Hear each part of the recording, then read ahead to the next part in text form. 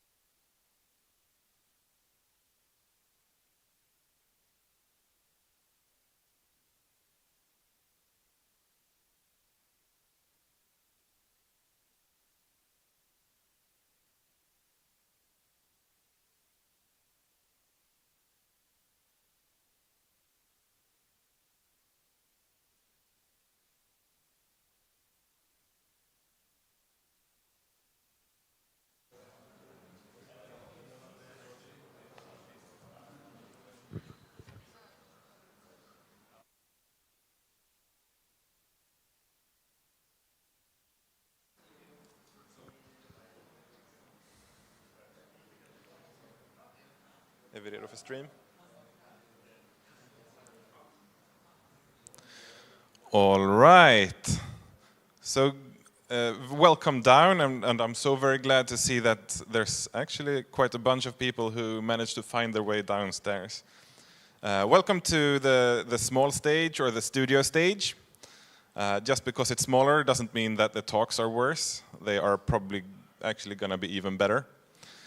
So we will start out strong with Enzo talking about making your app WCAG 3.0 compliant. So please all give it up for Enzo. Thank you, thank you. So, hi everyone. As everybody say, today I'm going to try that in 40 minutes to break down all the steps to make your app WCAG 3.0 compliant. If you don't know what it means, don't worry, I'll get it there. We're going to have a practical example. The goal of my presentation is that really that at the end of this talks, you will all know something that you can do for accessibility in your apps. You will be able to make your own little audits in internal with your teams, and you will be able to know if you are or might have like some fines by the European Union at the end of this talks. So that's all. I have to put them here, otherwise I will forget. At the end of this talk, I have like some little stickers that you will see all over the presentation, and I don't need to forget. So yeah, and also, thank you for coming. I was expecting way less people, so it's always a good surprise. All right, so who am I? Because before giving my talk, you shouldn't just trust any stranger and whatever they say. So who am I? I'm Enzo Conty.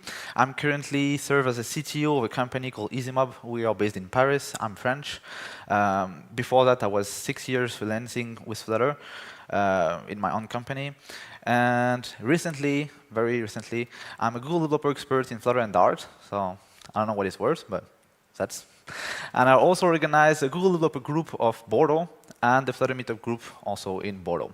So all of that is in France. So if you see me struggling with English, now you know why. All right.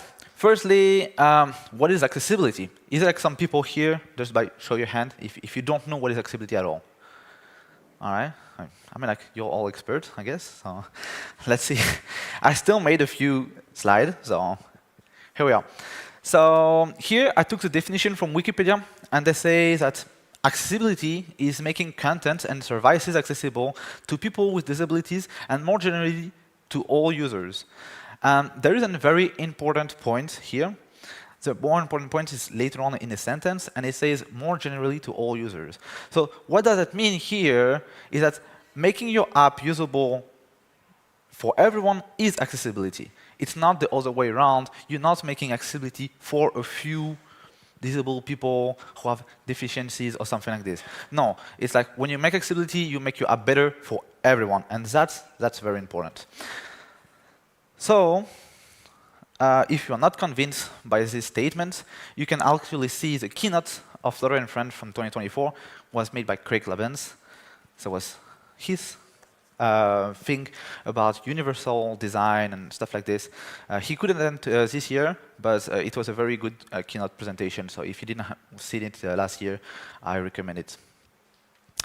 Also, why should you care about accessibility? Accessibility is like 15% of the world population. There is like apparently by the WHO, World Health Organization, there's approximately 15% of the world population who have like some kind of deficiencies or some kind of handicaps.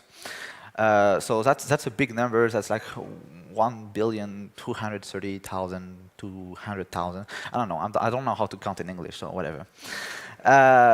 It's a way too big number to actually, for our brain, human brain, to realize how big is it. So I made a few slides. It's 3.5 times the population of the US. But the US is like very far away. So, and because I'm French, I had to put it. It's like 17 times the population in France. So for me, that's quite wild, but here we are. And because here we're in Sweden, I had to put it in Sweden, and it's like 123 times the population of Sweden. So when somebody told you, oh yeah, it's accessibility, whatever, it's just a few people, we don't really care. Nah, no, it's really a lot of people. But my talk is not about accessibility itself, it's about WCAG. Is there some people who know what is WCAG? Yeah, a few. All right, that's great, that's great. So you're not all experts, so I can have something actually to bring you. So WCAG is some regulation, but the acronym is actually Web Content Accessibility Guidelines. It's an international standard that help us to design application and websites, and it makes it easy for everyone, especially for people with disabilities. So that's very cool. And it was created in 1999 by the W3C, the World Wide Web Consortium. So some of you may have like seen that it's written web, and you are like, oh, but aren't I like in mobile conferences? And I'll show you that it's quite normal. Why is it normal? Because it's called web simply because it was made in 1999. Yeah, I forgot this slide, whatever. So you may be thinking that, yeah, if it's web guidelines, so it doesn't apply to us, and you are very wrong, simply because it's actually web in the name, simply because it was in 1999, nobody really cared about fonts and stuff, nobody was expecting to be like a huge things. So now the WCAG apply to everything. So it can be like if you have an ATM, it does apply to that. If you have a mobile phone, sorry, it does apply to that. If you have a TV application, it also applies to that, to every media basically. But I'm speaking about WCAG 3.0. So what is 3.0? So the 3.0 bring a broader scope. What is the broader scope? The broader scope is like actually that we on mobile application are going to have this regulation. We also have new distinctive results. Maybe you heard before about WCAG ratings. There was A, AA, AAA. Now they just changed it for bronze, silver, and gold. So really, it's not such a big change. There is a new scoring system. That's very interesting because maybe some of you already made a WCAG audit here. Is there some? Yeah? No? Okay.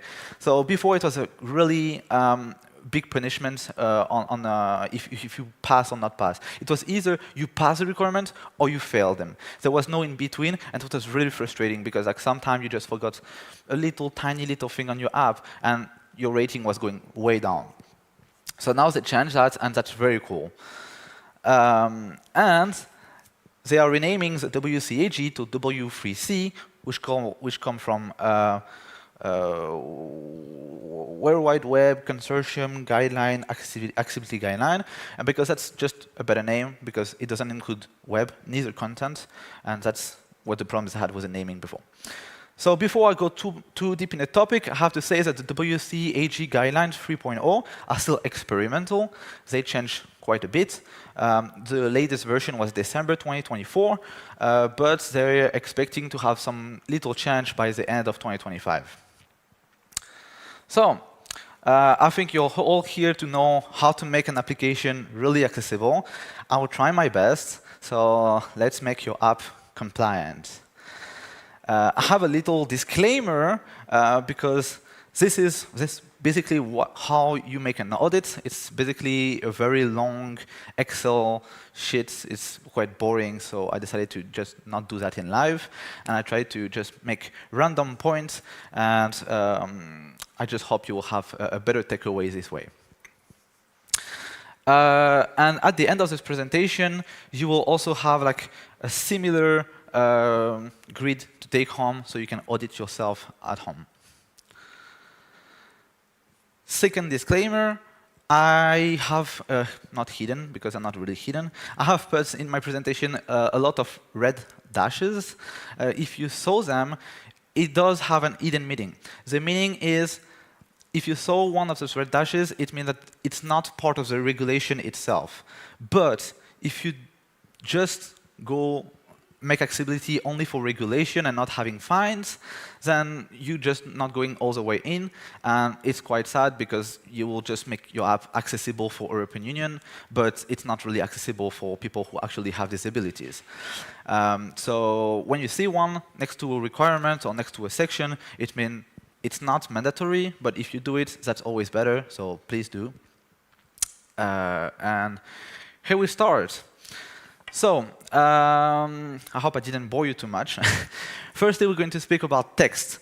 Text is basically very important because that's the most important thing in your application. That's the content of your application. This is the thing you have everywhere in your application, and this is probably the most used widget in your application.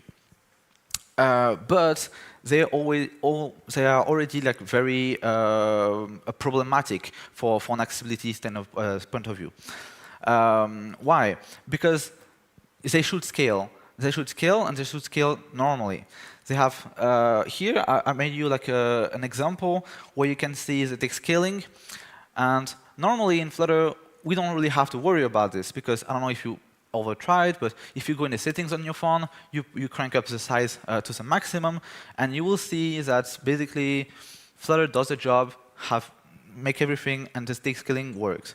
But you do have to worry about a few things. You have to worry about that.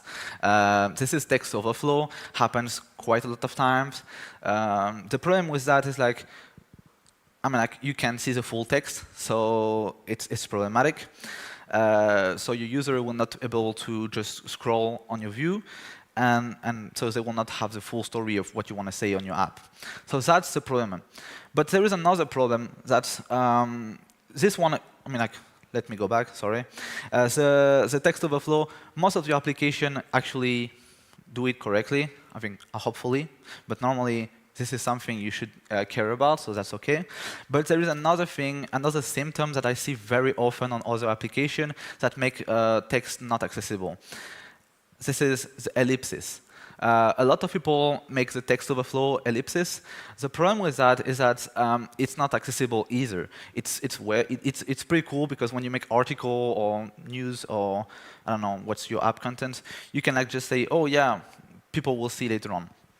But that's actually a problem because when you crank up the size, usually the ellipsis is like very at the start of your text, and so you don't even understand the context of the text. You don't understand if it's like about the news. It's not about either going to be a button after. You have no idea, and that's a big problem.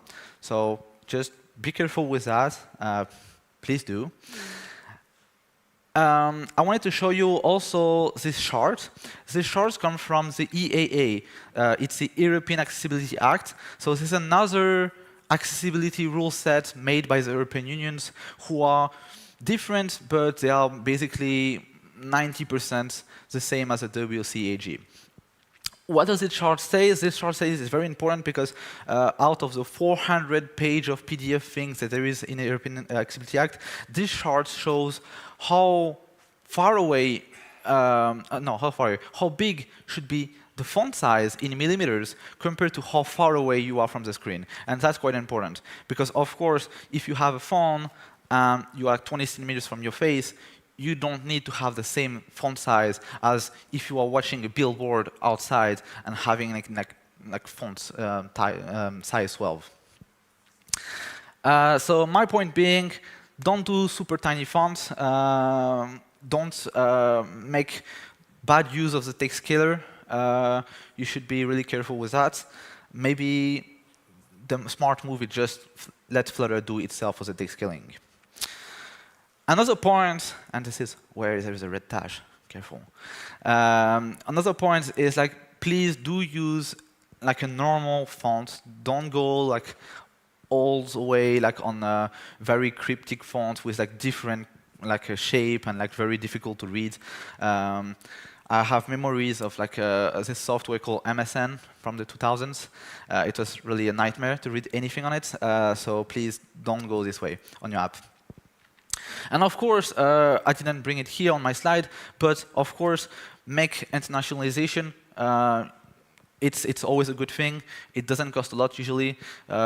Development-wise, it's maybe like half a day to make internationalization if you do it well. So please do. That's always bring more people to your app. It's always more accessible. So great. My second point is colors. Colors seems very important. Usually we leave this to designers, and it's also not a good thing. Why so? Because there is actually colors that goes well together, and there is also colors that doesn't go well together. So we have on my chart here a few bad example and good example. This is also a requirement for your WCAG and the European Accessibility Act. So if you are aiming for a bronze rating or a silver rating, so previously A or AA, depending on which version of WCAG you're looking at, you want to have at least a ratio of 4.5 to 1 or better. What does that even mean, 4.5 to 1 or better?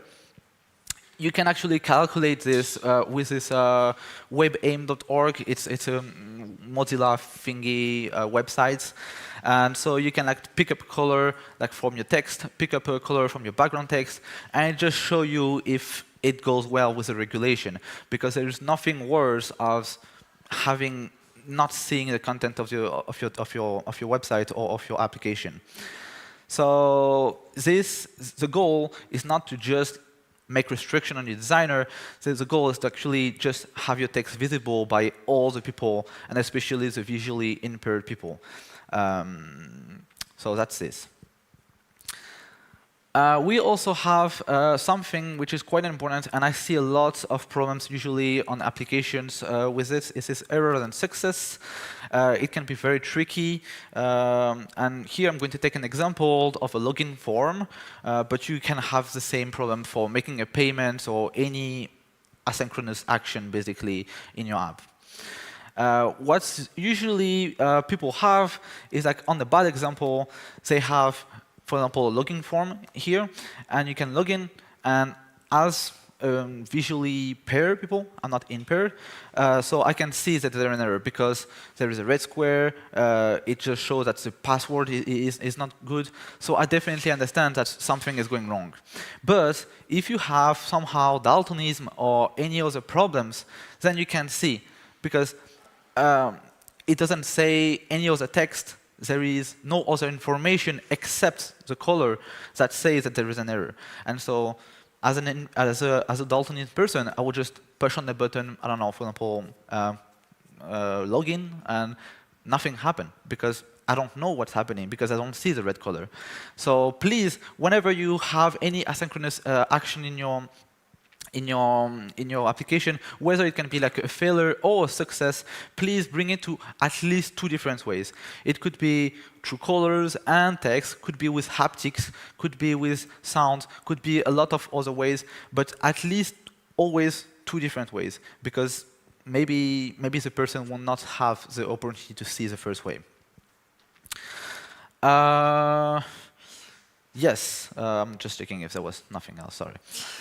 One thing that I see also very often is that there is very often no confirmation for irreversible actions. So for example, if you wanted to delete your account or stuff like this, there is very often, and I recommend you actually to do it, there is very often no model at all to confirm that you actually want to delete your account or some other irreversible actions. And that quite sucks because like you can mistap, you can just fat fingers a button somehow. You can just not understand what the consequence was going to be about. So please, again, this is not a requirement, but add some models to be sure that the user is going to understand what are the consequences of his action by pressing on a button or anything else. What else? We have like screen readers. Does anybody ever use screen readers? A few, yeah, okay. The most famous are VoiceOver and TalkBacks. Does that ring a bell? Yes, a few, okay. So I'm going to speak about VoiceOver and TalkBacks. There is others, especially on desktops. There is plenty of others. I'm not going to speak about those one today because we're on a mobile conference, but there are very big similarities. There's a few things that change, but mostly I'm going to talk about VoiceOver and TalkBack. So what are they? Screen readers technology are basically a way of just not using the screen of your phone, and you can just slide with gesture left, right, and other gesture to go from one element to the second or third and everything. I put a video here. It's going to be a little bit noisy, I think. Oh, let me check if I just have the sound correctly put. Yes, should be all right. So, does that work? Flutter and Friend, the friendly culture. So what you're seeing here is basically me making gesture left to go to the next element every single time. And this is what blind people and visually impaired people, really bad visually impaired people, using. Why? Because they don't need to see the screen, and they can have like this technology who just reads them the content of the application or the web browser or anything. And that's really amazing because they don't need to see the content of the websites, but it brings another question. How does that work? That works, these technologies, they rely heavily on semantics. Does anybody have ever heard about semantics here before? Yeah, a few? Yeah, it is really annoying labels that you see in every widget and you don't know what to do about it. I'm going to explain what it is. So I made a few examples here where I have like this application and I put this flag on a material app widget. Maybe you heard about it. It's like show debugging semantics thingy. I forgot the name of the flag exactly, but it's definitely there. And what it allows us, from one screen, like this is, my app is on the left, I think, left, right? And so this is my app, this is my current app, this is how it looks like.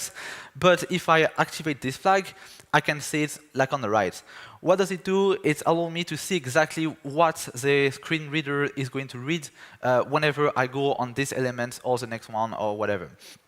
And here you can see that I just made the app. I didn't really care about semantics, so I just did my thing. And there's a few problems. The first problem, as you can see, if I can come here, you can see, oh yeah, it's too far away. But on the top left corner, there is a button, like a sandwich, little sandwich buttons. And the semantics for it is just button, because I didn't say what it was, so it's just a button. You can see also that there is like a little other problems. There is at some point some icons, and the icons are not necessary at all because as a blind people, we don't really care if there's icons or anything. But they still show in the semantics as a little square and everything. And this is just the way most of the application here are. They have semantics, but they are not great semantics, so it's like usable, but not a great experience for most of the people who use like screen readers. So for that, as I said, we have to rely on semantics. If you never heard about semantics, this is this very scary class, which is not so scary when you know it. But whenever you go on the documentation, you're like, oh my god, I don't want to do accessibility at all. But I swear it's quite easy. So how do you do? Semantics are quite easy to do, as I said. It's basically something you're going to wrap your button into or any other elements of your UI. So here, for example, I have this icon button that apparently delete end users.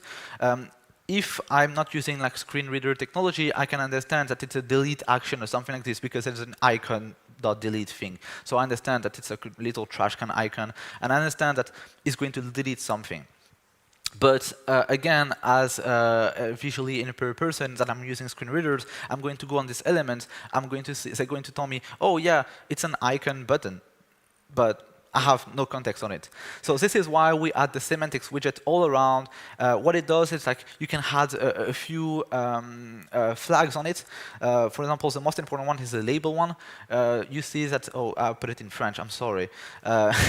You can see that it's like supprimer, which is like delete, I'm sorry. And so it's like delete user full name. And that's basically what the screen reader is going to say.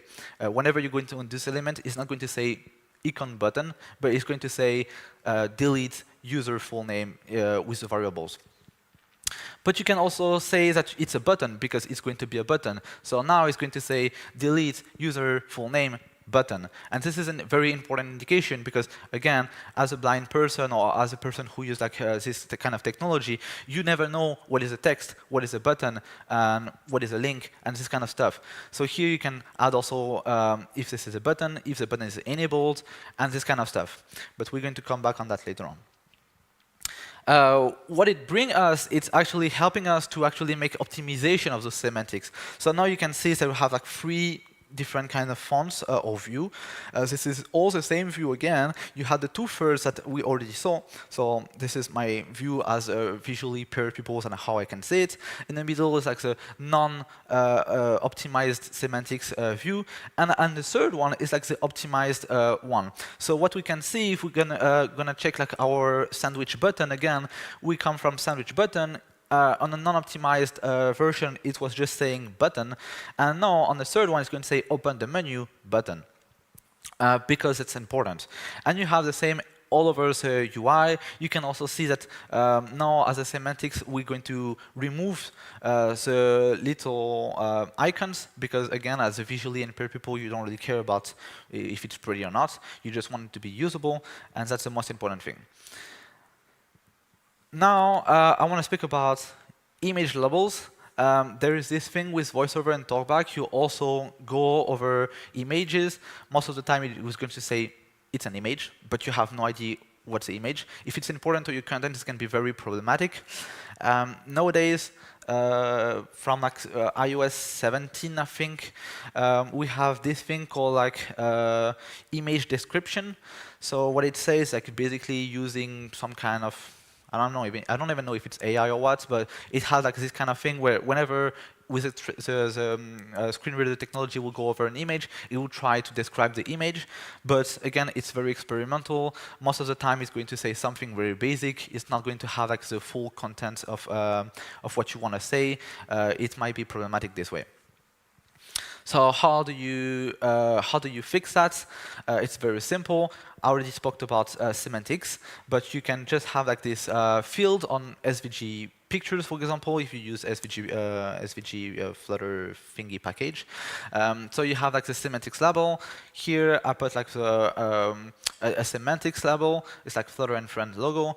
I should have write it in Flutter and Friend logo and not F commercial and F. I just made it like this for the presentation because I didn't have any more space on the slide. But please write full name, no acronym, everything correctly. Should be very easy to understand for your users. So you can do it either this way. This is why you have a lot of widgets. We have like this kind of semantics label arguments that you probably never use. But you can also do it like this way. So it's basically exactly the same thing. Nothing has changed. It's really going to do the exact same result. The only difference, like the exclude semantics that I showed here, is basically is going to read the level of the semantics, but it's not going to go and read the semantics which is under it as the child widget. This way is going to just say Flutter and Friend logo, and that's all. Otherwise, if I didn't put the exclude semantics, he would have said Flutter and Friend logo, image something, but we don't really care about the image. We just want to say what the image represents. So that's very important. On the same topic, we also have headers, links, and buttons. Again, this is probably almost the same thing, but we have a lot of applications who look like, for example, news application. Here it's like Google News, simply. And there is this thing called the rudder. Not a lot of people use it from accessibility, but usually you only think that people are going to just make swipe left, left, left, left, left, and go to next element, next element, next element, next element with the screen reader technology, but that's actually false. There is actually a lot of ways to do this. Right now on the rudder, we can see that there's containers, but you can also have it for headers or links, and you go by link or headers by headers, and you can go and jump section this way. This is a more advanced use of screen readers technology, but this is also the way to make really your app successful for disabled people that use this kind of technology. So for this, it's quite easy. You do exactly the same thing. You're still using the same class. This is probably why you have like so many elements in the constructor. Is because you have so many little arguments and little flag you can put everywhere. Here's a header one, and you can just say, yeah, this is a header, and this is a very important text. And so now, if I go with my phone and I put it to rudder for only headings, what I'm going to do is I'm going to jump from headings to headings. If there is text in the middle, we're just not going to read it. We have the same for buttons. I just showed you already before. Again, sorry, I didn't say there was a French word somewhere here. And you have the same for links. Links are very important because the WCAG regulation are very strict on links. There was a big problem with it on Android before, where wherever like Android semantics were not working properly, and they were saying it's still a button when it was actually a link. It has been resolved recently, so just use the latest Flutter version if you can, and you will not have this issue. One thing that usually people always overlook, this is PDF accessibility. Either like people here that in the app or at the job or on hobby app use PDF in the app. Yeah, a few. Yeah, all right. Usually it's used for maybe CGUs or policies and stuff like this. Firstly, you shouldn't do that. You should make a website for it and have the policy and stuff like this on here. But if you do have a PDF maybe for invoices or whatever use case you have, you should be careful and being sure that actually your PDF is accessible, because maybe you will have the same problem where if you go there with a screen reader technology, you will not be able to understand what are the headings. You don't understand. Maybe it's going to just skip the text and not read anything. So please be careful. There is this software. I put a big QR code here. I hope it works. I didn't check it out, actually. It's called PAC. It's only on Windows. I'm sorry, I couldn't find it on anything else, but it's free. It shows you the latest rules compared to the WCAG and some other elements, and mostly it's free, so it's pretty cool. And yeah, and it's also quite maintained. They are quite active for the last 10 years or something like this, so it's not something that's going to disappear in 2 months. So yeah, if you wanna scan it, you can. I personally use that to be ensure that my PDF are good quality and accessible. There is this thing also that I see a lot of application do is orientation. By orientation, I mean exactly this thing. I think a lot of people actually use this thing to basically lock the screen only the portrait mode, so you don't, even if you turn it, it doesn't change the content doesn't adapt. Is there like some people who do that here? Yeah, a few. Yeah, okay. You shouldn't. This is like also a big requirement by the WCAG, and before the WCAG 3.0, as I said before, they had like only a pass or fail thing, and because of that, we lost 25% of our rating at some point. So please don't. If you do an edit, it's going to help you. So again, if you didn't understand what I'm speaking about, you should do something like this, where you have portrait orientation, and if you move sideways your phone. I'm sorry. Again, I'm still French going there. But if you move sideways your phone, it should adapt to the content, and the content should adapt to the new form factor. Again, this is made for people who have motor handicaps, maybe Parkinson's, these kind of things. They have usually maybe wheelchair, and they have like this little arm for their phone or navigating or whatever. It's not just made for bothering you and making you more work, I swear. But that's very important, and I see a lot of applications that doesn't do that. I think we don't have a lot of time, so I'm going to hurry up. So there's keyboard navigation. Keyboard navigation is like probably one of the hardest things you can actually put in accessibility, but it's also required on the audit. What I mean by keyboard navigation is like you can connect a keyboard by Wi-Fi or by Bluetooth to your phone, and you can move by element by pressing tab. This is something that is quite hard to actually do in Flutter. The best solution for that is actually to use a lot of focus nodes. There is no other great way to do it. It does work like this. We made it pass for us. I can show you later on if people are really interested. I'm not going to show code because NDAs and stuff, I'm sorry. But this is it. And yeah, and the illustration that I put on this slide is just basically how do you actually enable this on iOS. It has very similar thing on Android. Another thing that I see also very often having problematic, and that's probably more something you want to tackle first before the keyboard access, it's medias. What I mean by medias like videos, for example, usually there is a lot of videos that there is like a ton of packages for media players in Flutter, but there is very little of them that actually does subtitles, so it should be important. If your application is in multiple languages because you put internationalization and you have maybe in English and German on French and maybe other thing, you should have by the regulation multiple subtitles for each language. You should also have accessible control. By that I mean that the control are just available by VoiceOver, and just also maybe if you are really into it by voice command, but this is not a regulation. And what's a good thing to do, again it's not mandatory, is either have multiple videos for each language you're going to have, or change the audio track depending on the language. Again, it's not mandatory, but it's pretty good.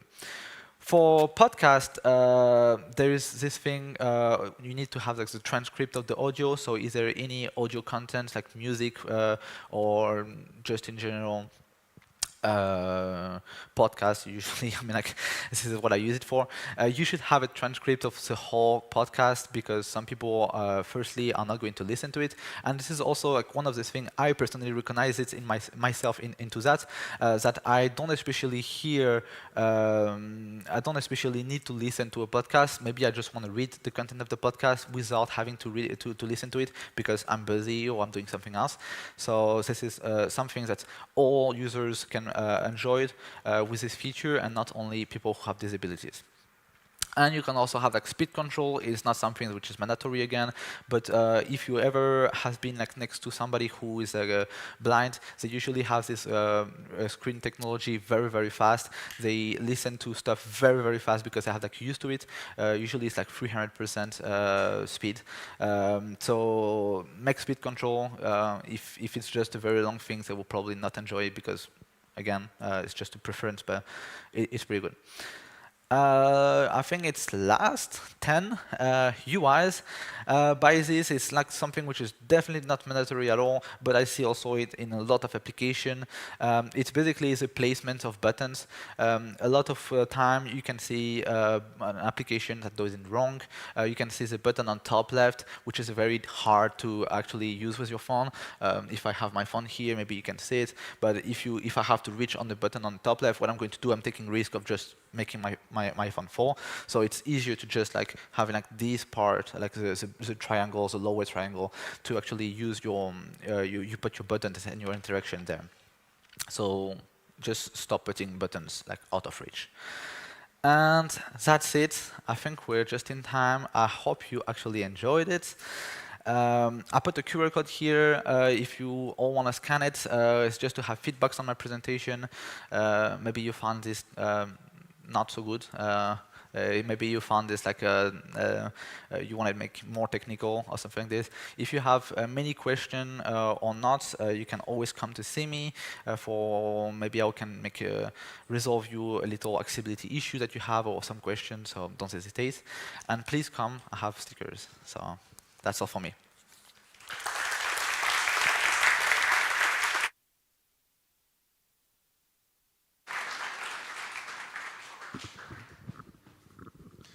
Thank you very much, Enzo.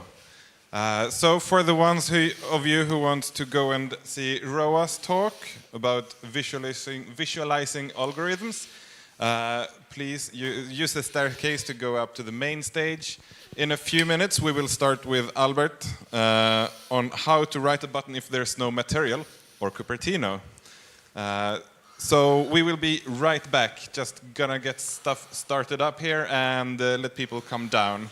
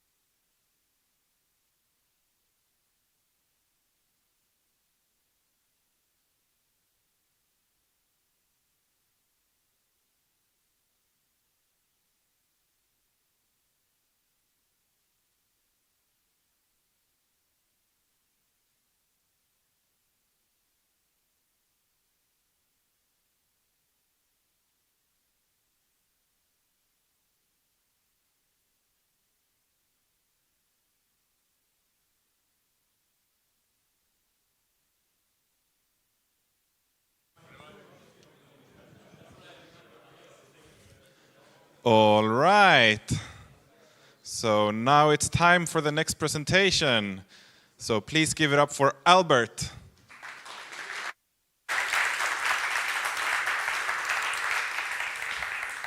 Thank you. And mic check, you can hear me. Yeah, so welcome all to my talk on how to write a button if there was no material or Cupertino. Let's start with an introduction, as always. I'm a Flutter developer at Linkcode, which is a software agency based in Warsaw. I'm also a Flutter and Dart Google developer expert. I experienced Flutter when it was in the very first stable release, and from this time I'm still writing the coder, exploring all the deep knowledge inside it. And if you have any questions about the talk, you can also reach me on Twitter, not only here.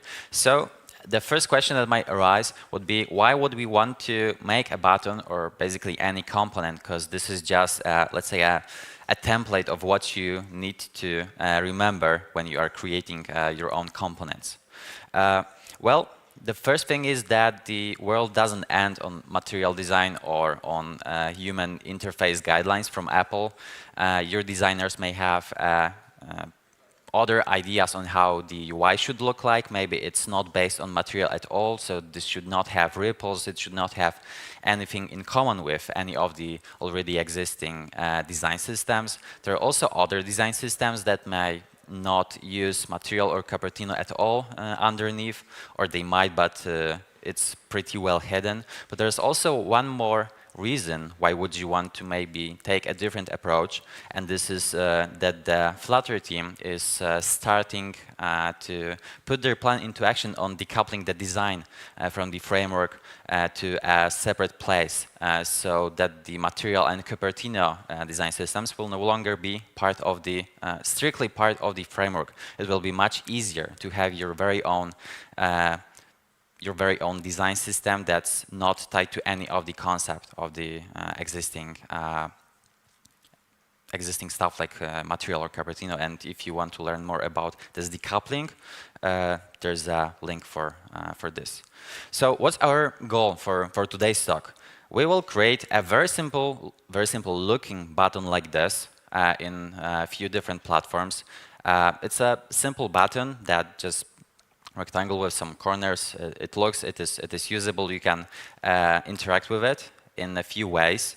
The table of contents for today is as on the screen. We're started with painting so that the user can actually see the button.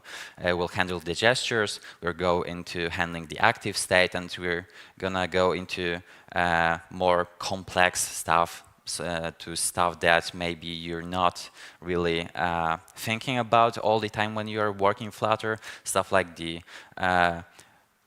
handling the mouse input, the keyboard focus, the keyboard input animations, or the semantics for the accessibility. So let's start. And this talk will be heavy in code snippets. We'll basically work on the code, not live demo though. So let's start. My start is just a main app where I'm running some code. I have a few colors prepared I'm gonna use. The application itself is just a widgets app, so we're not using material or Cupertino, and I'm putting just some home screen. And this is our home screen, just the My button that we're gonna create in this talk with some text and some on top. Our button is just, for now, it's a stateless widget. We accepted this child and some callback, and we'll start with displaying some placeholder. So this is basically what you get if you use the st-less snippet in the VS Code, right? So yeah, we have a placeholder. Let's get this started then. Firstly, we want to display a child. You remember that we've put the text widget into our My button, so let's return it to display it. And this is the result. Something's wrong here. And who has an idea already? What did we miss, or what are we? Okay, one person. And what is it?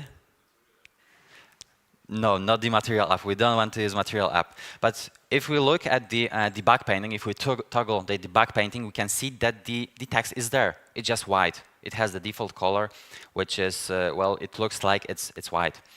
If we take a look at the documentation of the text widget, we can see in this underlined fragment that the text will use the style from the closest and closing default text style. If we pass some style parameter to the text, it will also be merged with whatever style is in the default text style. So it's like cascading like this, but it starts with the default text style if we don't pass anything ourselves. So let's fix this. Instead of just returning the child directly, I will wrap it in a default text style, setting some color, and I will also make the font size bigger so you see it better on the screen. Voila, we have some text. How awesome is that? The next point would be making it actually look like a button, not like a link or just some color text. So let's add some background. We will just use container for this because it has the decoration, it has padding, so something we want to have there. I'm wrapping this in a container that has some border radiuses. I'm giving it the color in line 6. And I'm also changing the color of my text so that it can be seen, and some padding so it looks nice.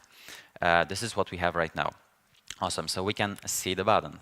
How nice. But let's say that we also want to put some icon there, and we'll go with it the Flutter way. So we still want to accept just any widget to our child parameter of the button. I will use the row for this.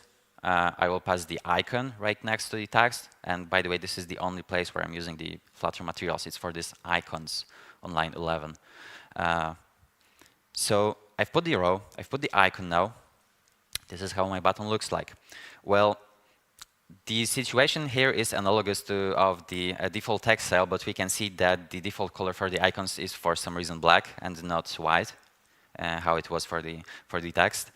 We can also fix this in a very similar way. There was the default text style for text, and there's also an icon theme for icons, where we pass the icon theme data, where you can set stuff like the color, size, and I believe also a few other parameters, but these are the most important, the most used. So I'm putting the color there, the same color as the text, so let's just make it a common variable, and voila. We have a button that's looking nicely, and it also has the icon. Next thing, gestures. So it is a button. It can be interacted with, so let's add some handling for this. But firstly, let's do some homework on how really gestures work in Flutter. So we have like the high-level and low-level stuff. And the low-level stuff starts with pointers. Pointer is just the direct interaction of your user with any input device on the device, and how it sends the events to the application. It can be a touch, it can be a mouse, it can be even a stylus like Apple Pencil. It can be put down on the application, on the screen. It can be moved, it can be put up, it can be cancelled if we switch to Windows and we are no longer focused on the Flutter application. But these are just raw events. If we do double tap, something that we understand as double tap, it's just pointer down, pointer up, pointer down, pointer up. We don't have really means on how to recognize them as gestures on this level. That's where the gesture recognizer comes into place. If you've used rich text and you wanted to put some links there, you probably recognize that it has the text_span.recognizer, where you set the tab gesture recognizer, for example, to just make some part of the text tappable. And this is exactly the same thing, the same class even, that the gesture detector uses underneath to handle all the gestures. So let's handle the tapping on our button. And this is as simple as just passing the on tap. But you know now what's happening really under the hood. And this is what we have right now. So I've changed the on tap callback so that it toggles the debug banner, so we can see it works. Well, we can see it works. Like the debug banner is changing, it's toggling, but we can't really see anything on the button. Like it doesn't give us any visual feedback that we actually did something here. We see the debug banner changed, but maybe that's some asynchronous action or sending some requests to the backend, and in a real-world application, we wouldn't be sure, the user wouldn't be sure whether it was registered. Maybe the button just doesn't work. Maybe they now will start spamming the button and they will buy one item 10 times. So let's add some feedback. Feedback for showing the active state of our button. And we'll do this by reacting to these pieces of a gesture. So not to the whole gesture of tapping, which is like putting the finger down, putting it up, and it also sometimes battles with other gestures so that it's not a long tap or a double tap. We will react to pieces of putting the finger down and up. So it starts being active and it stops being active. Firstly, we'll make our button stateful now. And we will add a few things. We'll add in the first line a field called active. That's just a boolean. It will keep value whether it's active right now or not. And we will use gesture detector once again with more of its params to have some callbacks on the on-tap down and on-tap up. There we just set state of active to either true or false, depending on whether the user pressed the button. And based on this active variable in line 4, I'm deciding on what background color should I use. If the active is false, then it's primary color, what we had. If this is active, we are using some darker shade of that. And we can see that. Nice, it works, and the button gets darker. We can see it now. But it has a small problem, a small bug, something that the tester will show you. If I start tapping on the button, but then still with the touch being on the screen, move the finger out of the button or just move it slightly, well, then this state will persist. We will be left in the active state. And this is because something like this isn't a tap, right? It wasn't recognized as a tap. The back banner didn't toggle, as you can see. It didn't toggle. But the gesture was canceled. The framework or the gesture recognizer told us that, hey, it's no longer a tap. We're sure of it. We are canceling it. So there's also for every or almost every gesture recognizer, there's also a callback for like canceling this gesture, like on-tap cancel, where we also will set the active to false. And let's see if this indeed works. And we can see if we move the pointer, the mouse cursor in this example, slightly, the tap is no longer recognized. Okay, you can see that this is a desktop application. We have a mouse cursor there. We have the ability to hover over a button. So let's also add some handling for this. Some UI components have also this visual feedback that, hey, we're over there, maybe to make the user more aware where's the cursor, because the cursor is really small. Maybe we have a very complex UI with many complex rectangles, controls on the screen, and it's just making it easier to play with these controls on the screen, so we will react to hover. We will use a new widget for this, the mouse region in the line 13. So once again, I'm wrapping my whole widget tree with yet another widget, and this is a mouse region, where I will use the on enter, so whenever the mouse enters or leaves, exits the area of this button. We'll once again create a new field to keep the state in the first line, variable hover.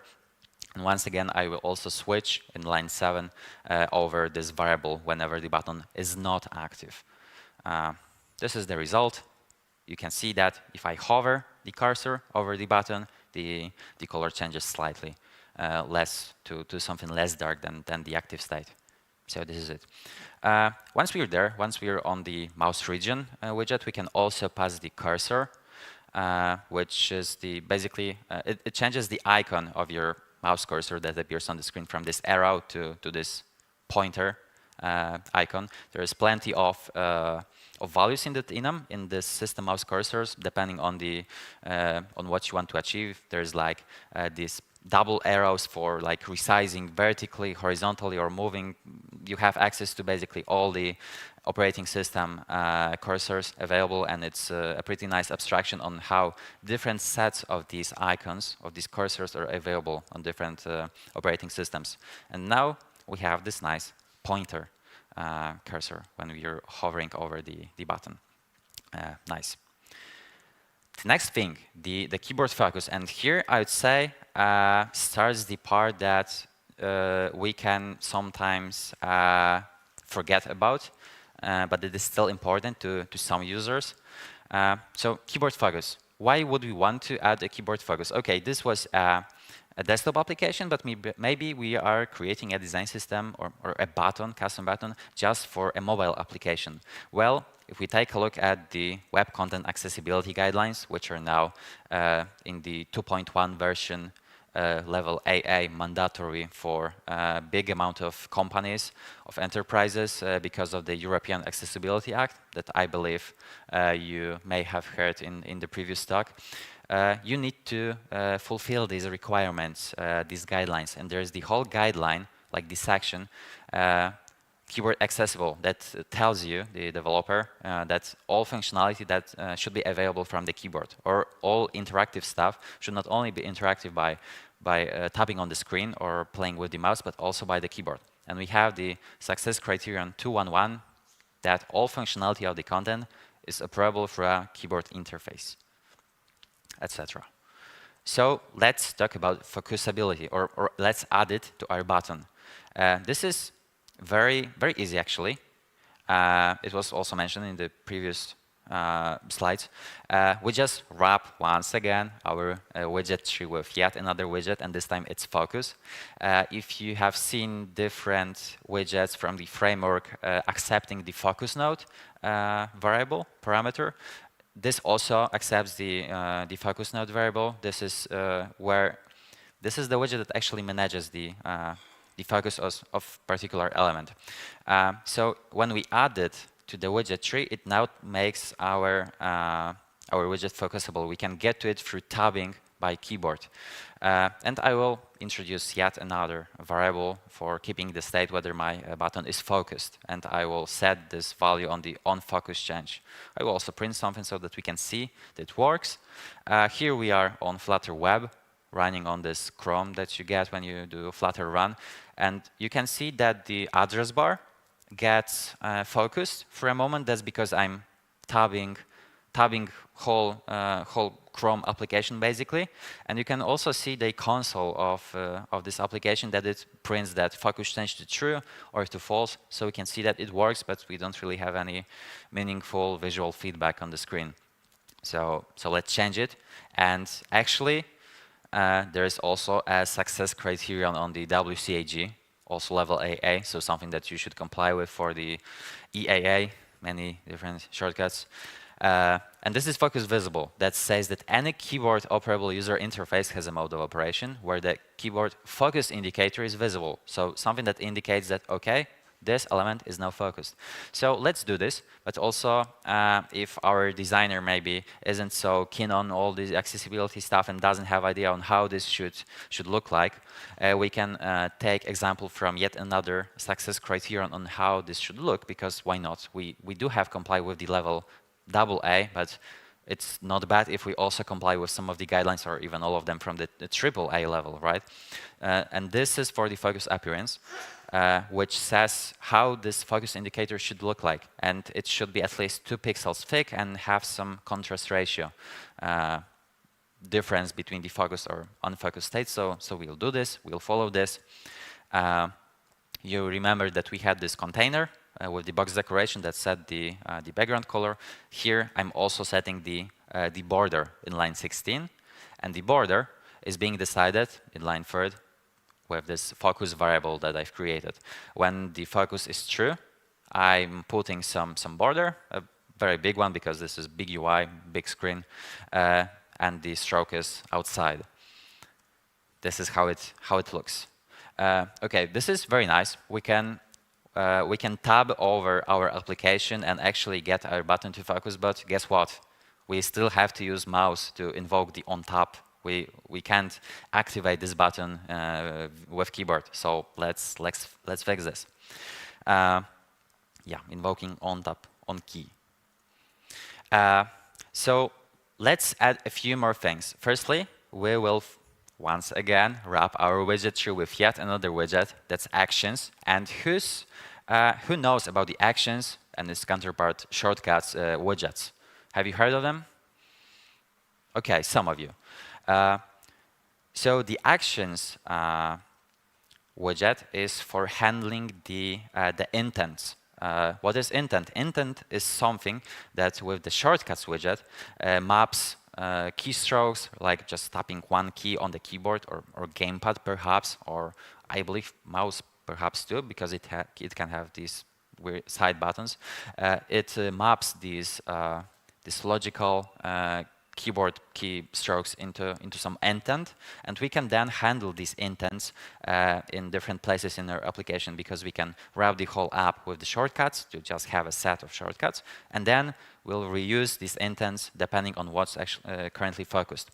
So to these actions, I'm putting a map with with handling the activate and button activate intents, where I'm just putting some callback. That's just calling the on top. So now we are calling the on top also on these intents, but you don't see the shortcuts widget here. And why is that? This is because we've been using widgets app, which I think is the widget that you always have in your application no matter what. If you are using Material or Cupertino app, it is also inside there. So you have this. It has something, it has a default shortcuts that are also created depending on the target platform. So it's on web, you, for example, can use space to activate buttons, but on desktop, you probably only can use return or enter or stuff like this. And if we take a look at these web shortcuts, for example, we can see that it has this, the third, or rather fourth line, the single activator for space. Whenever the space is pressed, an activate intent is produced, and the same for the button activate with enter or numpad enter. So once again, something that we might forget about. We might not think that, well, I on my MacBook don't have a numpad keyboard at all, so I would not think to add it just because I wasn't aware. I didn't think it's a case. But here it's handled by us. So people that were specializing in the how different keystrokes are used on different operating systems, like in a standard way, it's put there, so we don't have to worry, which is nice. So we have this, but we got the active state for mouse. Let's have it for the keyboard activation. So we'll add a pressed state also to the keyboard focus, and this will be very easy.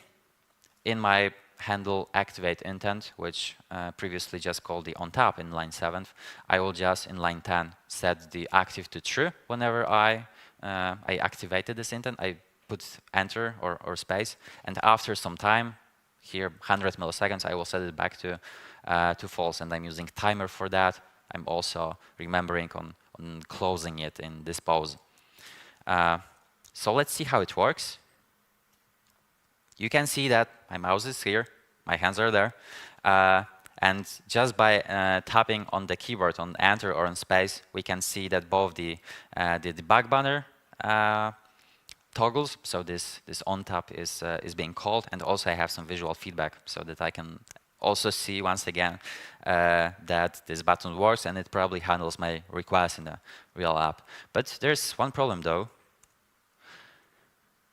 because when I tap with my mouse or with touch on this button, it's also being focused. It's not an error on the focus tree level, because yes, when we tap on something, when we interact with something, it is being focused. You probably see this in web or just in text fields, that also when you tap on a text field, it also gets this outline and it's being active. The cursor starts to blink, right? But here it just looks bad, and it's you don't see it in other applications. You don't see it in web, that you get the focus indicators when you interact with the application normally via touch or via fingers. So let's also fix that. But this gets a little bit trickier. So my first question is, who has ever heard about the highlight mode in Focus Manager? One person. So this is very nice. All of you are going to learn about it now. So the short version of this is that the highlight mode is something that the framework gives you and tells you whether you should display the focus indicators of all of your controls or just of the text fields. And this is being decided if you use the default highlight strategy. So by default, you don't have to do anything. This is being decided on whether the keyboard has been used or not. So if you never use the keyboard when interacting with your application, the highlight mode is that you only show focus on the text fields. But if your user starts to interact with the application with keyboard, then we want to show the focus indicators on everything. But as you can see, it's not like part of media query. It's not something that we can easily listen on using yet another widget. This is in the focus manager.instance, which you maybe know this notion from other things, from bindings. It's not really convenient to listen on. But thankfully, there's yet another widget, the focusable action detector, which actually gets the role of our actions widget, of our mouse region widget, and of our focus widget. It has all of its functionality inside it, and it also handles the highlight mode correctly. You can see that we've put the on-show hover highlight, which was for the mouse region, as well as the cursor.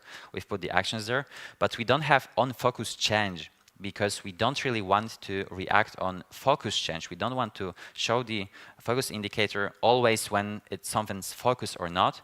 We are using on-show focus highlight, which respects this highlight mode. So it's a widget that we have from the framework for free that does something very good for us. And we, once again, don't have to worry about such edge cases. When we take a look at our application now, we can see that, hey, I'm tapping on the widget. It doesn't have this outline, but when I start tabbing, it got the outline. Very nice. Okay. Next thing, the sixth one, animations. Well, we are all Flutter developers here, so we probably know that animations are one of the strongest things in Flutter compared to other UI frameworks, that it's very easy to animate stuff actually, because everything is a widget, it's animatable. You can just rebuild stuff. Also, as Philip told in his keynote, the animations I will handle in another private widget, just to make it a little bit clear, make the code nicer. I will create a widget that will tween between different values we pass there. I will accept the foreground and background so that the parent widget, the My Button, will decide on whatever color should be shown now. And this color tween will just animate through them. And I'm also accepting the builder, which will give us the tween, the interpolated foreground and background colors.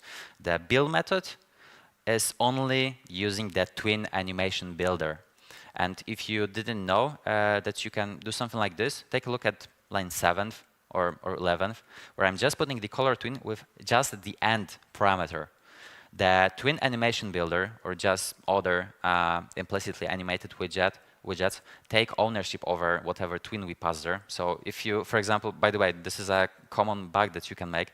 If you create a variable with some tween and pass this one variable to 2 different or more tween animation builders, you're gonna have some bugs that the animation is just behaving weirdly, because you should use 1 tween per 1 animation builder, basically. If you just put the end parameter to the color tween, this tween animation builder will hold this in this state, and whenever you pass a new parameter with some new color, it will get animated from this whatever old color was, even if it was in the middle of the animation, to this new one. So it's a very easy way on animating colors. This was the color tween. We will put this now into our widget tree. This is almost whole widget tree. Under the gesture detector in line 5th, we put the color tween, and in line 8th, you can see the container that we had. So we are just now using not these colors from the build method, which we derived from the switch, but rather pass whatever we tweened from in this color tween. And I also moved the switches to getters to make it once again a little bit nicer. And you can see, hopefully, on the screen that the color is now animating nicely. The duration isn't big, but you can see that it doesn't change in just 1 frame. It's a little bit more pleasant. Okay, once again, accessibility. Yeah, let's make life of the developers once again harder. We want to, well, we have Android users in our user base. Android in its settings, in the accessibility section, has the remove animations setting that we can toggle, where what it should do, just disable the animations.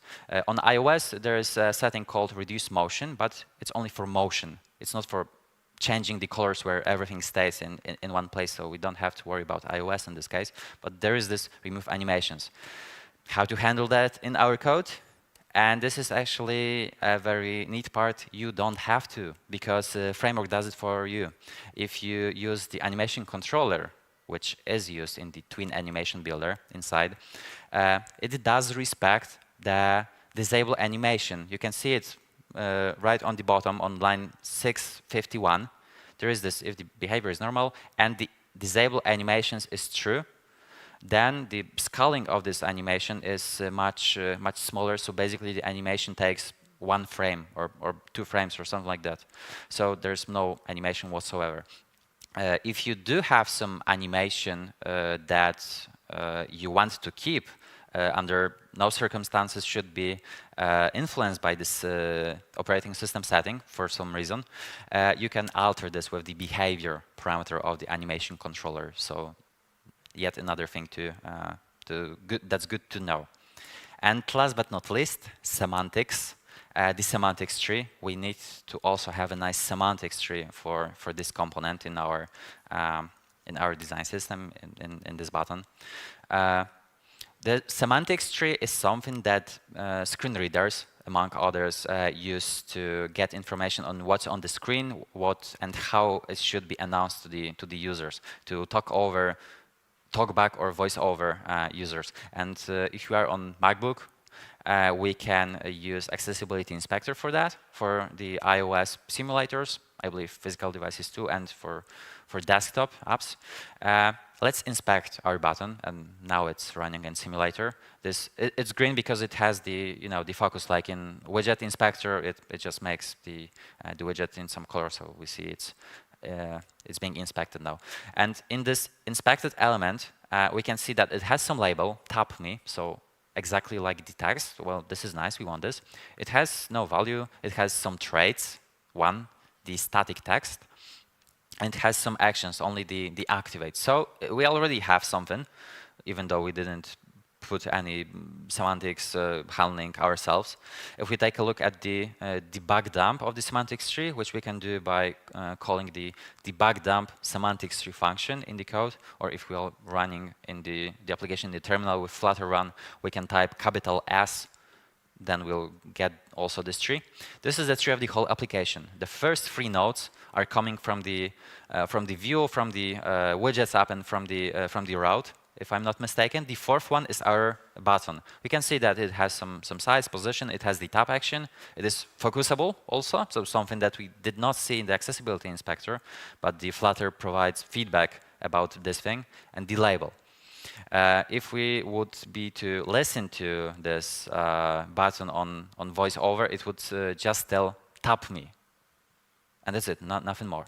But how do we get all this info in the semantic node? We didn't set anything. So Flutter is very accessible by default. Like what can be set is set by default, so that you don't need to worry about all of this stuff, and making your apps accessible is not really a very big effort, but rather adding some stuff on the tip. The text adds some semantics, contributes semantics to the label in this case, and also the text direction. The gesture detector that we've used contributes semantics for this activate. The focus widget also contributes. You saw this is focusable. This is thanks to the focus widget. If this element would be focused at that moment, it would also pass the information that it is now focused. But we are missing a few things. So let's add the button semantics to our button. Once again, a new widget in the widget tree. We set the button parameter to true, and this is as simple. Now, this button, the semantics node of this button has this information, and we're also setting container to true. And what is this? So the button parameter, and this is from the documentation, just makes the voiceover, the screen readers tell the user that this is a button, so that they can interact with it. It probably has this activate callback action that they can perform. So of course we're gonna use this. The container is a little bit trickier, because by default the semantic nodes are gonna merge together. They are gonna be merged with the ancestor going up as long as they don't encounter a container node. So by setting the container parameter to true, we make sure that this button is always a node by itself, and not that it becomes a part of the, let's say, a card node, because then the whole card would be tappable with the icon of the button, which we don't want.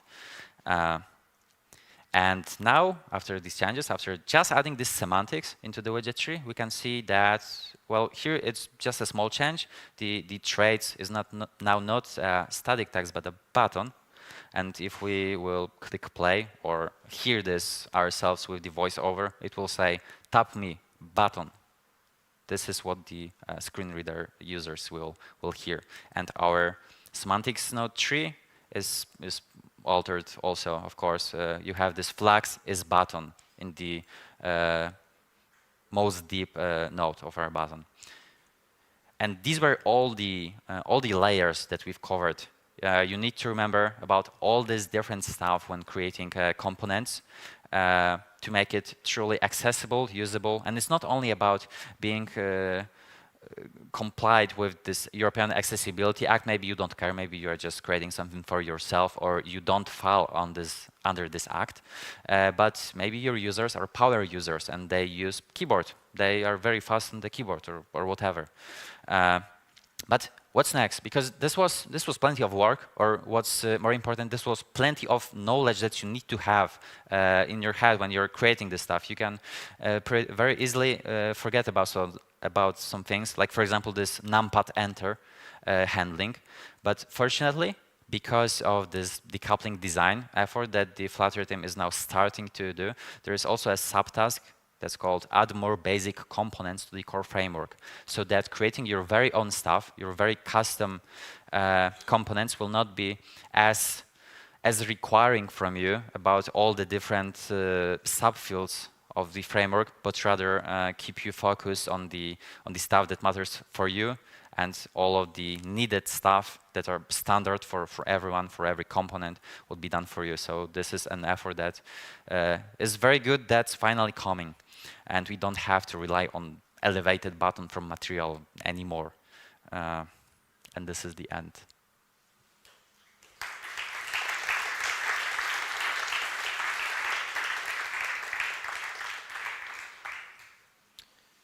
Do we have time for questions, though? I think we actually do have 1 or 2 minutes, so we could take a couple of questions. Thank you. Great talk, first of all. I was curious, we saw Android having the flag for reduce animations and so on. Yeah. Does that also... Remove animations. Oh, remove animations. Does that also apply to web somehow? Is like the browser on Android also providing something that would let you know that? So you mean that we have a Flutter web application that's used on an Android device, basically, in the browser. So I don't know how this remove animations is set on web. But I know for a fact that reduce motion, for example, that's on iOS, it's not, at least right now, that very used on the framework components. It is accessible. We have the, I believe, semantics binding dot reduce motion, and we have, well, that's how we can get this value, but it's not used in the in animation controllers or something like this, at least when I was researching this. So for this question, I don't know how it would be set on web. Okay, thanks.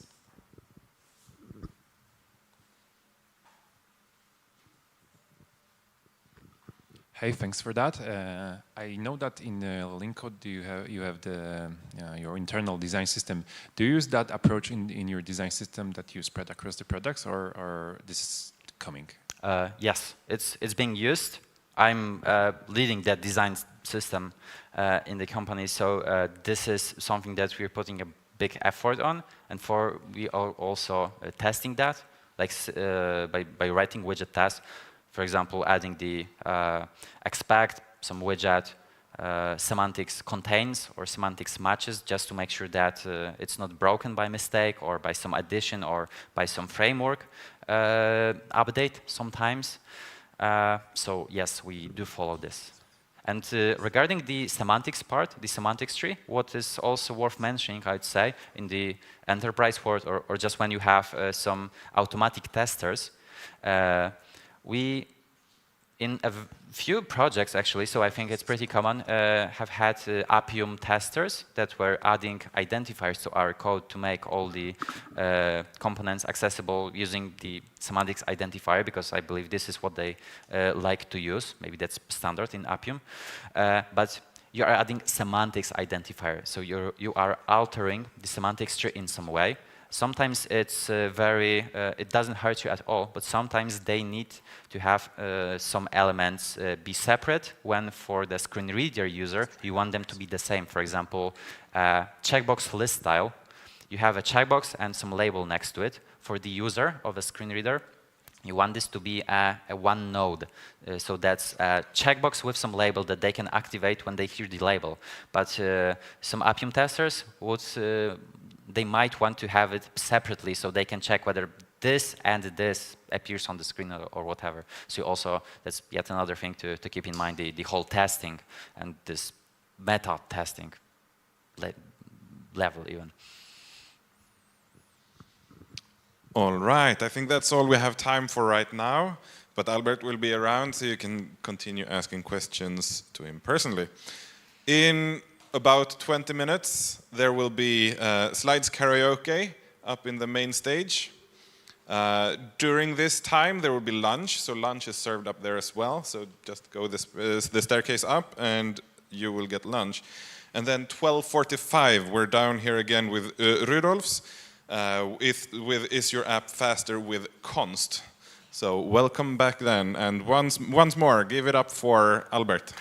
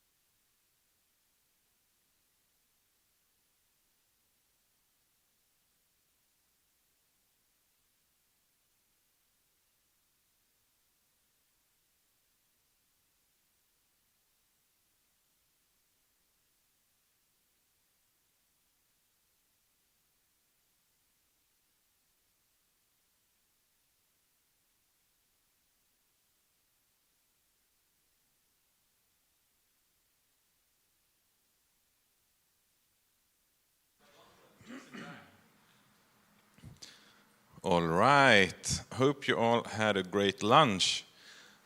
So welcome back to the studio stage, and now for another great talk with Rūdolfs. Is your app actually faster with const? So please give it up for Rūdolfs.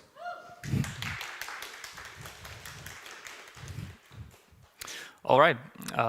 Thanks everyone for coming. So the theme of today's talk is performance, or specifically a small sliver of everyday coding thought process you likely don't pay much attention to. So does it matter if you use the const keyword throughout your code? And the short answer is yes. And now the long answer. And it begins with a look at what is const. So the Dart documentation states that it's a compile time constant. And in short, it means in this simple example that when your program runs, it actually won't spend any time computing the values of area or volume. Because with the const keyword, we say that this won't change at all. And the compiler can just figure out these things when it builds your code. And it gets even more interesting when objects are put into the mix.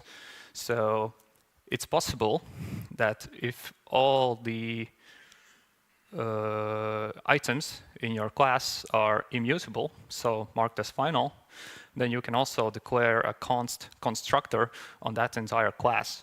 And that means that the whole composite that is the class is going to be this compile time constant, which in turn means that there's additional optimization, as the compiler already ahead of time knows what the full composite will look like and will not spend time at runtime like assembling it together. And this enables a further optimization where if you have multiple objects that look exactly the same, and you have also used the const constructor to say that it's your intention to make them the same, then the Dart compiler will actually just keep one copy of this object in memory, so you get like very small memory savings.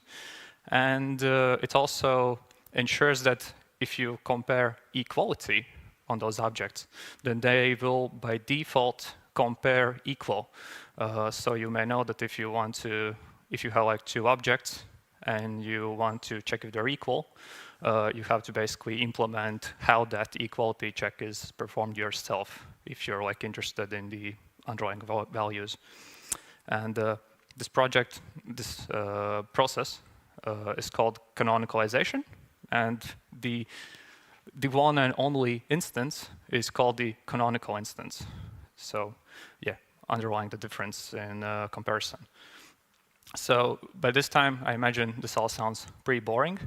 And if you've been a Flutter dev for only just like the past year, you probably don't even pay much attention to const at all. And I'd wager that's because we used to have these linter warnings where it told you, hey, you could use const here. But for a while now, they haven't been enabled by default. And a decision was made a while ago that they are more annoying than beneficial. And so they were disabled from the default set of lints that all Flutter apps get. And while there were some anecdotes in the discussion that, hey, you know, this actually like impacts performance in this very specific case, there wasn't like anything particularly thorough. So I figured I'll do my own research and introduce one more anecdote to this discussion. So welcome. I'm Rūdolfs. I have a background in embedded software and game development, and now I'm a Flutter developer. And I'm a guy who does his own research. I like cats, coffee, computers, and Flutter. I also hang out in the Federverse with the other dozen of people there. And I'm also the software engineering lead at HackMotion. We are a Latvian startup. And in short, we're building a virtual coach for golf. We've been using Flutter to do so for around 4 years now, and the heart of our product is a wearable device that enables real-time measurement of wrist motion, which in turn lets us make interactive experiences for teaching golf. You can think of it as like a video game, and in games, responsiveness is key. It's also a very great test subject for an experiment, because over time we have acquired a reasonable amount of code. So I figured that if I just wholesale removed all constness from it, there should be some measurable difference. So let's recall what we're trying to figure out here. The main reason for removing the lint was that the annoyance factor of the lints did not outweigh the performance gains. So I'm setting a twofold goal. First, we'll consider what's annoying with them, and then we'll consider the performance impact we measure, and hopefully, along the way, we'll all learn something that can help us build better apps in the future. So, regarding the annoyance factor, I believe there are two key annoyances when dealing with const. So first, it messes with code suggestions. If you are writing code that's already in a const context, meaning like somewhere higher in the hierarchy, you've said that this block is const, you will only get suggestions that work in the const context. So you need to go back, remove that const keyword, and then the suggestions will be useful to you again. Another factor is that, and this typically happens with collections, as you make changes to your code, suddenly something that could be const is no longer const. And this is particularly annoying in collections, where you have to modify the structure of the entire collection, where previously you could have one const keyword, now you have it multiplied in multiple places. But the analyzer provides automatic fixes that makes this relatively painless if you have the lint enabled, right? So, but I can see how that can be annoying. So, where would the performance benefit come from? So, recall the earlier slide about canonicalization. It's also the key to the performance benefits, so consider this simple example widget. In the left-hand case, when the build method is called, every single object that the method requires must be reconstructed. And imagine if you're running an animation at 120 frames per second, there is some churn in there because you're creating objects that are constantly thrown away. Now, Dart has a really fast garbage collector for cases like this, so it's typically not a problem. However, there's still overhead from just calling those constructors. It's code that's literally running on your CPU doing it. In contrast, the const instance is only created once when you build your app, and then it just references that instance. So the runtime impact should be smaller. Well, this is a simple case. Imagine this multiplied across the entire app. And there's also the other aspect, where the Flutter documentation just flat out states, use const constructors, they're faster. So, by how much? So every experiment, every good experiment, should begin with a hypothesis. And my hypothesis was that we will see worse app size, because I expect that the code to call those constructors across the entire code base is larger than code that would just reference those objects. We would see worse RAM usage because while your app is just sitting around, it's going to have more copies of identical things in memory. And we will also observe worse frame times, or as is known in the Flutter community as jank. Now, this all sounds like a simple enough task if your code is several files. Unfortunately, it's 200,000 lines. So actually, the first version of this talk that I gave in Riga a while ago, I did the const removal sort of manually with some very clever regexes and using find and replace functionality in Android Studio, but it was really, really painful.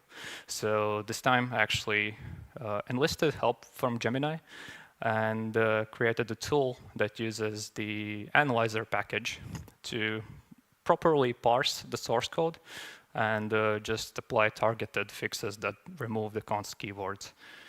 And will I be regularly removing const? Obviously not, but it was fun. And in case you're also interested in trying that yourself, I did make the tool public. And I'll also put the QR code at the end of the presentation. So to ensure the comparison is reasonably fair, the original code base, so the const full version, it had all the analyzer warnings regarding const fixed. So we're like working with two extremes here. And obviously I had to limit the scope. So I'm not removing const from the Flutter SDK. I'm not forking all third-party packages and removing const from them. No, I'm just targeting the 200,000 lines of code I showed. And of course, the tests were run in profile mode. That would be a rookie mistake. And on a real device. So, unsurprisingly, given my introduction, the hypothesis was proven correct. And let's dig into each of these results in particular. So, how might you know how large your app is? Well, obviously, just open like system settings and see how big it is. Or you can use tooling that's provided by Flutter. And in this case, there is a tool that can give you an in-depth analysis of what's taking up space in your app. And the analysis goes surprisingly deep. You can look at like how large are individual functions defined by every package, like how much static data it has and so on. Yeah, so I did two of these analyses, and then there's extra tooling that lets you compare two of these analyses and see where like size has been gained or even like reduced. And in this case, green means bad, so that's size increase. And overall, so the Dart AOT size, that's like the entire Dart code and stuff in the app. It's what gets loaded when you open your app. And that increased by 3.3%. Now consider this 500 kilobyte increase is only from the hack motion code. So imagine if const was removed in all the other code as well, the increase would be larger.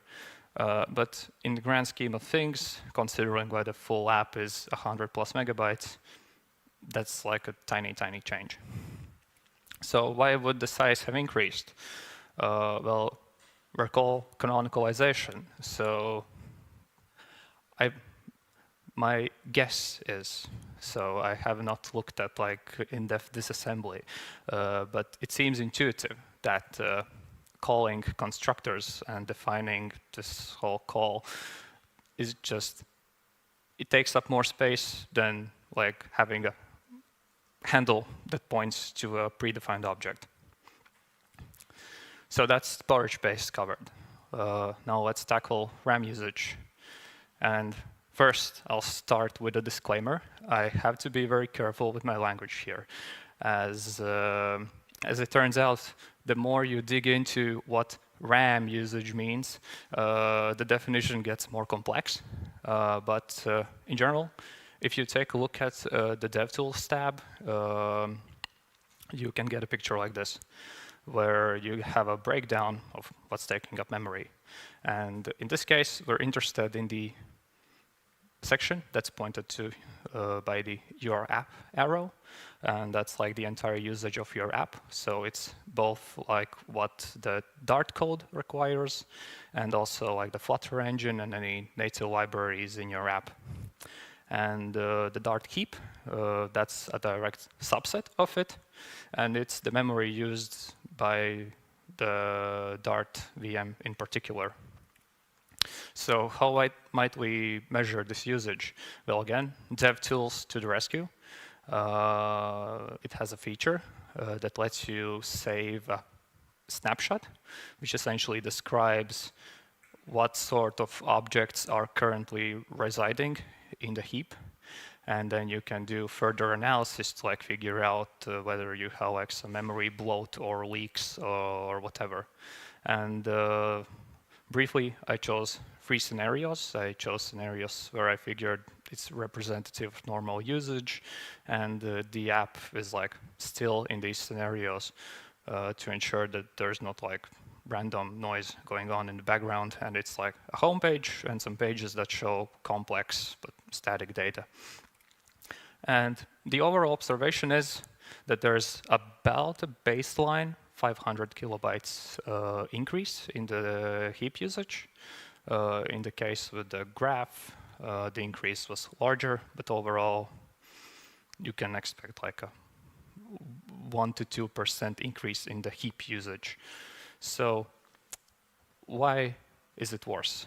Well, a bombshell, it might have actually been better. And the reason for that is all the canonical objects are loaded the moment you open your app. So imagine, for instance, if for whatever reason you had a really large array or matrix defined in code as a constant, you would always have this huge chunk of data in memory. However, if, for example, you like generated this data on the fly, then you could, for example, only have it reside in memory when you need it. So in a way, it's sort of a trade-off where either you take up memory with code to build these objects on demand, or you like keep them persistently loaded. It would be interesting to discover a real practical example where we can prove that the version without const is better, but let's call this an exercise for the listener. So let's dig into the details a bit on what changed. So the dev tools, again, are incredibly helpful here, and they have tooling that lets us compare 2 snapshots and see what objects in particular have been added or created between them.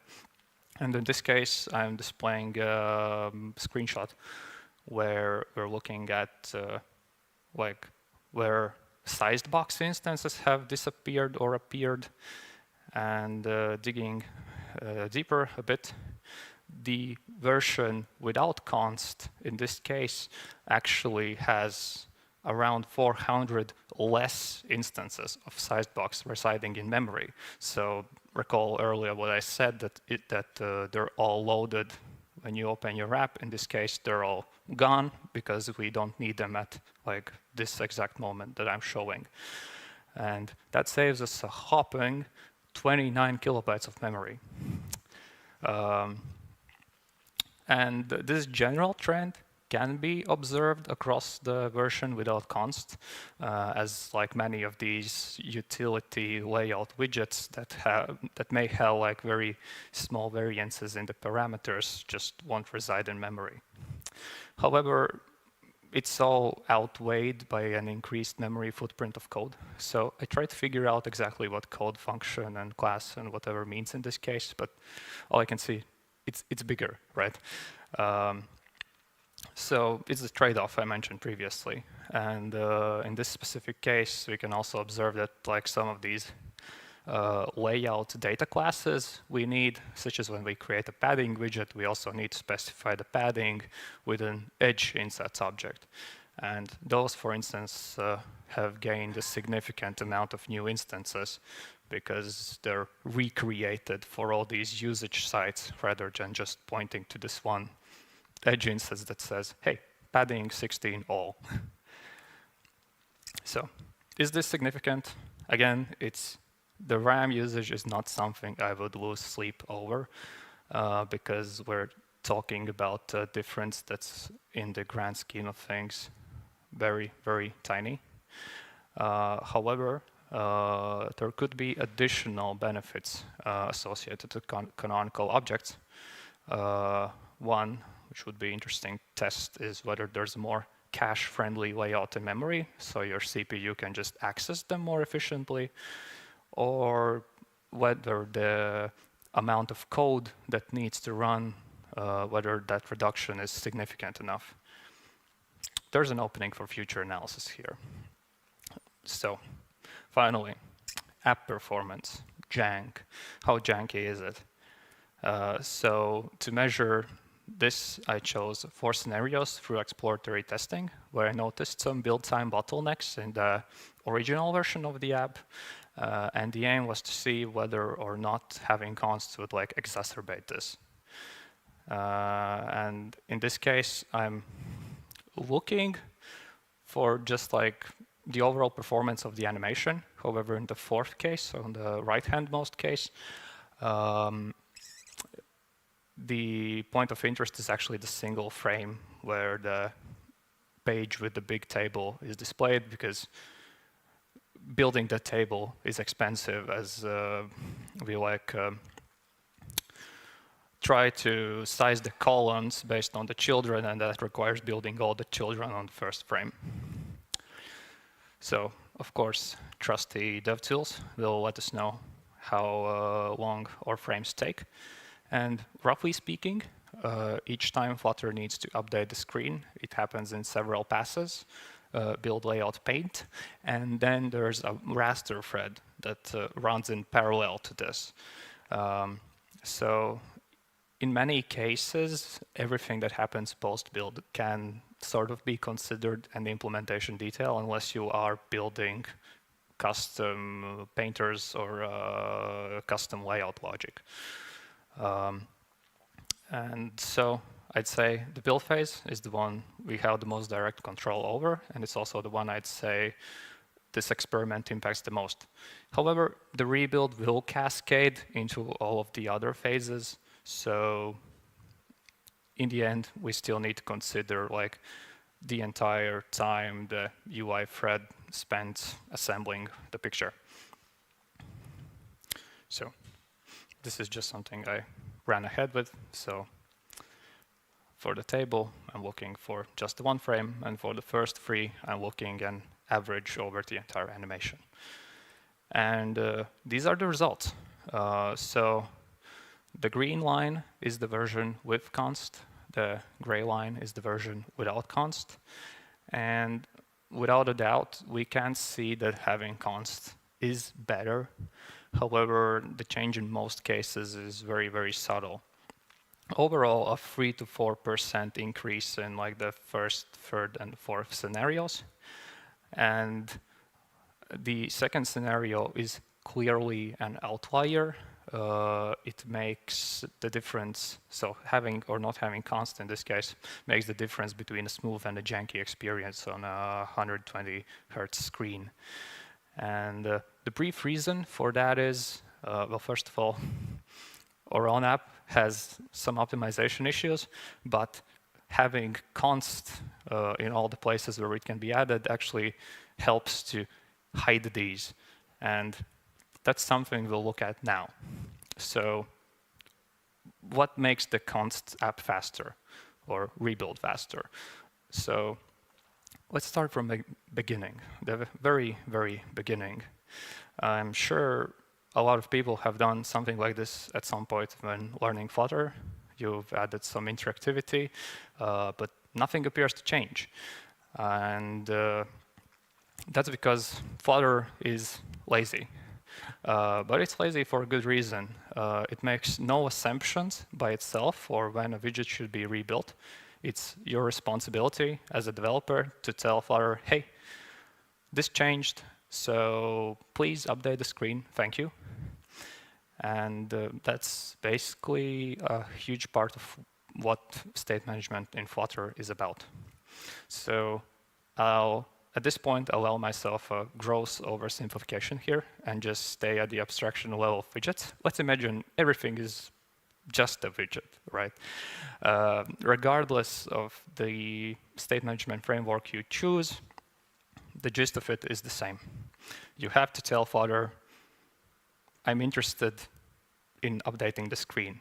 And you can either do it explicitly, such as what setState does, or Flutter has an internal mechanism where you can register yourself as a dependency, and then that dependency is what like does this explicit update, and then when it updates, it can notify other widgets that are interested in it.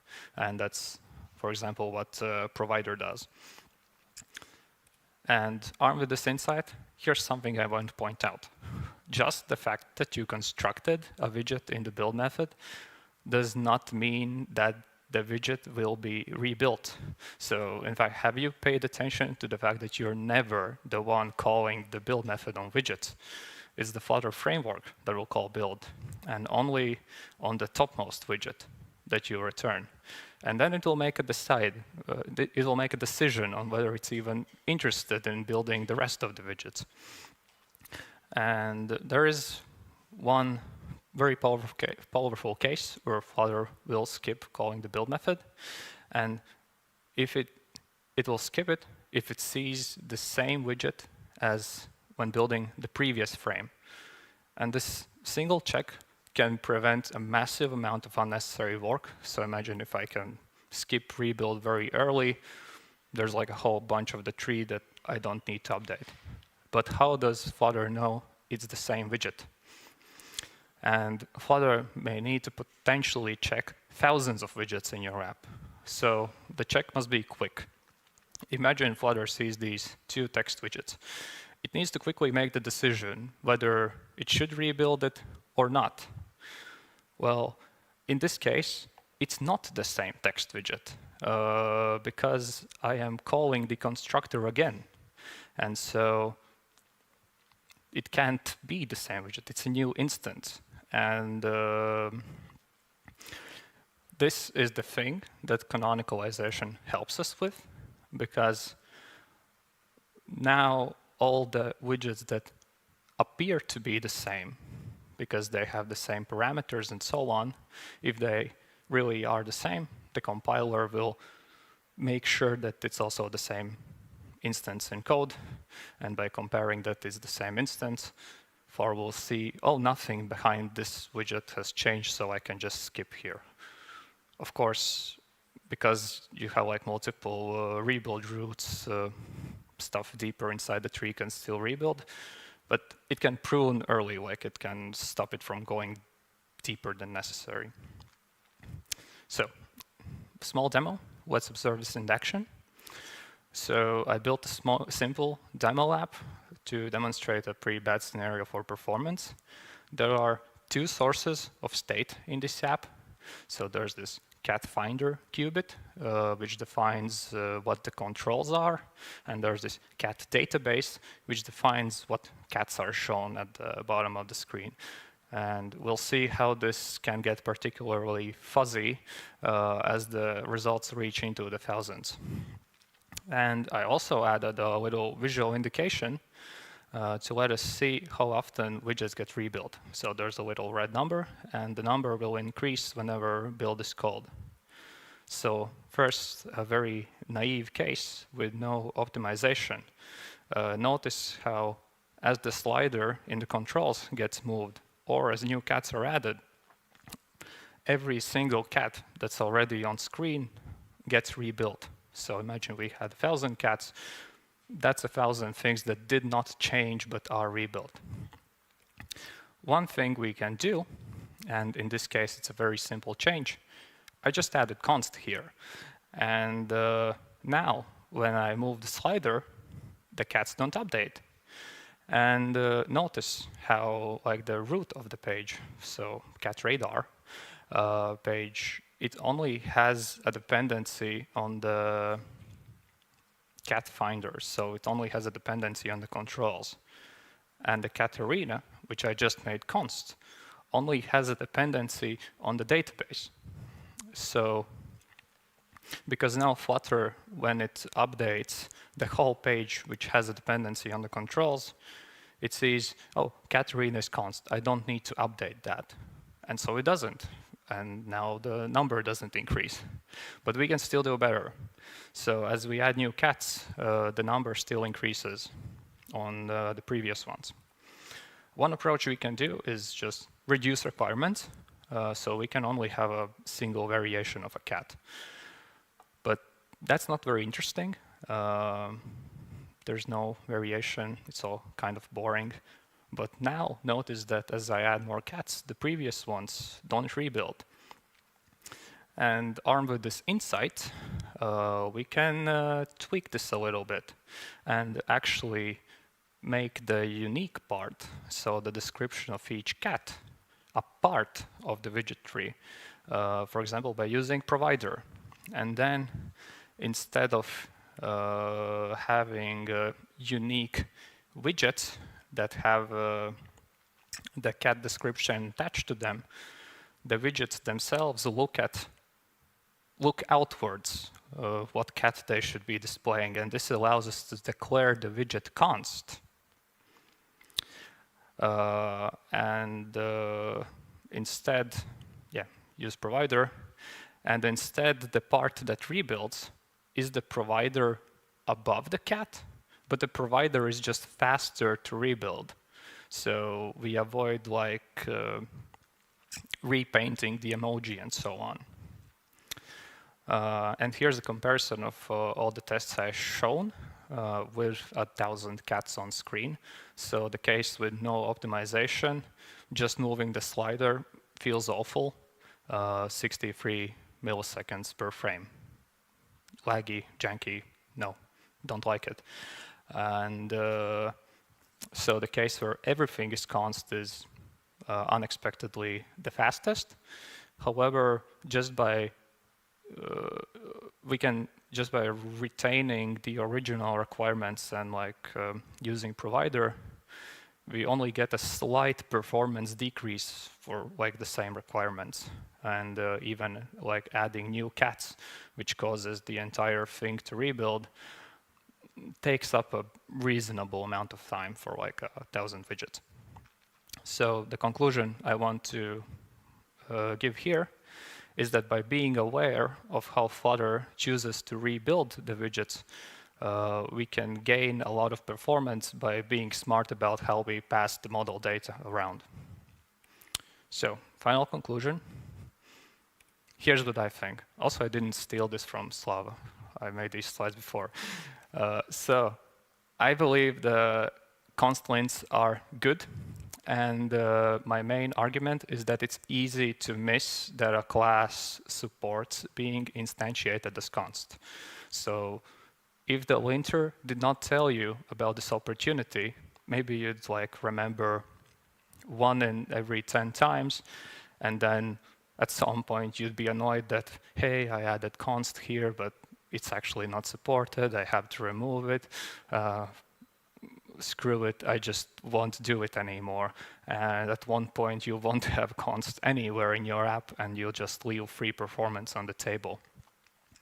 Another aspect which I think is neat is related to like defining your own data classes, like immutable data, such as edge insets in the Flutter SDK. And there I suggest simply preferring the const constructors by default. Because then you can use the very neat syntax on the left-hand side, where you can have let's say, a slightly more clear API on what the default values are. You cannot use a class instance as a default value unless it can be a compile time constant, so const. And this, I feel, is just more self-documenting. For example, I've added here what Android Studio displays if you hover over the constructor. In one case, it shows me clearly that this is going to have this default value. On the other case, it just showed me, I don't care if you give me a value, but it's actually the responsibility of the developer to maintain, I don't know, code comments or API docs that mention what the default behavior is going to be. So to summarize, I'd say turn it back on. It's not that annoying, and why would you just not want free performance? but it is your responsibility to ensure that that performance is possible. Thank you. So, in conclusion, your app is faster with const.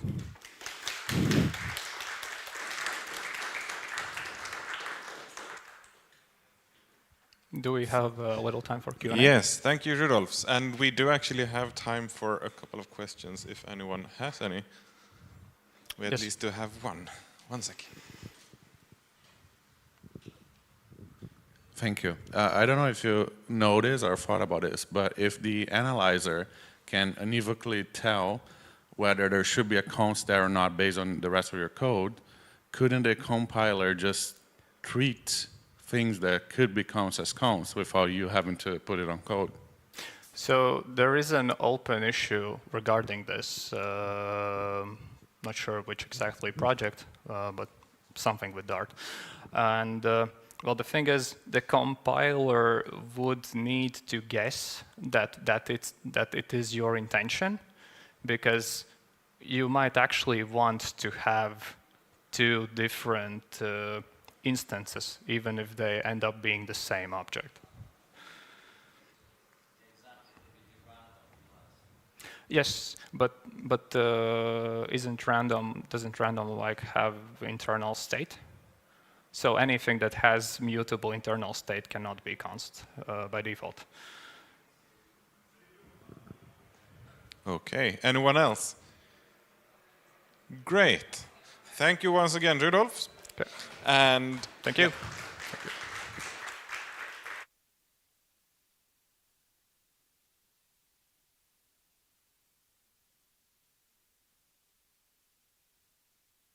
And in a few minutes, we have Ingvild on stage.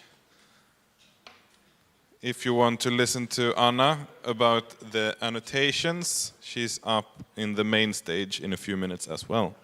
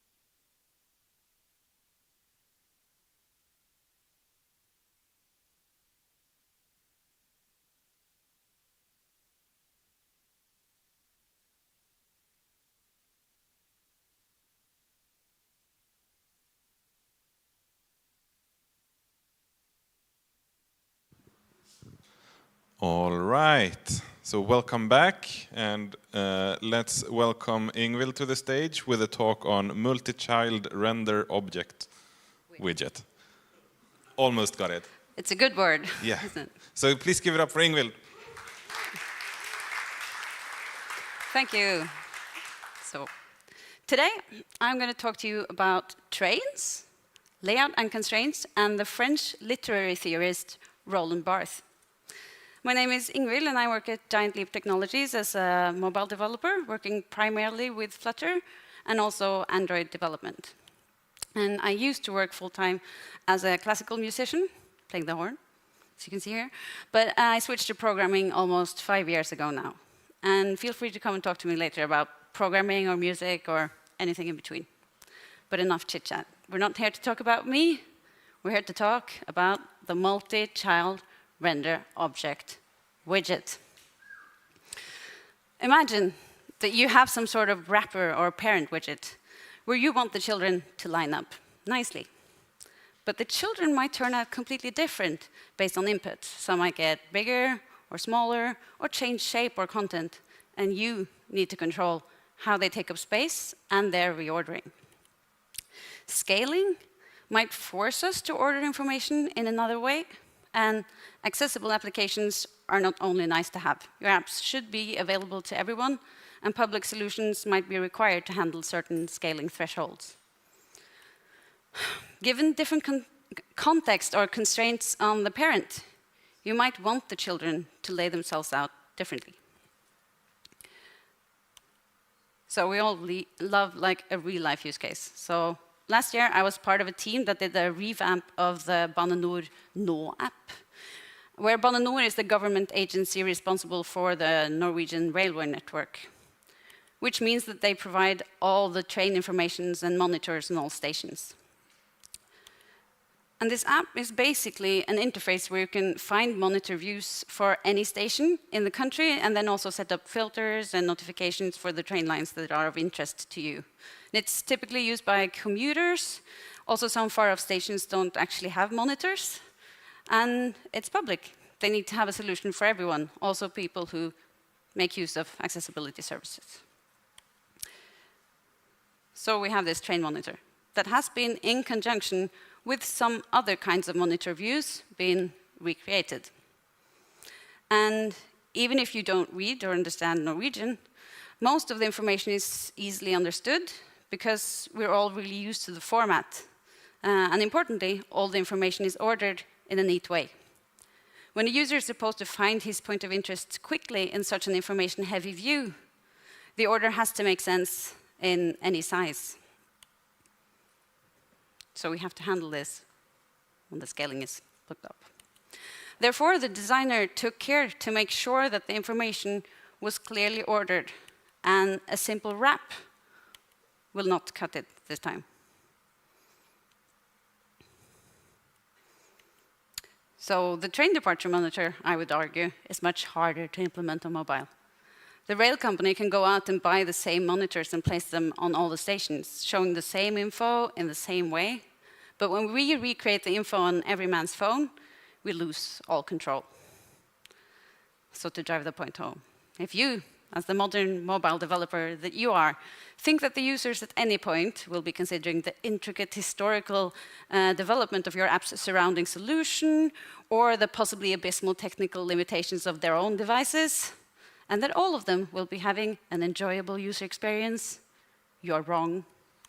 Roland Barthes was right when he said that the author is dead, and as soon as you ship that one out there to the users, someone is going to open your app on a Nexus 4 with a broken screen running Android Oreo or something, and with the text scaling increased to the max. And they will never ask how you intended them to use the app, and they will write a comment about there being too much snow on the platform, and promptly give your hard work a 1-star review, inspired by reviews I've seen before. So how are we going to solve this? You know the answer, everyone. It's the multi-child render object widget. Yes. Obviously, not for all occasions. You can find other ways to solve this. There are a lot of different ways to solve layout issues in Flutter. There's a little smorgasbord of like the usual stuff you can go through. But not today. Today, we're going to go with this guy. So let's say we have this design, and it looks innocent enough. But what's going to happen when the texts get too big to fit in a single line? So how are they going to use the space? They could wrap onto the next line when they grew, or they could have their own columns, one for the right and one for the left. But what if your designer wants them to keep the left and right side alignment while wrapping onto a new line? And this is an approximation of like the first situation where I found the multi-child render object widget useful. So we'll try to replicate this now. So let's get into some code. And this is where I will change the mirroring.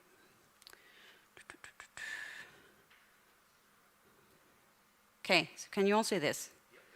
Okay, so it's always a bit confusing jumping into somebody else's project, and I'll try to take you through it all. So no hidden pseudocode, just everything here. So we start here in the main file, and we have this simple scaffold with basically 2 buttons that we're going to look at both examples. So we'll start with this left-right align widget demo.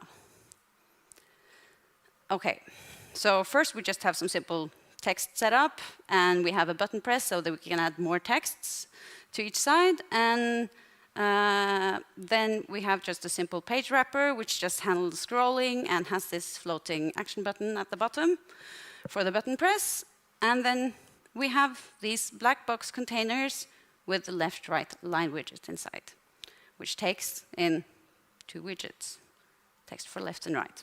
Okay, so this is here. We're going to make use of the multi-child render object widget. So just to go into it first, to see what it actually is, it says it's a superclass for render object widgets that configure render object subclasses that have a single list of children, i.e. multiple children. So it's exactly what it's called. It's very easy to remember what it is. And for our purposes now, we want to have just a left side widget, left for me, left for you, maybe, and a right side widget. And we require them in, and then we super them into the children's list, the list of children that the multi-child render object widget is expecting. And we just do a little bit of setup. And this is as stripped down as I can make it to work. So first we have to override the create render object method. And then we're going to make our own render box implementation. So that's what we're returning here. And we're supposed to also override the update render object method, but we're going to wait because it's so simple right now that we can skip it. It'll still work. So we also need to get a hold of the parent data to have a concrete implementation. So we just make this our own concrete implementation of the abstract container box parent data. Okay, so we get to the render box. And the first thing we do is just add all the children. So now we have all the children present in the children's list that have been provided up here. And then we set up the parent data, making sure we get the right kind of parent data that we are expecting. And then we perform the layout. So first we get hold of the children. And here is just a little safeguard, which is not needed for our purposes here because we know that we're requiring in the 2 widgets. But if you have a more flexible implementation, maybe you need to safeguard that you're getting what you're expecting. Okay, so we have the 2 children, the left and the right child. So we can just tell them to lay out. And we're giving them all the constraints we have on our render box because we want them to take as much space as they need to paint themselves. And we say that the parent uses the size so that it will redraw if the children changes. And so after they've been laid out, we have the sizes. So we can get hold of each children's size, and now we can figure it out. Do we need to wrap? Well, it's a simple calculation. If they're too wide, we have to wrap. And if they're, so we want to also get the total height. So if they are wrapped, it's the height of both children. And if not, we can just get the height of the highest child, tallest child. Then we need to position them. This is where we use the parent data class we implemented. So we offset the children. We want the left child to always be at the top left corner. And then the right child to be all the way over to the right side. And if it's wrapped, we squash it down underneath the left side. So the last thing important thing we need to do is to set the size of our render box, which will be the max width that we have available, and then the max height we calculated. And so the final two things is just to implement the hit or override the hit as children and the paint methods. And here we'll just go for the default ones. So no extra magic. And now if I add to the text now, they will wrap when they need to. So this works quite easily. We can look on the side also. Here. So it works there. This one's already been wrapping. Let's see. Okay. So I think we should modify this a little bit now together. So I think that it looks a little bit weird that they're not like justified in the vertical direction when they're on the same line. So I want them to be like square in the, have a baseline in the middle. So how can we do this? Well, I want to provide myself with a way to tell the widget that we want it to be justified. So we'll create a bool. Oops. It's harder to write than normally. Okay, yes. And then we need to have it here. We'll require it in. Okay, so now it's available. We have like this way of telling the render box we want to justify the widgets. So when we position them, we can do so. So it's for the y-axis, obviously, and we only want to do that if it's not wrapped. And we've set the justify vertically to true. Then we'll take just the max height we calculated, and we'll just subtract the half the height of the child itself. So if there's any extra height, we'll just squash it in by that. And if we don't want to justify, we'll just keep it as is, and we'll do the same for the right child. So only if it's not wrapped, we'll check for justify vertically. And if so, we'll do right this time. Okay, get it in there. Great, and then we obviously need to tell the render box about this. So first we need a way to put it in here. So we'll say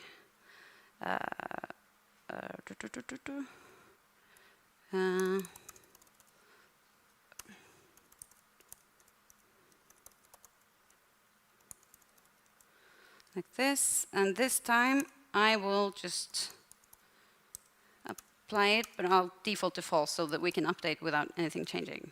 And then this one is now expecting it, so we can pass it on into the render box. And this time we need to have the override method for the update render box because the widgets are already here on screen.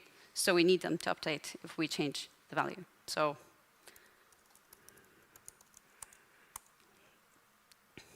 let's see, update.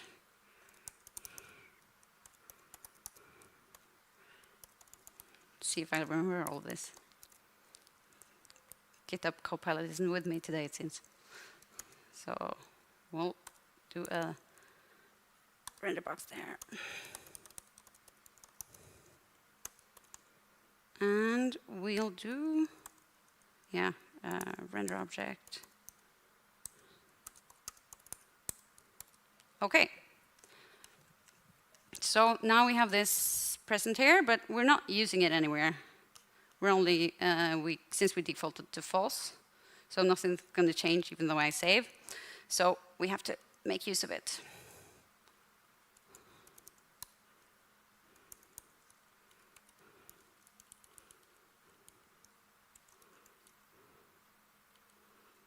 Oops.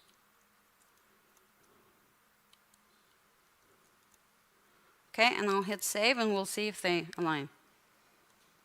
Boom, into place. So it works, happily for me. And then we can take a look at, go back to the trains again, to see a bit more complex example, which is like almost the production code we use, but a little bit simplified. So we have the, here, we'll go back and see. So just to like take a quick callback, this is just like the Figma file what's it going to look like when it's all can fit on one line, the first, second, third, and fourth widget, and the fifth here, and when they have to break differently. So, small reminder. So, this is very similar to the other one. We have the same sort of page wrapper and column and some black boxes, but this time around it's the monitor line content. So this is also a very particular case. We know what we're going to solve because we know what train tables consist of. So we want 5 widgets, which is going to be the time, the destination, the updated time, the track, and then any extra information. And we do basically the same things. We require the widgets in, and then we have an override of the create render object and update render object method. And here it's just a little bit more going through everything to make sure that if any child changes its size, we need to mark that we need to relay out. So just a little helper method for that on the render box. And then we basically do just the same as before. We get a hold of all the children, and this time around we lay out child 1, 3, and 4. 1, 3, and 4. 1, 3, and 4, because you can't like make it time slots go into 2 lines. It doesn't make sense when you're reading it. But the destination might be an extremely long name. We don't know, and we might have to wrap it or chunk it up. So we lay out 1, 3, and 4, and then we lay out child 2, and then we try to figure out if we need to wrap. And if we need to wrap, we need to make a double check that we can still fit number 2 and 4 together. And if we can't, we need to relay out child 2 because it's the only one that we can sort of squish in on even more lines. And then we just do the whole same thing. We position them if wrapped in one way and if not wrapped in another. And we calculate the total height of the render box, put the size of it, and that's it. So now we can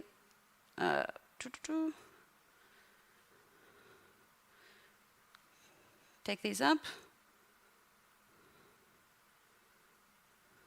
and boom. They handle it, an update. Oh, nice. Well, this didn't crash, so it's only the Android Studio. So.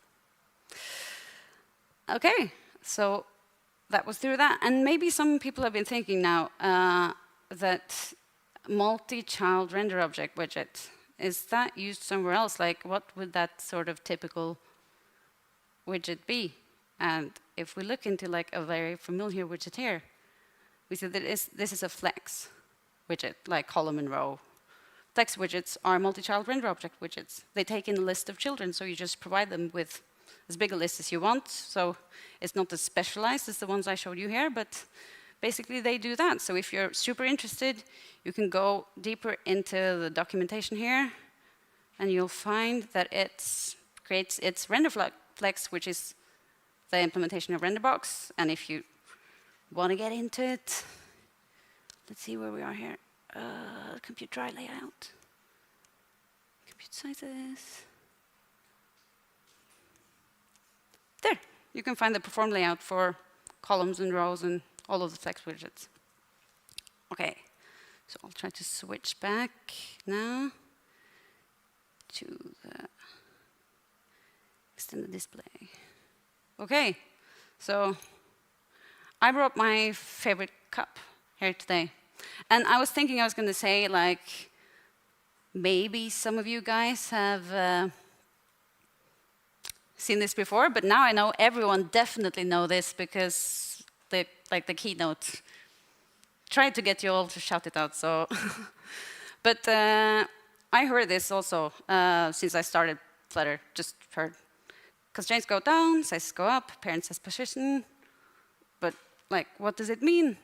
And when we implement, like go through the perform layout, we just go into the process, basically.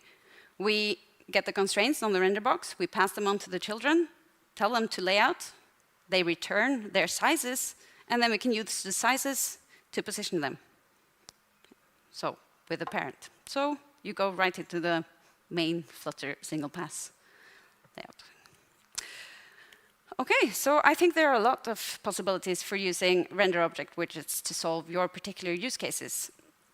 And I had a month there last year where everything seemed to need the MultiChildRenderObjectWidget. So I just used it for everything. But there are lots of alternatives, and it's probably only useful once in a while. And it can be quite straightforward and easy to use, and it is indeed very nice to feel like you have full control of the placement of your widget's children.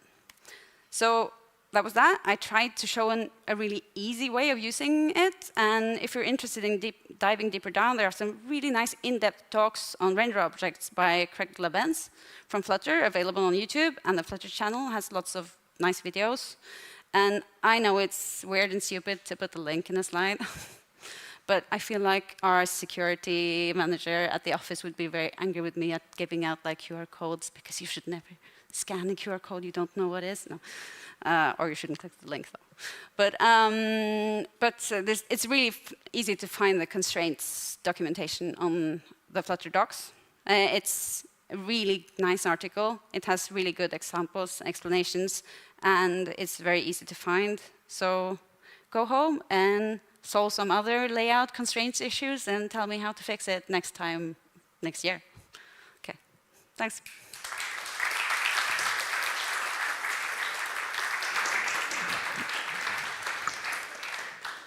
Thank you so much. We do actually have time for a couple of questions. Seems like we have one.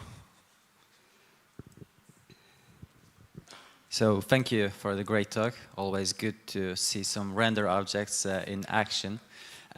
Well, there's actually the multi-child render object widget is very good for like indefinite number of widgets, or when you don't really know how many developer will widgets will give you.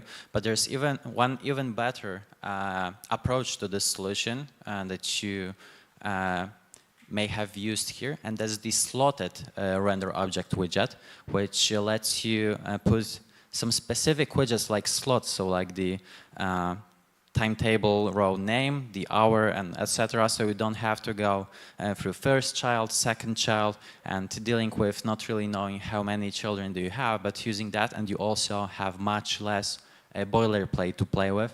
So that's also something that's very, very helpful there. The rest, the perform layout is all the same, but it's just the even better.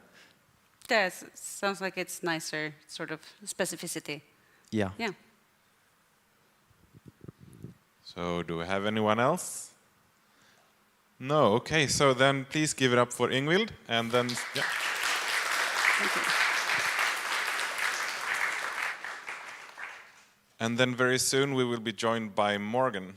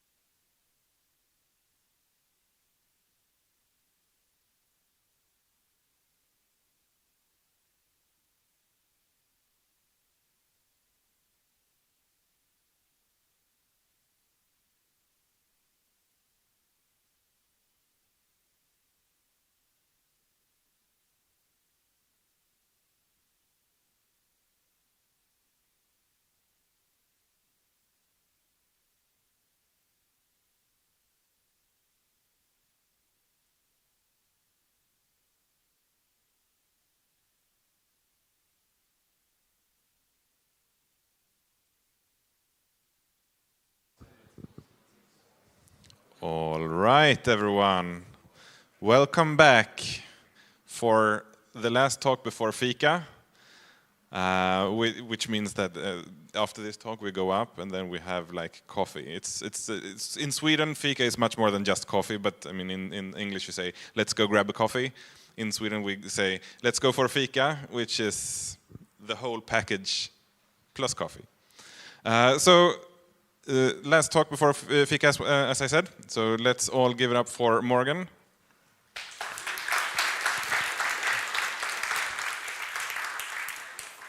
What's up, guys? Thanks for making the trek downstairs. I know that there's a lot of them, so catch your breath, take a breather. You'll be here for a while.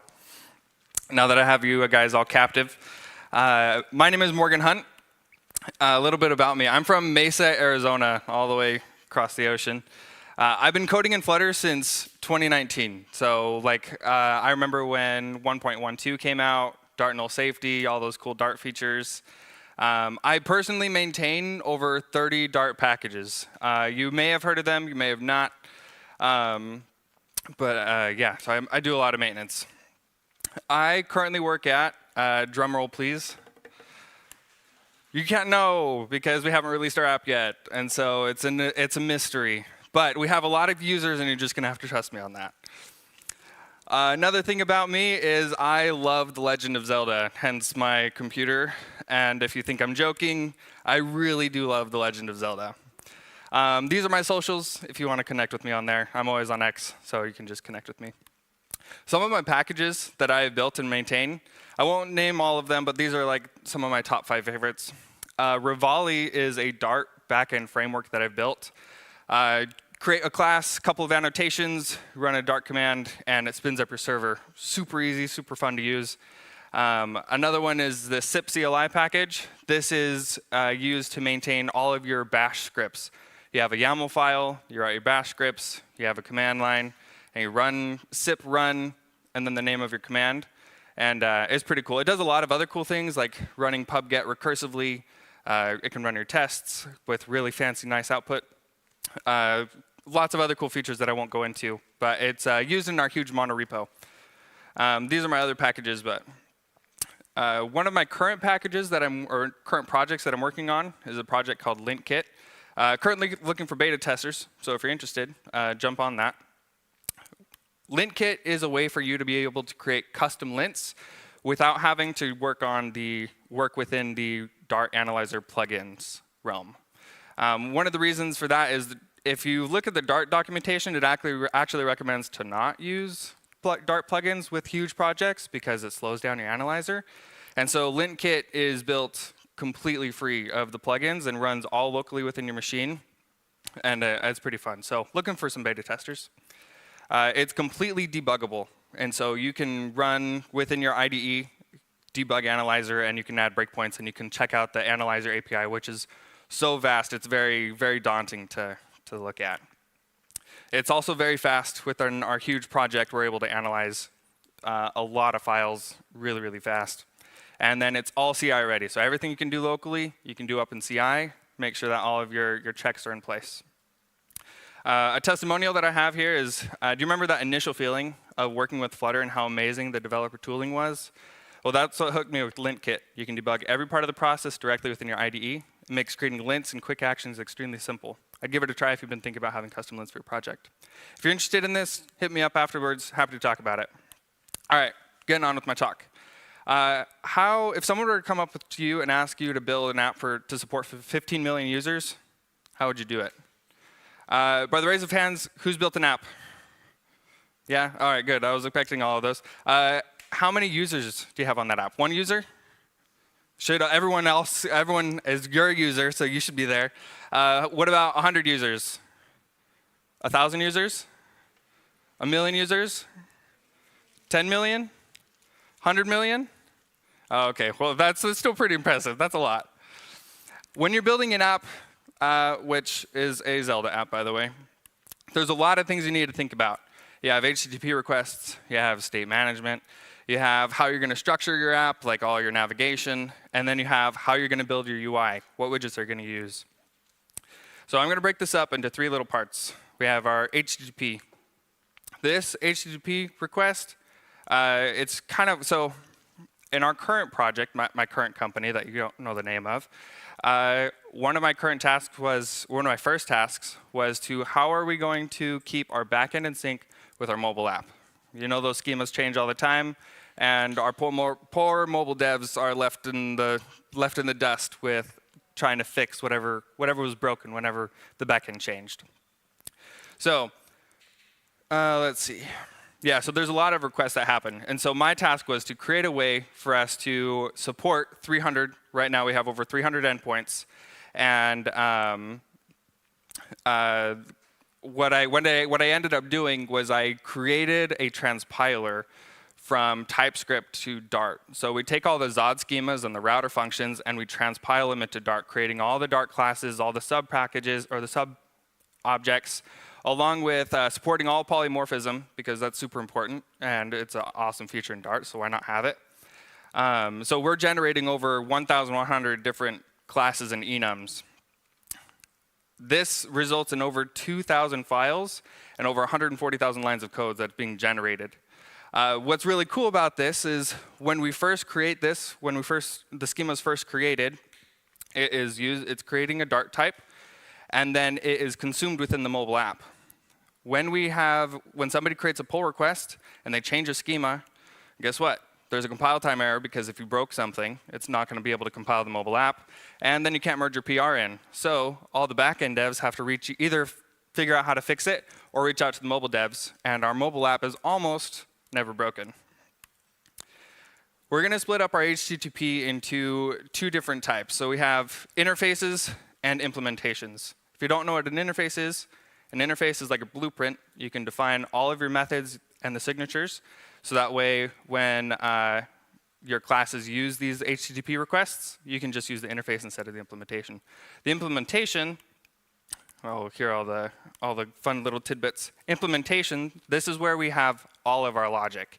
Implementations usually change quite often, whereas the interfaces, you define the signature of your method, and then that's pretty much it. You don't ever change it unless like a response or an input changes or whatever, but it's usually not touched that much. These, when we create the interfaces and the implementations, we separate them into two different packages. We put them into all the interfaces into a domain layer and then a data package. This helps with Build Runner, because Build Runner is very important. We don't want to have to maintain all of the boilerplate or all the maintenance code. And so all of our domain stuff, all of our classes and interfaces are put within our domain, and we reduce the dependencies to almost nothing. We have our JSON serializable, Build Runner, and then just the necessary classes in order to generate all the code that we need. Then our data layer, this is where we're going to have all of the other dependencies. So HTTP, DO, any other third-party packages that you need to use, you're going to put that right within the data package. The way that you can use these extra packages, because when I first was doing this, I wasn't quite sure how to do it. You can open up your pubspec.yaml file. You add the name of the name of the project, the package, and then you add a key for path, and then a relative. Also, you can use an absolute path. And you just point to the directory of the pubspec.yaml file where that package is located. All right, so we've kind of talked about HTTP stuff. We're going to talk about logic. All of our logic lives within a state management. You guys can use whatever. In our project, we're using block. And there's a couple reasons why we're using block, but I'll get into those here in a little bit. The way that this works is we have our UI that talks to our state management. State management talks to our servers, and then our servers respond with data, and the state management talks to the UI and says, here's some data. This is a really nice overview, but I like to take it down into a little bit of a smaller chunk. Makes testing a little bit easier, and for newer developers to comprehend a little bit more like how this is actually working. So I like to take it from the perspective of the UI. So the UI is talking to your state management and says, hey, I need some data. And your state management says, here you go. That's as much as the UI needs to know. Your state management is going to say, hey, data, I need something. And your data is going to say, hey, here you go. And that's all you need to know. Again, this makes it really easy to test because when you go to, you can just test your state management, you can test just your data, and then you can test just your UI. You can use whatever mocking package you use to mock all your classes, and it makes it pretty nice. All right, we can't talk about state management without going into debate about which one's the best. We're just going to talk pros and cons here. We all know that block is verbose, it's repetitive, and there's a lot of boilerplate. It could be over-engineered, like if you just need to keep track of an integer, like why are you going to use block? That seems kind of ridiculous. But some of the pros are that it's opinionated. There's one way to do things. You have events coming in, you have states going out, and like there's no other way that you can really get around that. Having a bigger team, that's really helpful for any of the devs who are just new to the project. If you know what a block is, you know how to use it. And then once you know how to use that one block, you can use pretty much every other block that we have within the project. Let's see. So, all of our this is a good example of blocks and their states. So you have a typical block state, LOZ state, and then you have LOZ ready, LOZ loading, LOZ error. But one of my biggest pet peeves is having to prepend LOZ with the name of the state with the block name. It just seems really repetitive, and it's verbose, and I don't like it that much. And so my goal was try to reduce all of the verbosity by dropping the prepended name. Now you're probably wondering, if you're dropping the name, you're going to have naming conflicts. How are you going to handle that? Well, you can't have naming conflicts if the classes are private because they're scoped to the file and they can't be exposed outside. Now your following question is probably like, if they're private to the file, how are you going to use it inside of your UI? We created a package for this called Block Enhancer. And this makes it to where we can use these private classes in a public widget super easily. And here's a good example. This is how you would be using your block normally. You have your state, and then you're doing a type check. Couple sucky things about states or type checking is, unless you're using a sealed class, you can get errors or you don't get any errors as far as checking a type. You can check if the state is a string because that's a totally valid Dart code. That's totally valid Dart statement. You could check it for whatever. It doesn't matter. If you're using a sealed class, that makes it a little bit easier because you can't check it outside of that. Another downside is having to typecast. State as whatever class you're expecting is valid Dart code, but it could throw a runtime error because you can cast an integer as a string and it'll compile, but it'll throw during runtime because an integer is not a string. So using our block enhancer package, it creates getters and typecasting and typecasting all within the state itself. So it adds these getters via extensions. So you can use dot annotation to see what states you have available using state.isReady or state.isLoading. You can do state.asReady in order to cast that type as a ready type, and then you can access all the data or all the properties within that ready state. So it makes it really, really handy. Same thing goes with events. This was also one of my biggest pet peeves, is whenever you had to use a block, you had to remember what events you were using for this block. You could add technically whatever block event you wanted in here, and so you had to remember what exactly were the events that I need to use for this. And so we converted this into a class where you can do block.events.nameOfEvent. So then you never have to question, what are my events again? And what are the arguments needed? It gets generated right here. So talking about these different events and states, in our project we have declared a few base events and states. The base events are init and fetch. Init, its purpose is to prepare the block with all the necessary data in order to fetch information or fetch to the repository. So if you need an ID for a user, you would provide that with an init, and then you could call fetch right after that. Anywhere else within your widget, even if it's down the tree, and you don't need to supply the ID again. You can just call fetch. It already has the ID. It'll get the user for you. Then you have your states. We always have a loading state. We always have a ready state and an error state. I have this concept of different types of blocks, which are single blocks and plural blocks. These are derived based off of the ready state and the data that it contains. The ready state can contain a single instance of a single Dart type, where a plural block can contain multiple instances of a single Dart type. So a user block versus a user's block. If you needed more data outside of that, you're going to end up creating a new block. So if you need friends for that user, you're going to create a user's block. And this keeps all of your blocks with a very uniform purpose, and you don't ever deviate outside of the, well, I am getting these friends for this screen even though I really don't need it. So it can help reduce that. These single and plural blocks have different events in different states. Because our plural block is just for lists and our single block has one instance, those events respect that data. So with your single block, you have init, fetch, and then you have create, update, and delete. So you can create, update, and delete your object. Then you have your single states, where you have a loading, an error, and a ready state. And then you have what I call your notifier states. You created, updated, and deleted classes. These classes are going to extend your ready state because they're going to still contain your user object. It's just notifying your UI that this one was created, this one was updated, and this one was deleted. Which also allows you, since you're extending the ready state, to do .isReady event or state.isReady, and then you can access the data regardless of what the class is. The plural block, this one's a lot dumber because we're not going to manipulate any objects within a list. We're just going to retrieve the list, and then that's pretty much it. So init, fetch, refresh, loading, error, ready.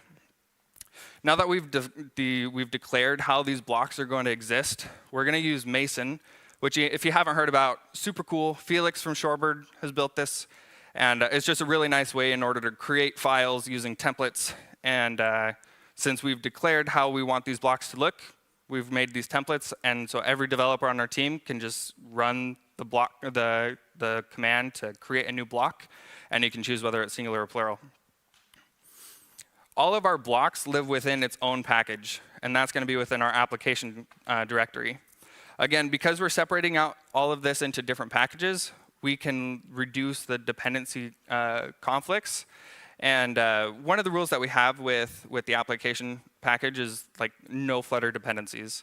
I try to reduce or try to omit as many Flutter dependencies as possible because there's just a couple of downsides of having a Flutter package. You can't run Dart pub-get anymore. You have to run Flutter pub-get. Flutter doesn't allow you to run concurrent commands. And so if you were to run like Dart pub-get like recursively in a way, which you can do with SIP CLI, you have to wait for Flutter to stop their current command in order to run the next one.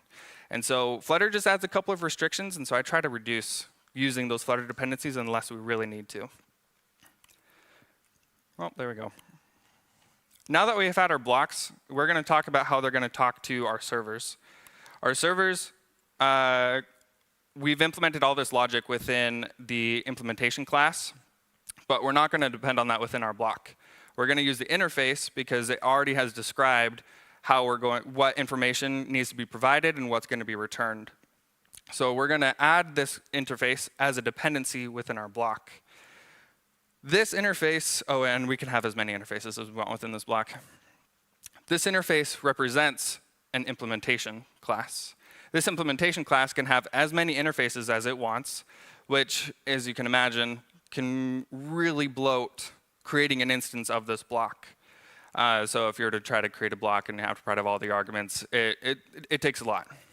So we created a package called getItInjector, which is very, very similar to injectable. The only difference is that this will register the implementation type as the interface type. Reduces. You don't have to use annotations or anything. It just checks for what classes and then registers them. If you don't know what getIt is, it's just a fancy box that allows you to get types, and it'll create the instance for you and spit it back out. So that's a very rough explanation of what getIt is. It does a lot more than that.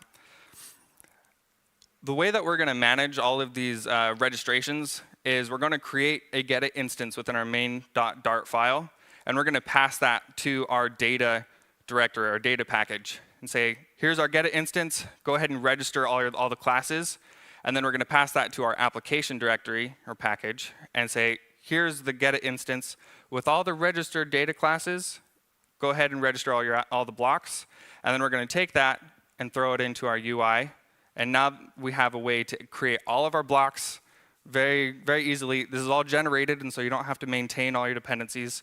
Makes it pretty nice. All right, I'm going to grab a drink of water really quick.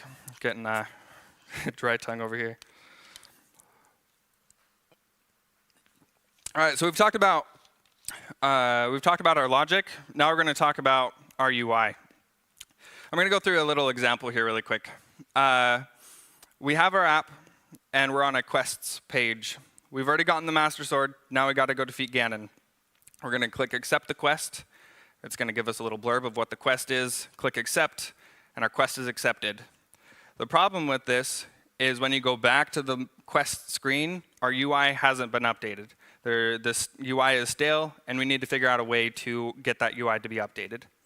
One approach, which I don't recommend, is to take your block and wrap it across all the screens that are required to communicate. So when we accept the event, or when we accept the quest, it tells our first screen, hey, this was accepted, go ahead and update your UI. But what if you need to show quests that are around Ganon's castle? Well, you're going to need to have another quest block, and if you're not handling your context or your providers right, what's going to happen is when that event kicks off, it's only going to hit the closest block and never going to get to the parent. And so then your first screen is never going to get told to update its UI. Another problem with this is that whenever this block gets updated with any data, with any state, it's going to affect all these screens, which it should not happen. All your blocks, whenever it changes, it should impact only that one screen. And also, this middle screen here never used the quest block. So does it really need access to it? So our approach is every single block will get it, or every single screen will get its own block, which will result in multiple blocks for multiple screens, and which will also result in you're going to fetch more information on every screen that you navigate to. But a pro here is that all these screens are deep link ready. If you were to navigate to any one of these screens, it's set up in a way to retrieve all the data necessary, and you don't have to worry about that one call that happens on a different screen that you never called because it was deep linked. But you're probably wondering, all right, so like the problem still hasn't been solved. Whenever that event happens, it still didn't update the first screen. So we're gonna back up a little bit. We're talking about data and how it's going to be updated with the event. So if we take our block and we look at our repository, we could think about a caching layer where our block could connect to the repository, which can create a connection to our cache. And every time, and we can have multiple instances of these blocks that create to the repository. Every time that a block sends an event saying that we accepted the quest, the cache layer can notify all of our blocks saying that this is the newest data, and we can notify all instances of this block. You can get pretty fancy with this too.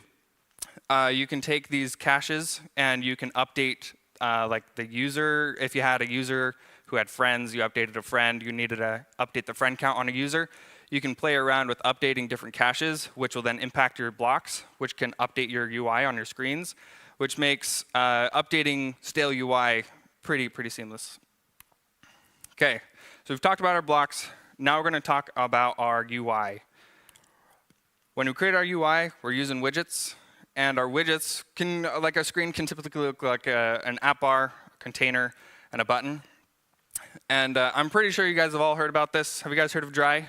You can nod your head yes or no if you haven't. DRY stands for don't repeat yourself. So you could take this quite literally, and I'm going to create an instance of an app bar, which is going to have a title, actions, and a leading button. But what always happens without fail is you're going to have conditions, and you're going to say, this title should probably be truncated if it's too long, but also don't show it if it's on the bottom sheet. If there's any actions, also don't show it if it's in the bottom sheet. And before you know it, your widget is in a very big unmaintainable state because you have so many different flags because you're just trying to fit all these use cases for all these different screens. So there's this other acronym It's called Putiflori. Have you guys heard of it? You probably haven't because I literally created it for this. Putiflori is please, for the love of everything holy, repeat yourself. You're going to take your app bar and you're going to create it for every single one of your screens. And it doesn't matter if you create the same app bar, you copy and paste it, it's fine because it's pretty minimal. Like if you're creating an app bar, it's probably not that much. Now there are some edge cases where you have like some pretty intense flows, or if you have like a theme widget, like if you have a primary button, yeah, go ahead and pull that out. But if you can, repeat yourself, put it into the screen, and don't worry about it anymore because you know whatever widget is within the screen won't get impacted by others. But we still have a problem here. We have this screen, which has a profile header. This is a profile screen, obviously. But somebody, we don't know who, decided they wanted to use the profile header because it fit their perfect use case within the Quest screen. It would be really nice if there was a way that we could wrap the profile screen with the box and say, like, no other screens can use this widget. The way that we can handle that, if we were to jump into the profile screen, is we could take this header, or this class, and we can drop the profile and just make it a private class. We can take this private class, and actually, I don't know if you knew this. When you rename a class to private within a file, the name of the file has 2 underscores. I thought it would just be 1, but if you use the Command-Shift-R to rename the class, it will it'll rename it to the 2 underscores, which I thought was pretty cool. So, anyways, you can add the part directive here to the profile screen, which pretty much is just extending your file, kind of like how blocks do it. And you can make this widget only available to the profile screen, which is pretty nice because no funny developer, nobody else can come in here and try to use this widget. You know for certain that this widget can't be used within any other screen, and you can sleep at night. Thank you. Do you guys have any questions?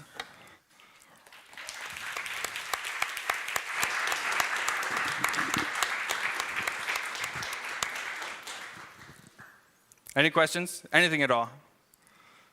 Not, it's all good. There, one question. Yeah.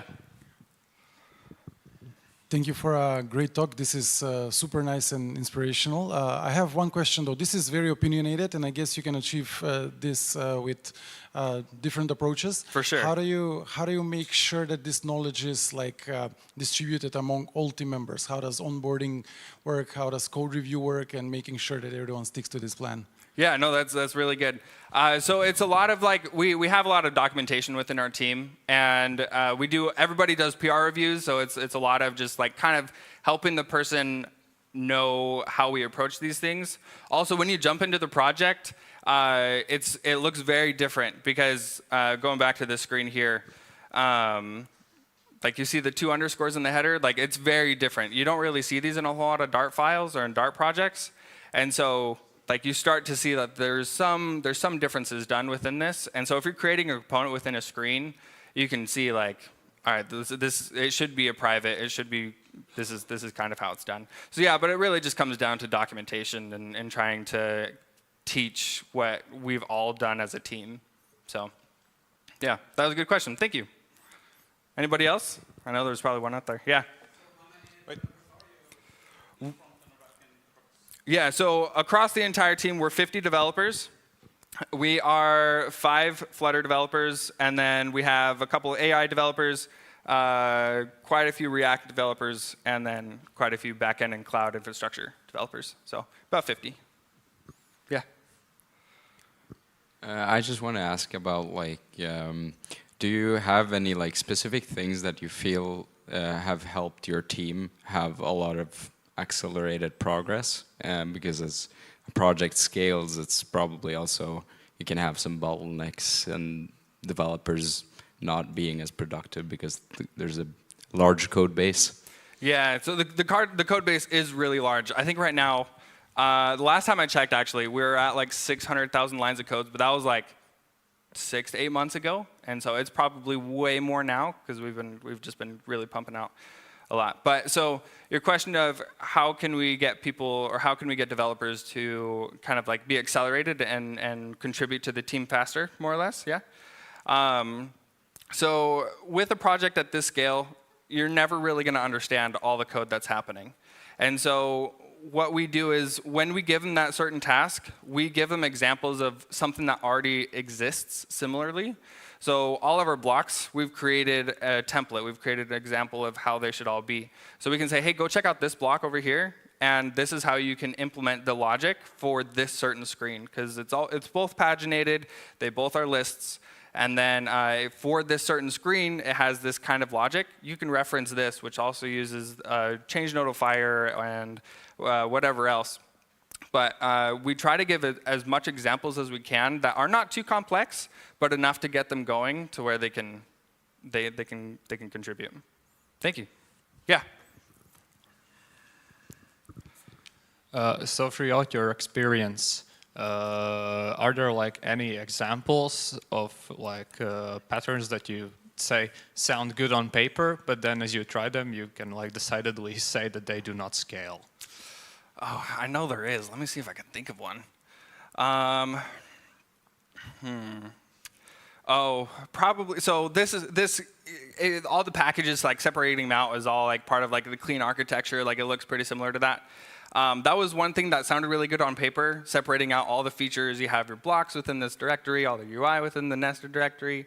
But then like it just got very convoluted and very confusing when you started wanting to use this certain feature on this screen across like 3 other screens, and you're importing the settings screen within your user screen, and it didn't make a whole lot of sense logically. And so that sounded really good on paper, but we just decided that we're going to make everything kind of like top level, more or less, and make it to where it's a little bit easier to, it makes more sense when you want to plug in this certain object into this class. Thank you. Yeah, you're welcome. Thank you. That was a good one. Over there.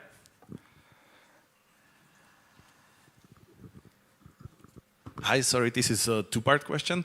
So given the state of AI that currently people are using, like LLMs and agentic development and stuff, first part of the question is, are you using any of those? And second part of those, if you are using agentic development or AI assistant development, are you using any specific rules or something? Because this is not a standard approach to developing for most of us. Yeah. So how do you explain this flow to the AI? Like, okay, do it like this. Or if we are using like Copilot for your code reviews or PR reviews, like, yeah. how do you manage this with the AI?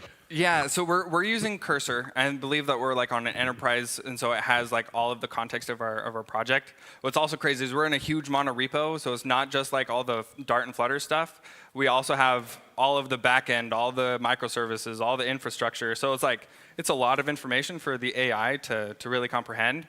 I don't know. I think we have some specific rules. I didn't write them, but we have some specific rules as like if we want to follow a block, we have the singular and plural. If we want to create this whole flow, like we have the screen that connects to the blocks, which uses the interfaces. A lot of the times we're not generating all of that at the same time. It's more like we're going to create this block. We're going to use Mason to generate it. If we need to implement the logic and you need AI to use it, then you can just reference another block to implement that logic. So it's never really on a larger scale, but we are for sure using AI because at this day and age, like it's just like I use it as like an IntelliSense tab. Like it's just super, super smart, and so tab, tab, tab all day long. Cool. Thank you. That was a good one. Anybody else? No. All right. Thank you, guys. Appreciate it.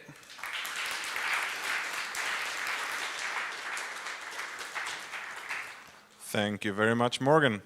So right now there should be fika upstairs. Up all the stairs. There's a few ones, but you're more than welcome to serve yourself some fika. And then you are more than welcome back at 15:45 to the talk with our co-organizer Elias, sitting here in front. Thank you, and see you guys all soon.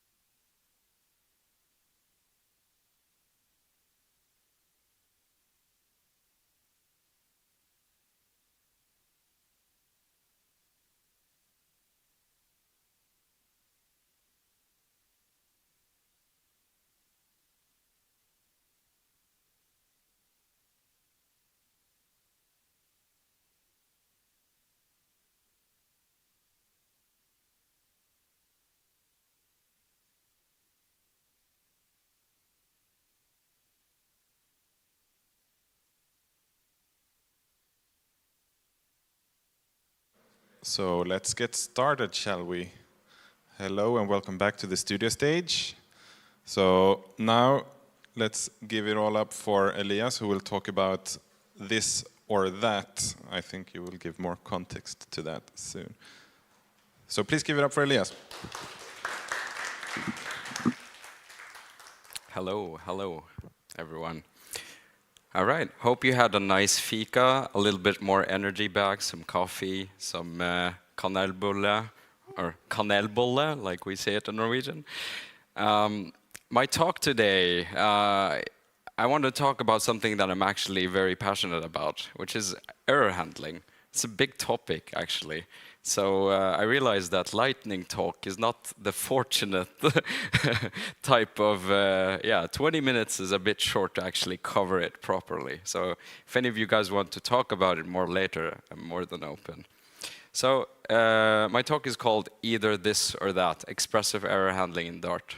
I'm going to get into that soon, what I mean by that. But let me just introduce myself. I'm Elias.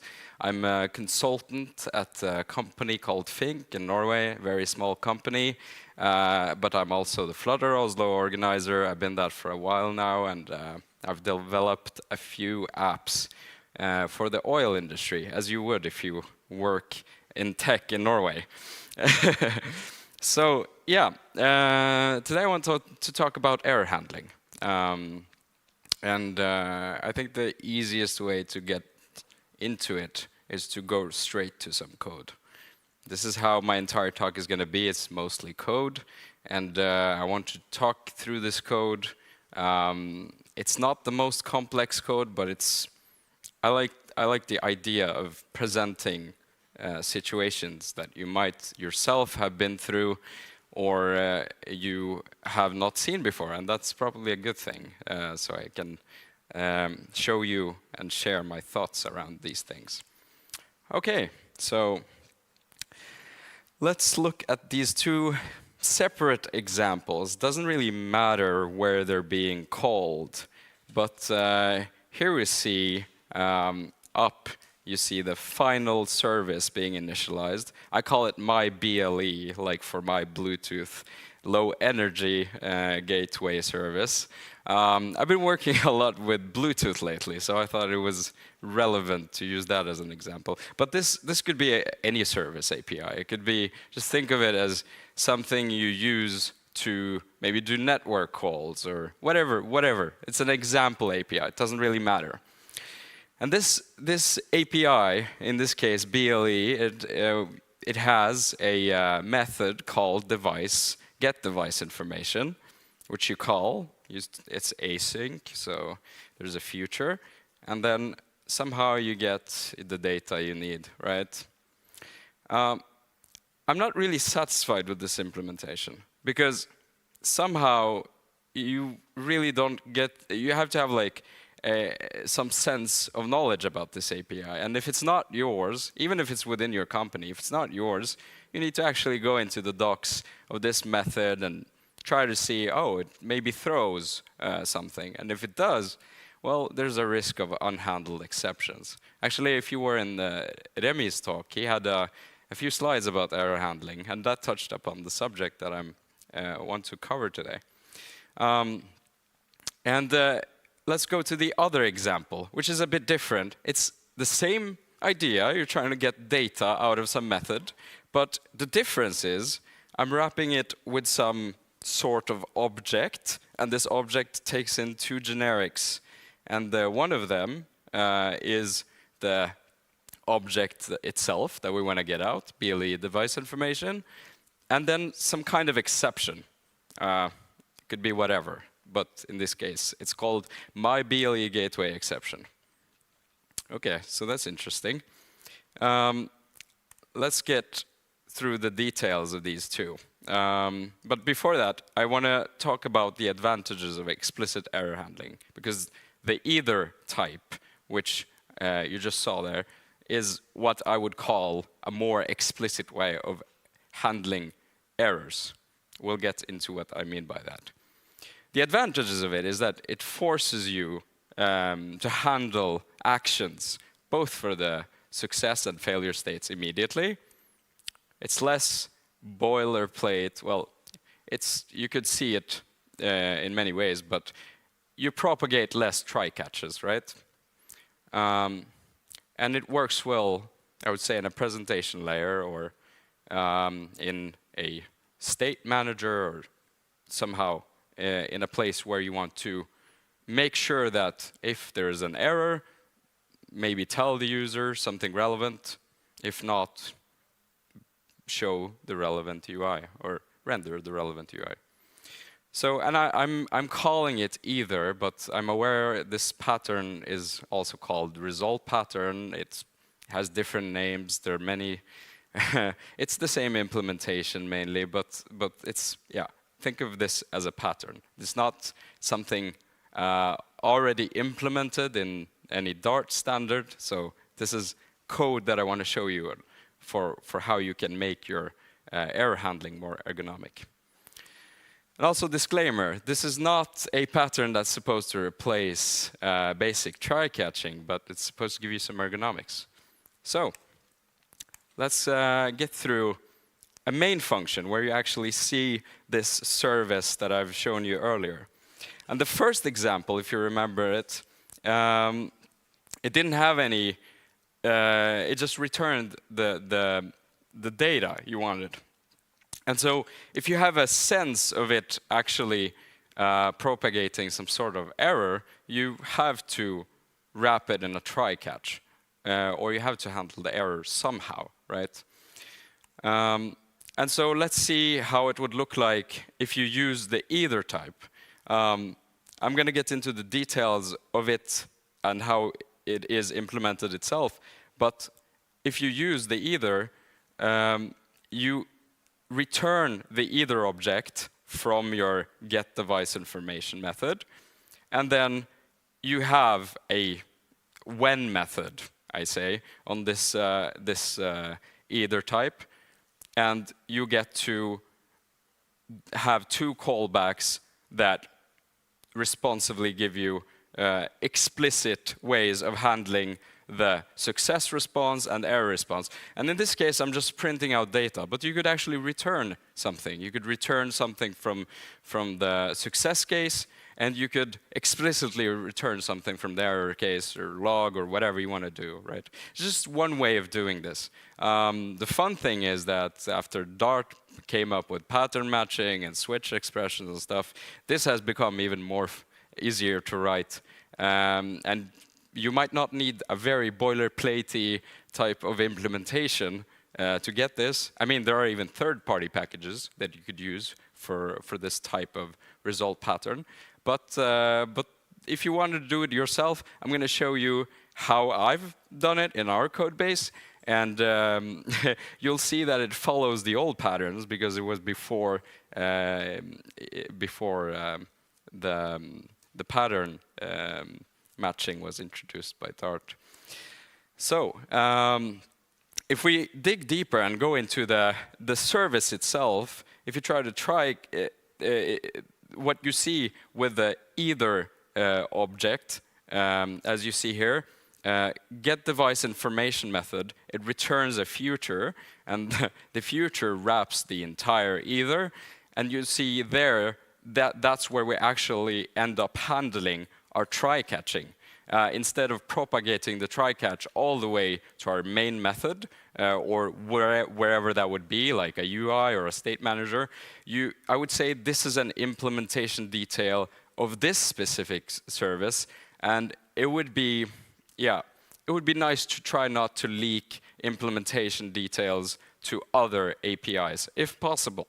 And so in this case, you can handle the error in the method itself, and then just return the either. And you see it returns what I call the success object, and it could be also called data. It's whatever you would want to call it yourself. And then it wraps the actual the data that you want to get out. Similarly, on the right side, you have the catch, and in this case, you could have a superclass And this superclass has specific implementations for different error modes. And then based on that, you can return that. You could do different things. You could add some metadata, whatever you need. And then that would be your catch block that returns when it fails. And what's nice about that is that when you end up using this, again, I'm just showing it in a main function just for an easy implementation. But if you're doing, you could do this in Flutter as well, right? And what's nice about it is that you end up handling the try-catching before using the API. So when you're using the API, errors are already handled. The only thing you're ending up doing is just unwrapping. You're getting your success case, which would give you your data, or you handle the error case. So let's look at how we create our custom either object. This is just an example of how you do it. You could do it in many ways. And I'm going to show you some, but obviously there's always many ways to do things. So if we look at this class, it's a sealed class called either. It's basically a type of abstract class. And you see it has two generics, S and E. If we look at the S, it extends a nullable object, which basically means everything in Dart. And you have E, which extends the exception. I mean, you could make this even more generic, but if you want to keep it to, let's say, more opinionated, that you're handling errors and successes, then I would say this covers it pretty well. And then you have the when method, as I call it, that returns a success callback, which is basically just a type definition, as you see there, a function that returns the generic type return type, and it takes in the wrapped value, which is success. Same with failure. The only thing is that failure callback takes in the error type and returns whatever you want to return. So this is the sealed class. It's not the actual implementation, so we need to have subclasses or children classes that inherit from this base class. And if we start with the success class, it might look a bit complicated, but it's not. It's the same as the either class. The only thing is it has a final generic S value, and then it simply only returns the onSuccess callback. That's it. So when the either object is a success, you return success and the wrapped data. And similarly, when it is a failure, you return the failure type and call the onFailure callback on your when method. So this is one way to unwrap this data. So just to recall, this is how it ends up looking. As I showed you earlier, you get a when method, and using that when method, you can unwrap your response or your error, and based on what the getDeviceInformation method returns, that's what you get. And as I said earlier, there's many ways to doing it. And if we keep the same implementation as I showed you, you could actually drop the when method entirely, and then you have this, which also works. You have a switch expression, or a switch case, or whatever you want to do. And this switch expression gives you whatever you want, based on if it's the success object or failure object that is being tapped onto. What's also fun, we use freezed a lot. You could drop doing this entirely, and if you want to have a when method, you can use freezed directly and create some kind of union type. So I think this just scratches the surface level of like explicit error handling. It's much deeper than that. It goes into functional programming. There's a lot of languages that have this embedded in them. Dart does not. But I think the reason why this pattern is important is because it ends up giving you a lot of ergonomics. Obviously, it might not be helpful everywhere, but it helps you handle things explicitly where you want to be explicit. And it's not always, as a developer, you are, or you know that you're supposed to handle the error, but if you return an either type, you're kind of forced to handle it to get your data. So it kind of gives you some explicit error handling without you having to think even. So that's some of the advantages of having this sort of pattern.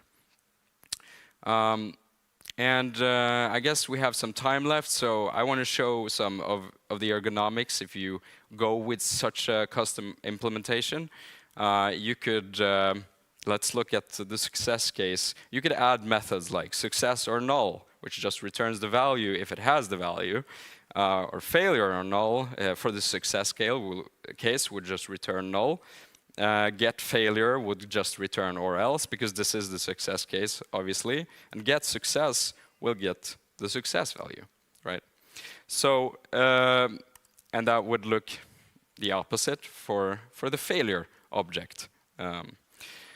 So it's very interesting. You can customize it however you want. You can take inspiration from other languages, and I think this is what's really nice about this sort of custom implementation.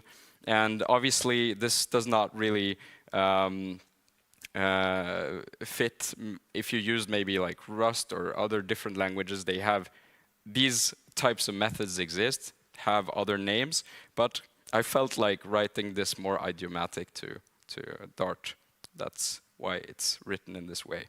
Here are some other things you could do. You can have like a do on failure or a do on success, which are basically side effects, which just returns an either object which you could use and unwrap, showing the failure case. And then we have an example where this is all used. I mean, doing what I'm showing you right here, which is chaining, is not necessary everywhere, but it could provide you some ergonomics, and that's the point of this. And as you see, you have, in terms of if a failure happens, you see the do on failure actually reports the failure to the server, and the success or null returns null. But on the actual success case, the do on failure side effect does nothing, and then the function or method under it, success or null, returns the actual data. So this is just ideas and ways of using a pattern like this. And I think, at least for our project, it's been very, very successful. It's been very ergonomic, and it has helped us handle a lot of complexity where we need to handle it, so we can hide it from our app and have a lot of packages. Okay, so that's pretty much it for me. If you have any questions, and by the way, you can scan the QR code. It'll give you some code examples of what I showed you today, and also the keynote. So that's it. Thank you.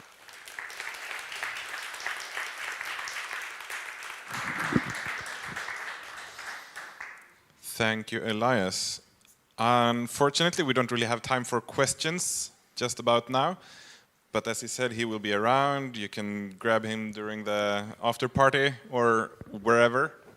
And while we set Sandra up, please stand up, stretch a bit, get some air, and then we will continue in just a moment.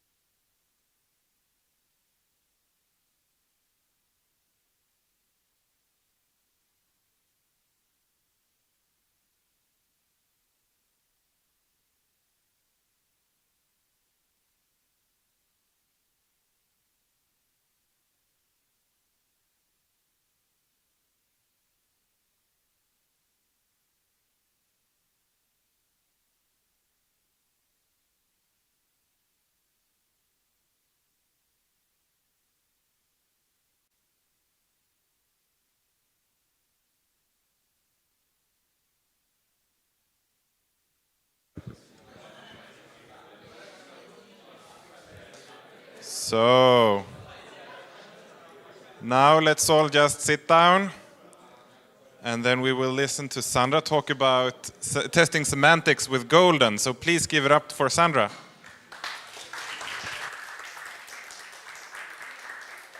Hello, everyone. Hi. It's great to see so many people here. Did not expect that.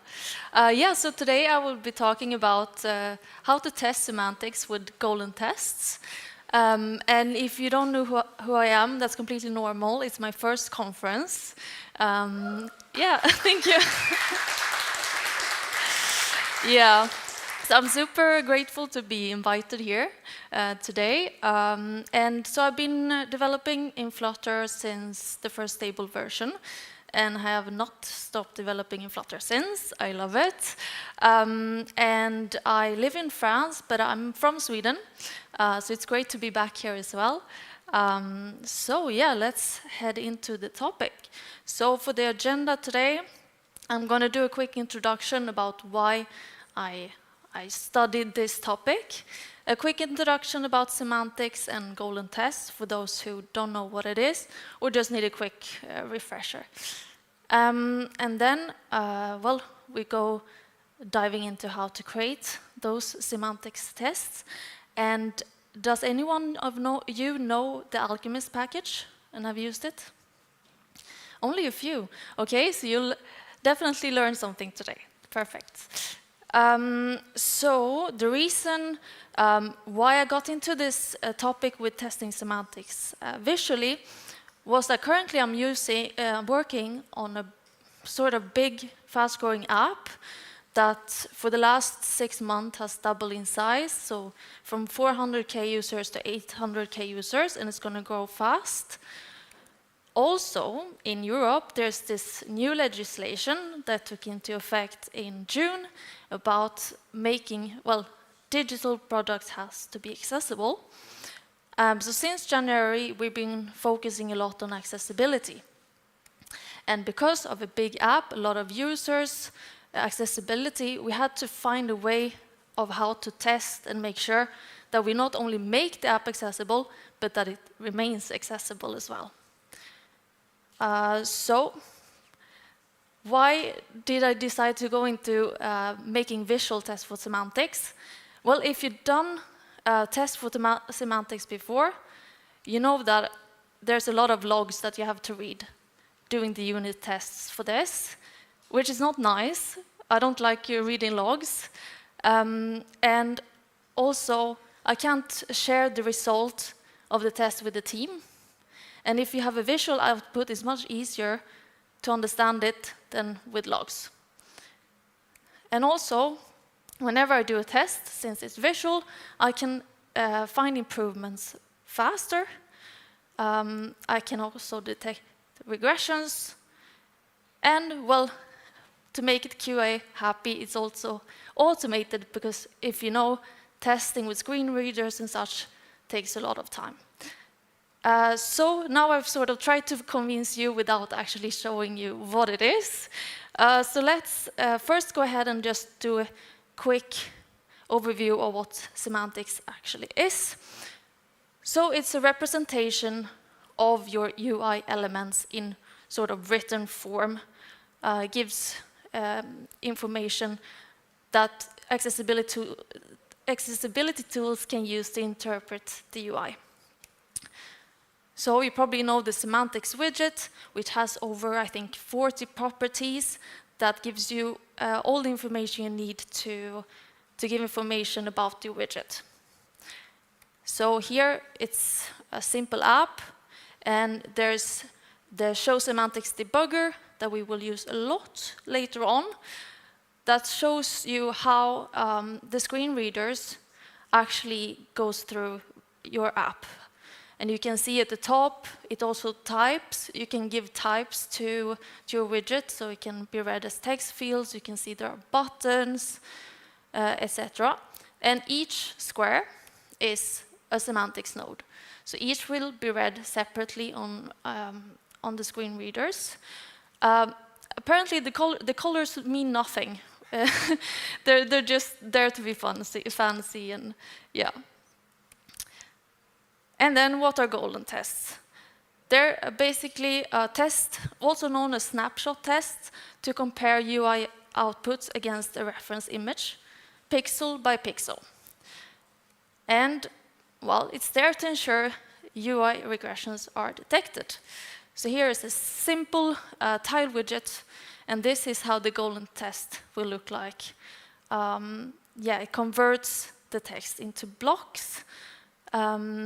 And now we're going to head over to the Alchemist package, which is sort of making golden tests much easier. First of all, it separates your local and CI tests, meaning that the local tests, so if I'm doing a test on macOS, it's going to be in clear text, human-readable text, whereas what you just saw before with the blocks, sometimes it's not nice to look at. And the CI test, yes, they will remain as regular golden tests with the blocks. And also, if you've already worked with golden tests, you're probably aware of the issues with front rendering between platforms. So this takes care of that. And also, you can do gestures during the test, which is pretty powerful. And one neat feature is that if you have many scenarios, it will sort of divide it into grid, so it looks nicer as well. But so let's get ahead, let's get started. So what is going to happen now is sort of the journey I took to find a nice way to test semantics. So there's going to be a lot of trial and error. First of all, we're just going to create the golden test using Alchemist, where you basically call golden test, which is their function, giving it a name, and giving it a file name as well.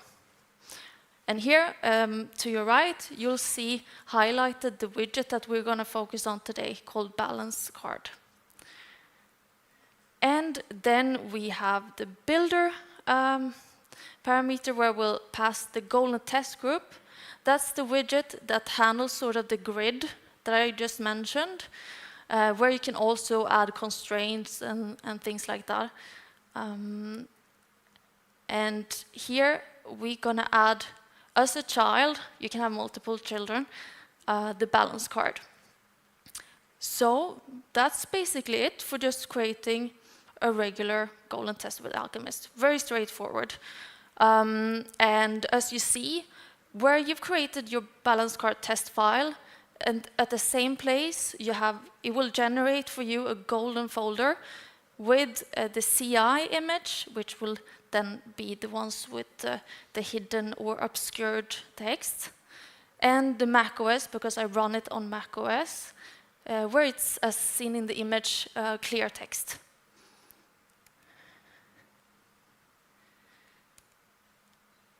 And then we'll actually go ahead to the semantics part.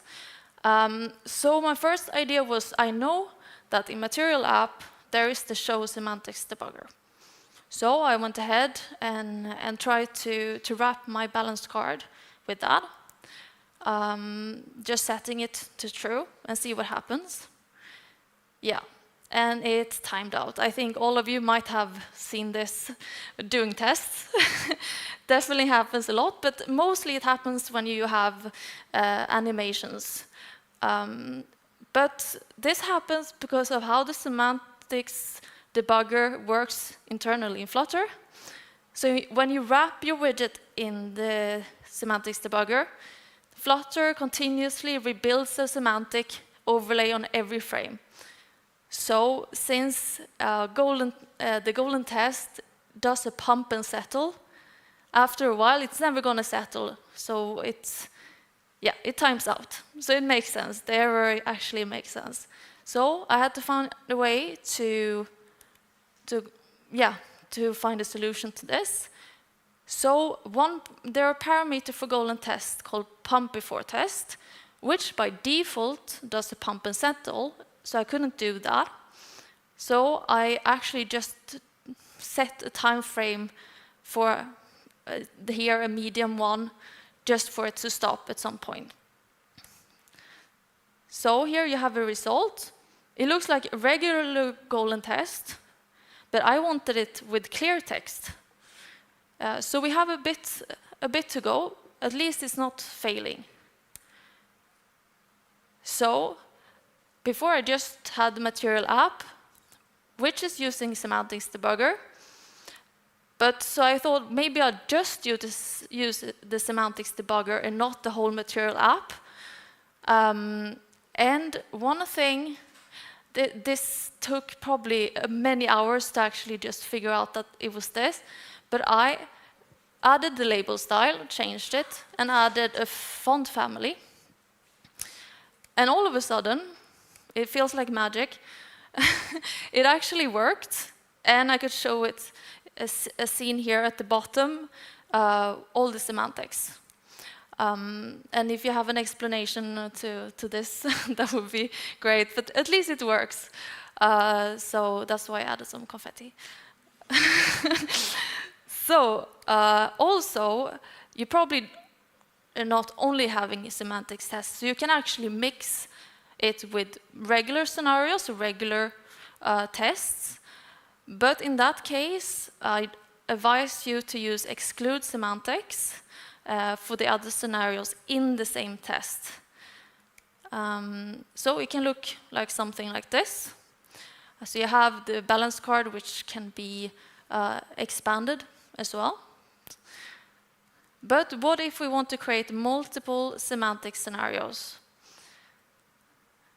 So so yeah, here is the test we had just before. And now we're going to tweak it a little bit. So what I did now, I removed the semantics debugger from the builder, and I added it to a method called pump widget, which is the one that happens after pump before widget.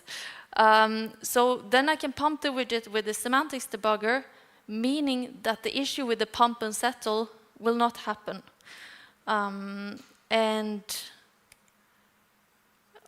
then I also wrap the balance card in the golden test scenario, which is just from Alchemist, being able to define or add names to your scenarios to make it a bit more neater, I'd say.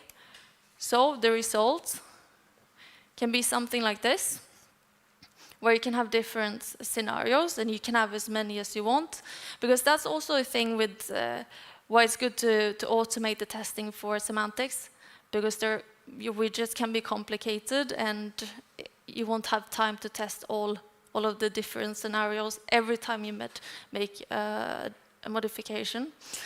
And probably what you can see here, or maybe you've seen it before, that there are actually issues with the semantics of this widget.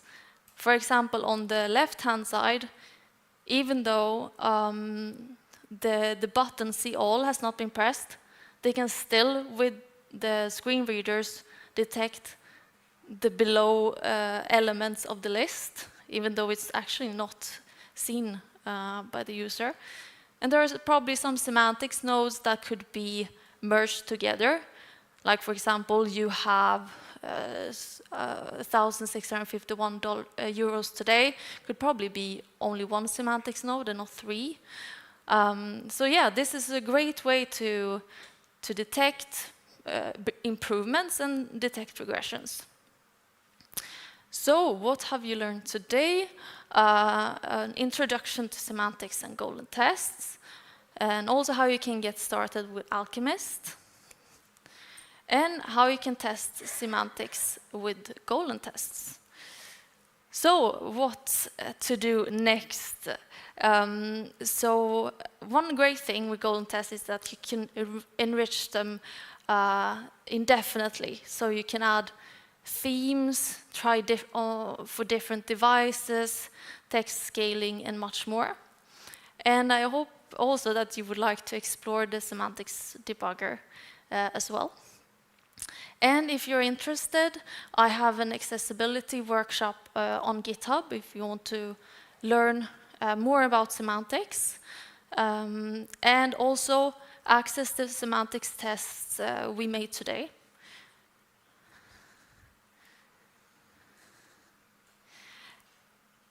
Perfect. Yeah, and oh yeah, the camera. Yeah, thank you so much for listening.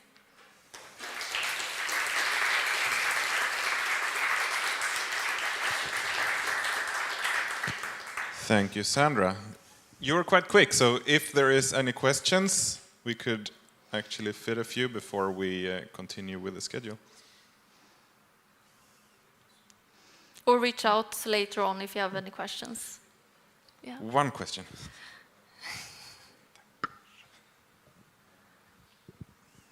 Thank you for the talk. I actually wanted to ask you about Alchemist. I'm not sure if I remember correctly, but is it not maintained? And how are you handling that if it's not maintained anymore? It is maintained. Oh, okay. I hope. I think so. It should be. Maybe yeah. it's eBay has also something. Yeah. It's a golden toolkit. Yeah, Okay. you scared me there. Prank.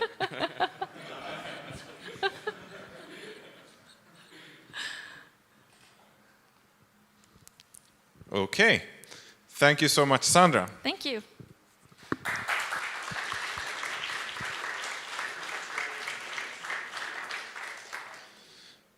Then I guess I will see you all in about 10 minutes for the next talk. And the last talk of the day down here by Martin. He's going to talk about boats.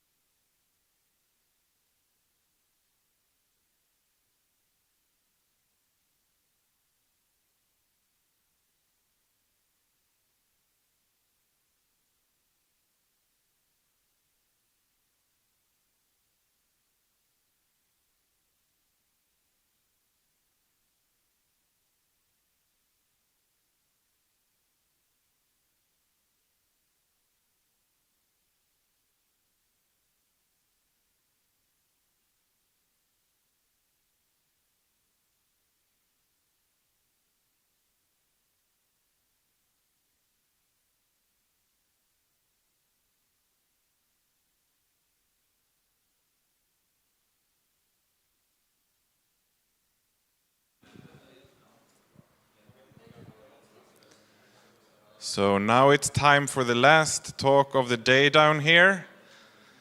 We're gonna hear about boats, actually. So please give it up for Martin.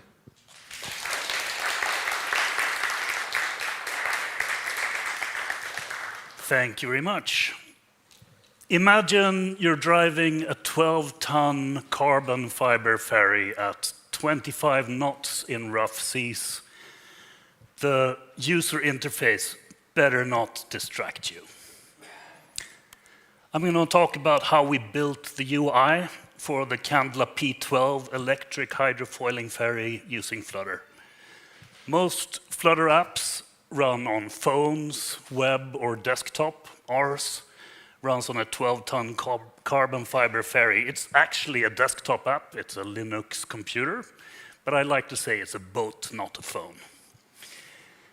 So that may sound pretty cool, and it is, but it's hard to convey just how cool in pictures. So I'd like to show a short marketing video with this flying thing. The best thing, obviously, if you can try it yourself. And if you really want to ride on one of these, hit me up, and we might be able to organize something. Not probably the ferry, but we also build smaller boats. And it's late in the day, and when I was a kid in school, the teacher would always put on a VHS so the students could sort of relax and calm down. So hopefully this works. Here's a little video.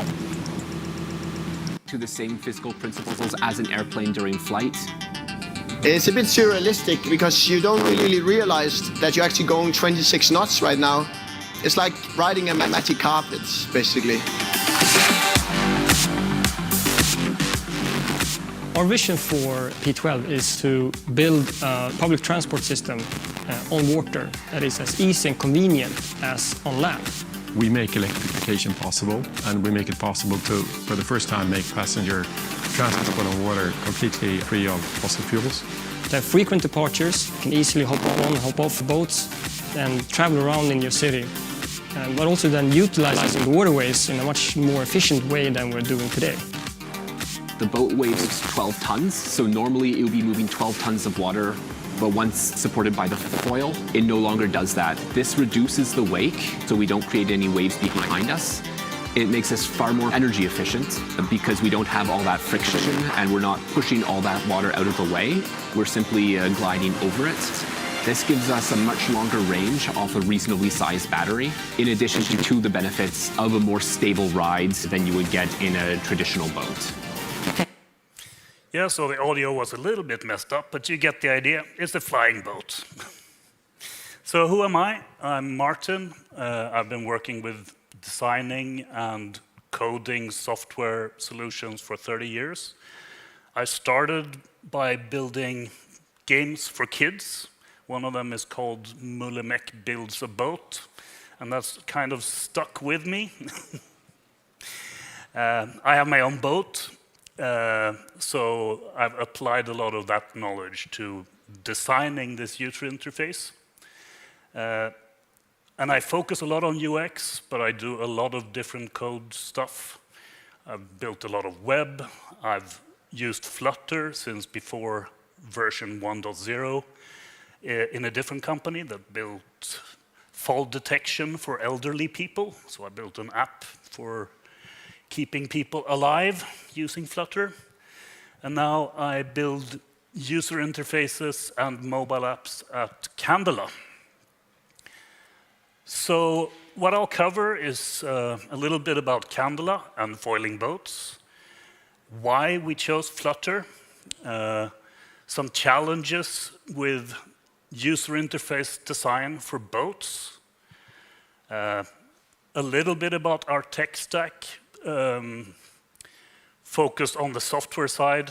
There's a lot of mechanical engineering and electronics going on as well. We use a protocol or a transport protocol called MQTT. Many of you might know what that is. I'll talk a little bit about that. We also built a lot of, or a few, custom components because material design isn't really made for boats. We made the interface responsive in a much more naive way than was presented here earlier, but still. We made it fully themable, not because we want to make it beautiful, but because we want to make it usable in daylight or at night and so on. We also have lots of screens in the boat, so our Flutter app sort of solves that. But I also heard a nice talk about how to really solve it. Yeah, and then if I'm fast enough, questions, otherwise hit me up later. So what is Candela? It's a Stockholm-based company founded in 2014 by Gustav Hasselskog. We're around 250 employees. 40 of us are engineers or in the research and development department. We're 10 software engineers, so a really small team. And my team doesn't deal with like control systems in the boat. We deal with everything that's not embedded code. So I call the team the unembedded team. We have 3 locations in Stockholm, including a factory, so all the boats are built here. But they're sold all over the world. We've sold hundreds of them, which is quite a lot for boats, especially pretty expensive and modern ones. We started with leisure craft called the C7 and the C8. They're the pictures below there. And now we're producing ferries, not huge ocean crossing ones, but ferries for urban mobility. It's called the Candela P12. And the P12 uses Flutter for its interface. So how did we end up with Flutter in Candela? The C7 and the C8 leisure craft don't use Flutter yet. The interface there is built in Python with a framework called Kiwi. And it's a bit of a mess, or it's fantastic, but it's a little bit hard to keep developing on. The P12 prototype used Grafana. I don't know if you've ever used that. It's an observability platform where you like make nice graphs of time series data, but it turns out it can also show real-time data, and it's very convenient to just drag and drop a couple of numbers and widgets onto the screen to test things out. The Grafana dashboard actually was a finalist in Grafana's yearly awards, the Golden Grots. But we needed something a little bit more production ready. Grafana is really not meant for the use case we used it for. So we looked at what the automotive industry does. They often use Qt, which is a framework for C++. It's great if you have a big team and no C++. I didn't have any of that. We looked at Android Auto because that kind of made sense. Like in a car, there's also a lot of screens, and sometimes they run Android. So, but Android Auto is more geared towards infotainment and cars. Didn't really do what we wanted it to do. We are code hipsters. We looked at Rust and the Tauri framework, which is kind of like Electron, but a little bit more modern. We ran into, I don't know, skill issues, I guess. But yeah, it was just not performing very well in our use case. We had thousands of signals coming in very rapidly, and the web part of it had to run on Linux, and Tauri uses the native web browser of the operating system, and that was something called Kweb or something, and it was pretty slow. We couldn't make it use Chrome. I also dreamed, since I'm a game developer at heart, although I haven't been doing that for maybe 20 years, of writing the whole UI in something cool like Unreal Engine and have a fully 3D UI where you could zoom around, but that was more of a dream, and the requirements just didn't match that dream, really. But it would have been cool. So we chose Flutter because I had experience with Flutter from previous jobs, building a few apps. I guess my list here is basically Philip's keynote. It's like, we chose Flutter because it's really good at the basic stuff. The developer experience is great. It's fast. It's very performant. I mean, it beat Rust, at least in our case. It's a lot of fun to code with. And to make it really stick with management that this was the way to go, I just had to whisper BMW and Toyota are doing this. And yeah, the boss probably drives a Tesla, but yeah. So that's a little bit about why we chose it. So the first thing I did at Candela, I was hired to build a companion app for the leisure craft. And it's just like if you have a modern car, you can control a few of the features, you can check your consumption and range. It has like a geofencing feature, and you can set some charging parameters. We went all in on a block, or I did, there was just me at the time, on a block architecture, so it was pretty heavy on boilerplate for such a simple app.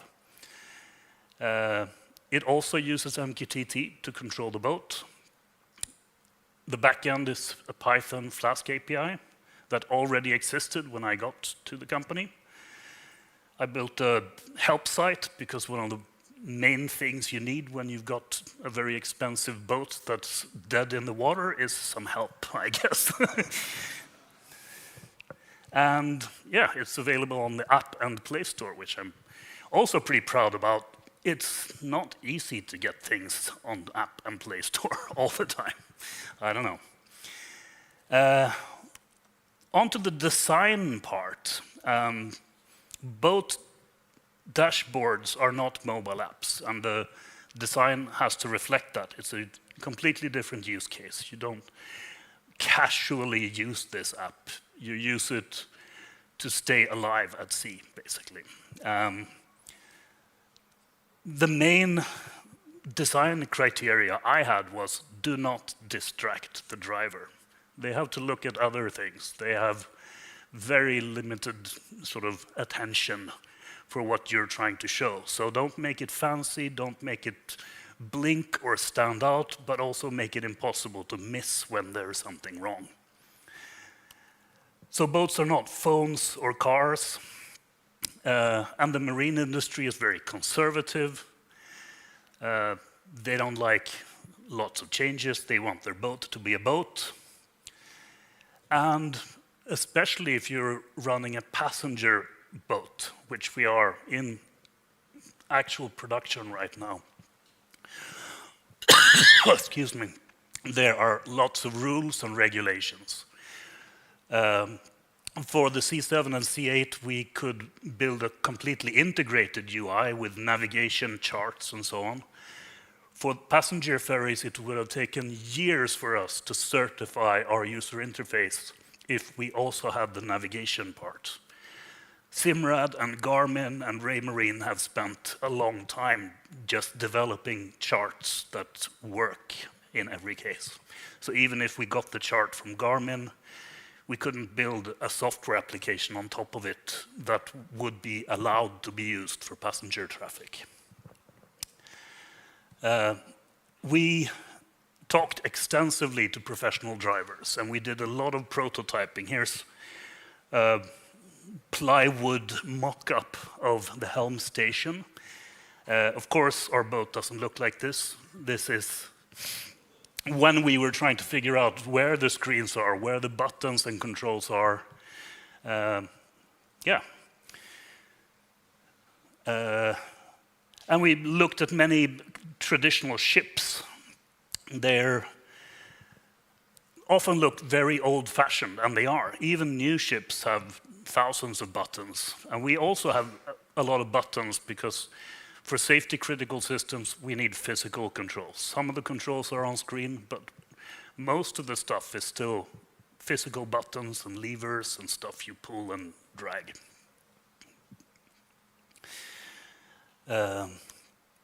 Here's the user interface in the P12 actually being used. It's, yeah, you see it below the navigation screen there.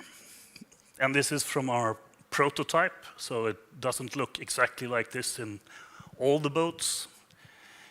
But yeah, it's a fly-by-wire boat with a joystick and a throttle.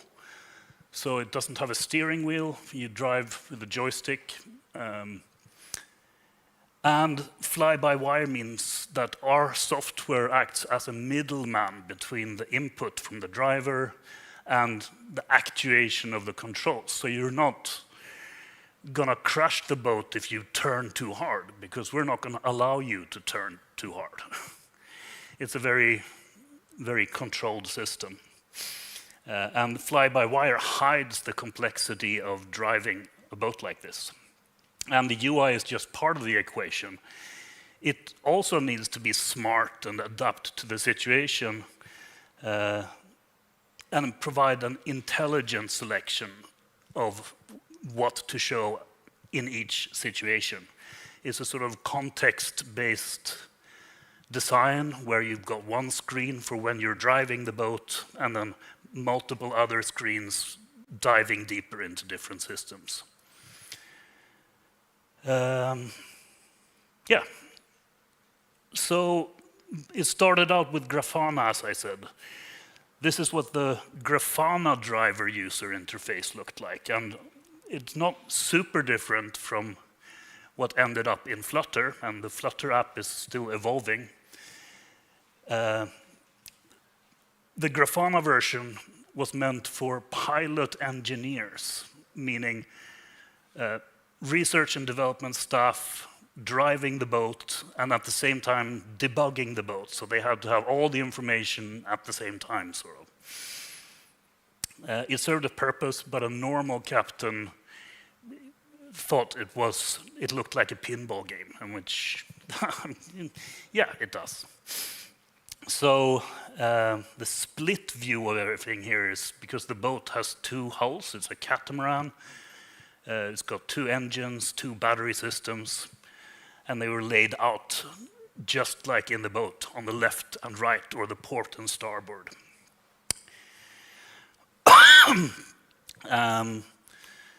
The Flutter UI looks kind of similar, but it's a little bit easier to read, and it's also got these custom widgets showing the heading control and compass, for example, and the rate of turn. It's showing what mode the boat is in. It's in foiling mode, meaning the foils are down. So if you land, they're going to be 2.7 meters under the water surface. So don't land if it's too shallow. Or, yeah, top right, you've got 2 batteries. And your current consumption and how far you can go right now, 11 nautical miles. So that tells you, am I going to be able to get home, basically? You've got speed and altitude with a sort of time series graph. The graph is not really necessary. It's a nice little addition. You also see some errors popping up here. The gangway is not responding right now. There's an automatic extension platform to get people on and off the boat, and apparently it had a problem when I was doing this little thing. The throttle display is a little bit interesting. It can display both single and dual lever driving, so either you control both engines with one motion, or you can go forward with one and backward with another, just spin the boat in place. But you can also go into joystick control mode, where the boat can be translated sideways just by pushing the joystick wherever you want. So it's very easy to drive. Even I am allowed to drive it. The green things here, port steering and starboard steering and so on, they're status lights for some of the systems on board, the critical systems. As long as they're green, everything is fine. Sometimes they go orange or red, meaning maybe you're limited in propulsion, you can't go very fast. Or something is really wrong. Yeah, I'll go on to some of the other pages. You can see it's a sort of material design-y thing here. The icons, I didn't draw anything, I just picked some material icons. We don't have a designer, so I can do whatever I want. And I want to spend not too much time drawing icons. Yeah, so there are different pages here. Here's the charging and battery page with some status of high voltage and low voltage systems. Temperatures, if your batteries are getting too hot, you get a red warning, for example. And you've got more information about your propulsion system. The boat actually has 4 engines, but they're in 2 underwater torpedo-shaped pods. There are 2 electrical engines or motors, and one of them has an axle that goes through the other one. So there are 2 counter-rotating propellers for each engine. They also have temperature gauges, and the captains love this because it looks like their old diesel engine. But if the different motors in the pod suddenly have different RPMs, then you know something is wrong and something is stuck. You probably get some text on screen saying something is stuck, and then you can safely get your passengers back before anything goes more wrong. As I said, we do control some of the systems in the boat, but only systems that are not safety critical. So we don't control navigation lights or, I don't know, fog horns, those kinds of things that there are lots of regulations around. But we're selling the P12 to customers in very hot climates in Saudi Arabia and India right now. And they need AC. And this is how you control it. You push some buttons, set the fan speed, just like in your car. And this is also MQTT. The trend these days is to point out how bad on-screen controls are and how car makers should go back to buttons for everything. But in this case, it makes sense to have it on screen because you're not using it actively while you're driving. It's not going to distract you. You're going to set it and forget it. And we can also add features. We're going to add scheduling so that the boat can be cooled down before the passengers arrive in the morning and so on. What else? Yeah, well, that's it for screenshots of the UI. How does it all work? I'm not sure. But I swear, this is exactly how it works. So the boat has a lot of hardware, foils, motors. There's foils that need to be retracted, so there's lots of actuators acting on both a very high frequency, adjusting foils in real time, and then also just opening and closing doors and stuff like that. And a lot of telemetry. There's, I don't know how many miles or kilometers or parsecs of wires the boat has. There's also lots of driver controls, and they're all connected to each other through something called a CAN bus. Your car, if it's not very old, also has a CAN bus network. We have 5 of them, or 6. Just because we have so much data and telemetry, we want to keep things separated. The CAN bus connects all these hardware systems to electronic control units. There's the flight control unit, which handles keeping the boat level and flying in all conditions. It uses input from LiDARs, looking at the wave a little bit ahead of the boat, and then adjusts the wings just like an aircraft 100 times a second. So it's a really smooth ride in pretty heavy seas. The DCU is the drive control unit controlling all the motors and batteries. The RCU controls retraction, which is actually a difficult problem. You want to be able to pull the foils up because you need to be able to put the boat on a trailer, but you also want to pull the foils out of the water so you don't get marine growth on them when they're not used. Or when it's very shallow. If you're an operator with a route that has mostly deep water, but when you're close to your harbor, it gets shallow, you want to be able to pull these 2.7 meter deep wings up so you don't crash into something. And it's a difficult problem. It's one of the things that breaks the most because there's a lot of mechanical stuff. So the RCU is the retraction control unit, but it also controls AC and has been sort of pulled into service in anything that's not driving or flying. So it's kind of a rest control unit, not the retraction control unit. The HCU is the helm control unit, which handles all the driver input, the joysticks and the throttles. There's also an emergency joystick, so if the HCU goes offline completely, there's still a backup way to steer the boat. These are connected through CAN bus to a Linux PC that we call the logger. It's just a NUC, basically, an industrial NUC. And it has a couple of services, and it has a time series database, so it acts like a black box, just like in an airplane.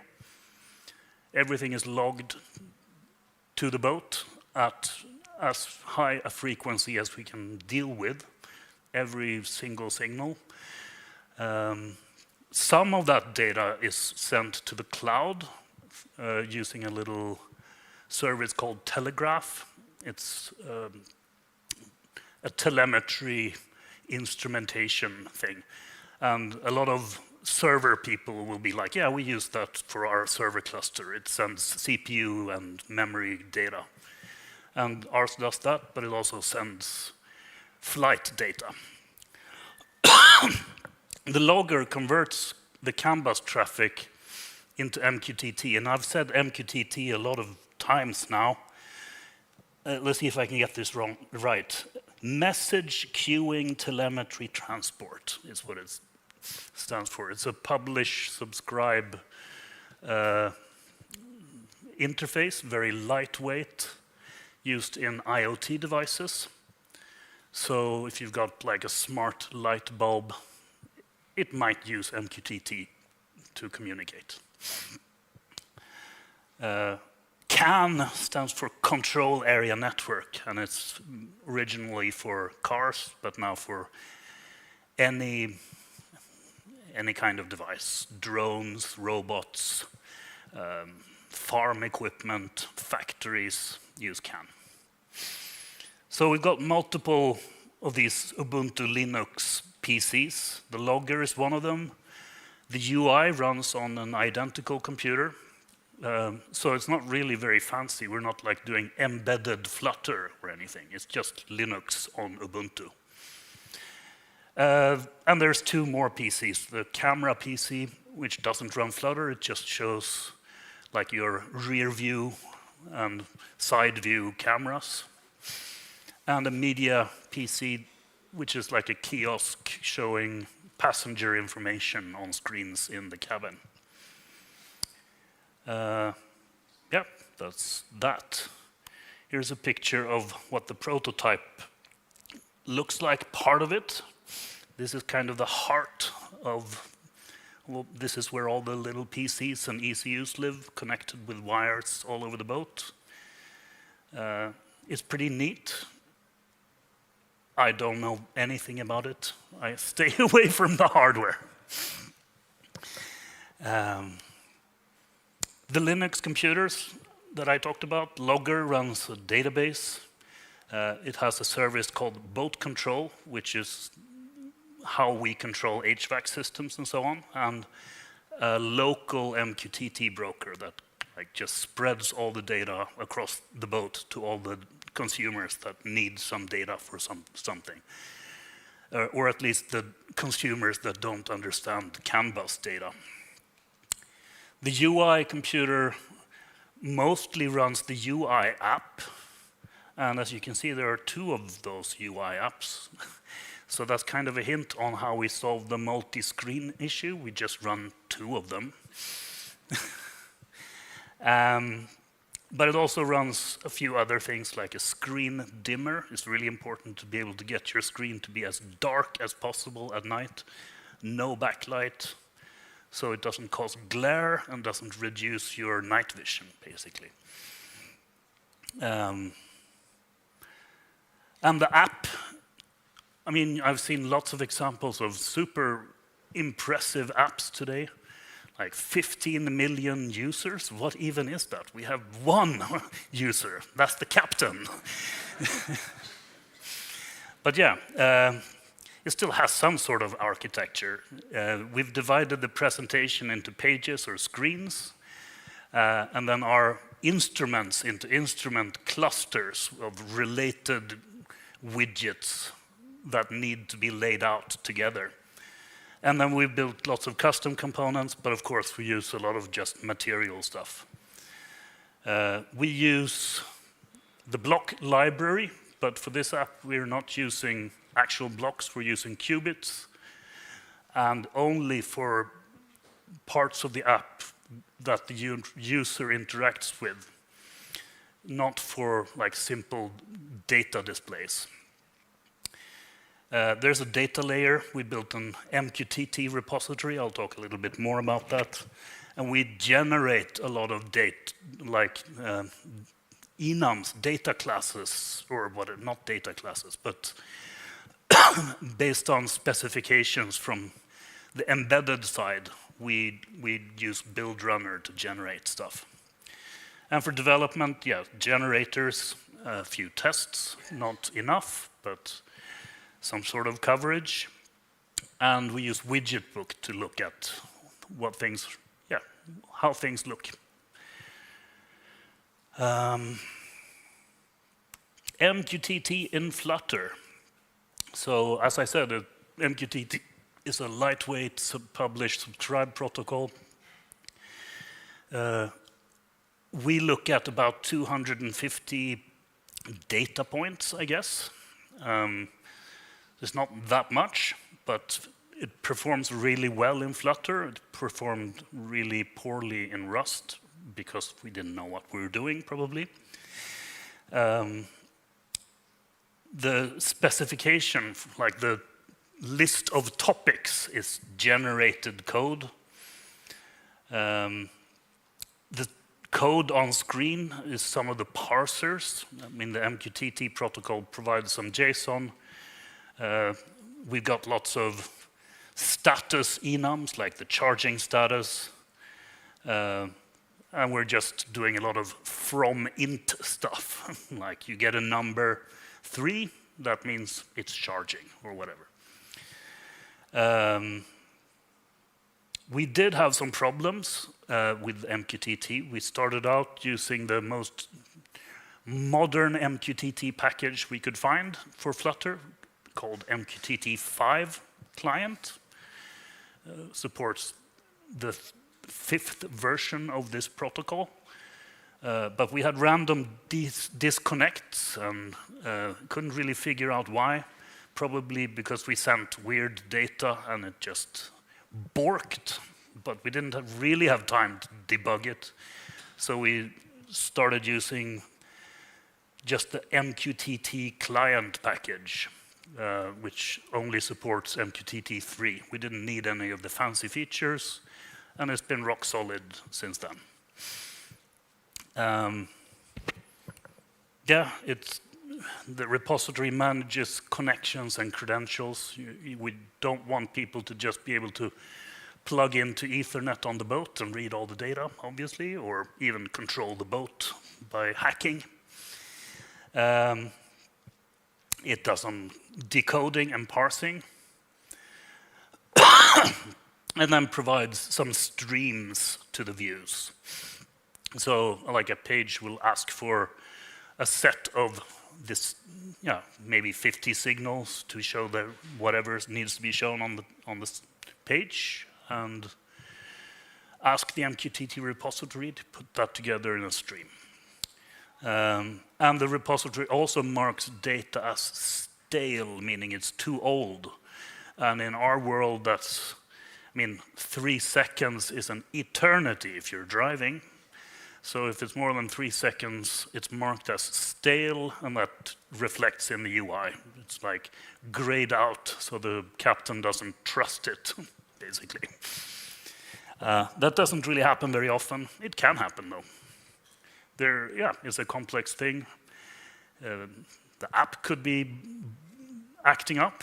It never does that because we built it really well, but the boat could be acting up. There could be like electrical connections or CAN bus problems, lots of stuff. And as I said, it also publishes commands from the UI to the boat to control some lights and HVAC and stuff.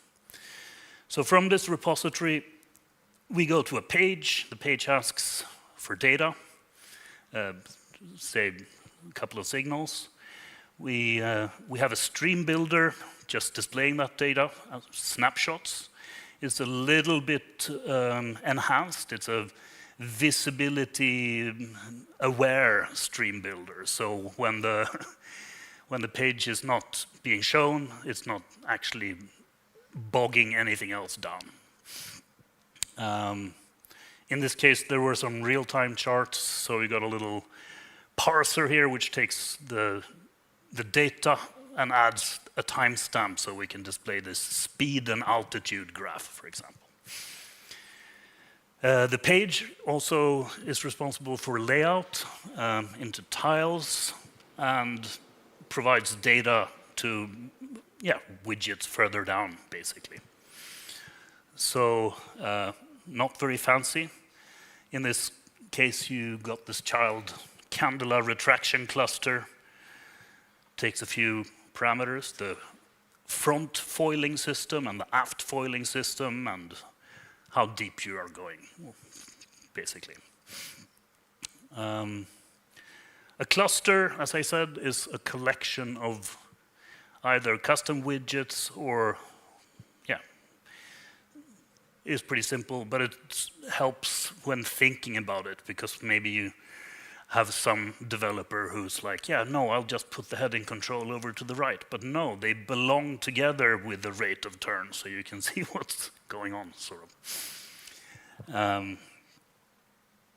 The reason they're red and green here, by the way, is because on a boat, you've got a starboard side with green lights and a port side with red lights. So left and right, red and green. That's how boats work. I think aircraft also do the same.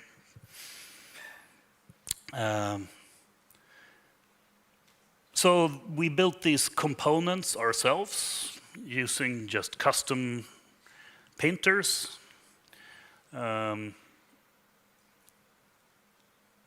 I should shout out my colleague Adam. He's the geometry genius who's like, but what if this was displayed as if it's on a cylinder? And I'm like, what, the math? But anyway, we use material components where we can, otherwise we write our own. And that's a lot of fun in Flutter. It's super easy. Just pick up a canvas and do some drawing. Our UI is fully responsive. which is kind of weird because you'd think we can control where it's being displayed, and we can, but we have multiple screens and they have different orientations and sizes. And we also want to be able to display it on a sidecar, like an iPad or a mobile app. And yeah, we probably have a lot more work to do, but it works now for our use case. We can have the screen one way or the other way, or a small screen or a big screen, and it kind of works. Even if the Safari is sideways, we could sort of do what phones do and rotate the whole thing. We made a little super simple utility, so we didn't have to call media query all the time, and also had some fixed breakpoints. So no body shaming here, but is short is nicer than like always putting your numbers and media queries in there. So we can just say, if screen is short, then do this, or whatever. We scale fonts, and that was super convenient. Just add a font size factor to the theme, and everything animates and gets a little bit smaller so it fits on the small screen. And we use a lot of flexible and wrap and grid instead of rows and columns. And that's been enough. But we could get fancy with thing you were showing, whatever it was called, the multi-child layout renderer widget, object widget. Yeah. Kind of bizarrely, we also have localization. Because we're selling these boats all over the world, and the driver should be as little distracted as possible. Should not be distracted by lots of acronyms, even if captains are used to COG, SOC, WPT, and whatever. TWS, does anyone know what that is? That's true wind speed. Yeah. So we've got a Swedish version. We're probably going to need a French version, but because the French are really picky.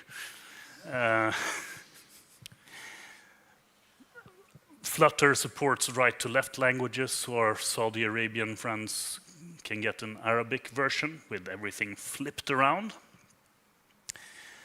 But, of course, it takes a bit of time, and we still haven't translated all the error messages. That's a little bit further on, I guess. I haven't actually told my management that we can do this yet, because I don't want to have to deal with all these languages. But yeah. And it's a fully themed app, which is something I kind of like. It's not because we want it to look nice. We do want it to look nice, but when you're driving at night, you want something that doesn't blind you with its whiteness, and when you're driving at day, a white background with black text is a lot more legible. But we also built a super night mode where everything is red, and that's, yeah, it doesn't look super nice, but that's because red light doesn't affect your night vision. So your pupils will stay small when you're looking at red light, but as soon as you add a lot of white light, they will dilate, meaning you can't see outside your boat, which is not good if you're driving. Aircraft also do this, and some cool Swedish cars, the Saab, which is kind of like a fighter jet, also has a red mode. Someone called this the Doom Berserker mode. And then just to show that we can sort of white label the system. If our client is very specific about what they want, they can get a Barbie version. This is the Barbie night mode.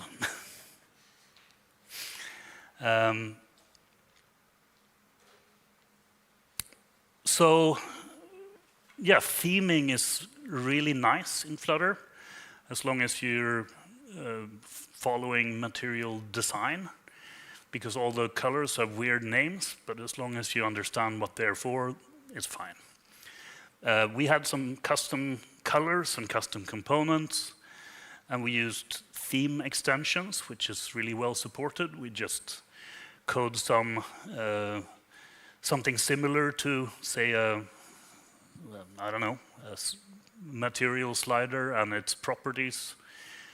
We get animation, like fading from one color or even one size of something to another. So if we had used like Tauri or Kiwi or Qt, we would probably have to build all this ourselves. But here we're standing on the shoulders of giants.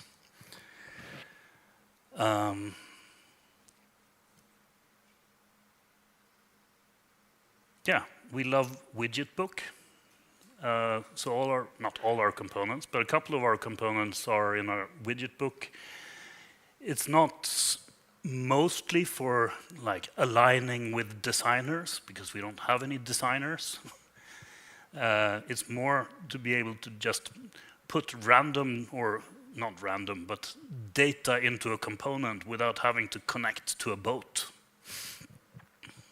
Or have like a playback of a stream from a boat. Of course, we don't have to connect to a real boat all the time, but widget book helps us just see what we're doing, basically.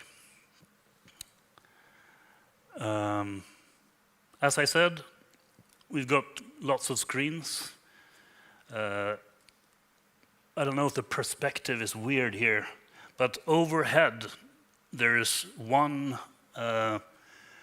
portrait-oriented HD screen. It's like a 16-inch touch screen, and then there's a camera screen with 4 different cameras. This one is a little bit too high for the driver, so if they're like looking over there, they're not actually looking where they're going. So there's also a screen embedded in the dashboard next to the navigation, or just below the navigation screens. And provisions for the driver having their own laptop, coffee, phone, stuff like that. And Flutter doesn't really support, or doesn't yet support multi-window applications very well. There are efforts and people doing great work on it, but it's not really landed in Flutter to be able to handle multiple screens and multiple windows and communicate between them and so on. And I didn't know this when I started. I thought, of course it does, it's Flutter, but it doesn't, or it didn't. It's going to, I guess. So what we do is we just run 2 instances of the same app and then communicate over MQTT. Not even locally on the UI computer. We send it to the logger and back. And we don't really need to keep them very much in sync, but it would be a little awkward if you switch one screen to Swedish and the other screen stays in English. So that kind of stuff. When you're controlling the AC, you don't really need to communicate because it's going to get feedback from the AC system and update. But when you're changing language or theme or switching into red mode, you want all the screens to do that at the same time. Yeah, so that's what we did. What's next? All of this is very early stages. We're a small team. We've had this in production, meaning it's been on 2 boats in actual service for about 6 months now. So it's a young app. There's lots to do, lots of refinement. I've got lots of inspiration. Maybe I should be handling errors better. Someone had a nice presentation on that. As I said, we want to be scheduling stuff that you want to do before you arrive at the boat.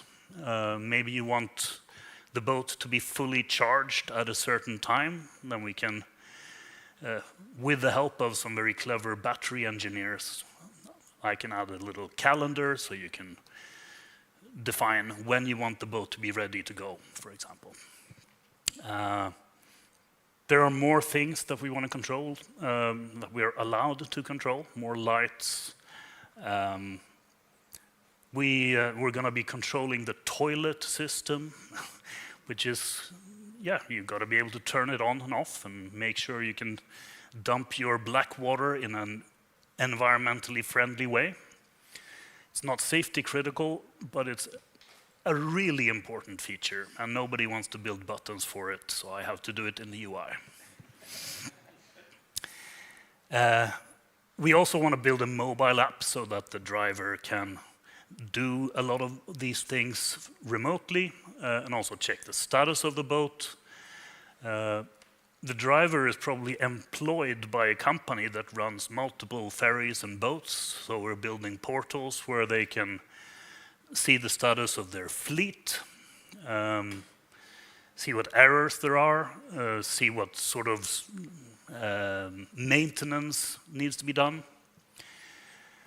And then at some point, when we get time, we want to rebuild this Python Kiwi UI in Flutter, but that means adding marine charts in Flutter.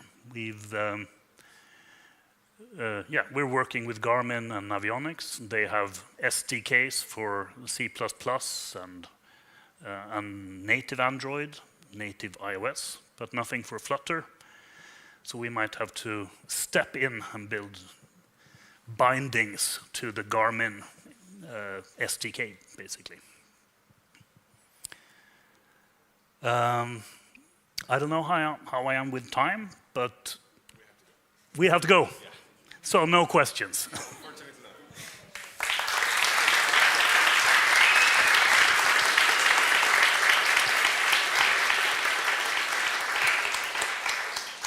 I mean, of course, you can ask questions to Martin afterwards, but right now, let's all run up to get to the panel discussion. Thank you all for today.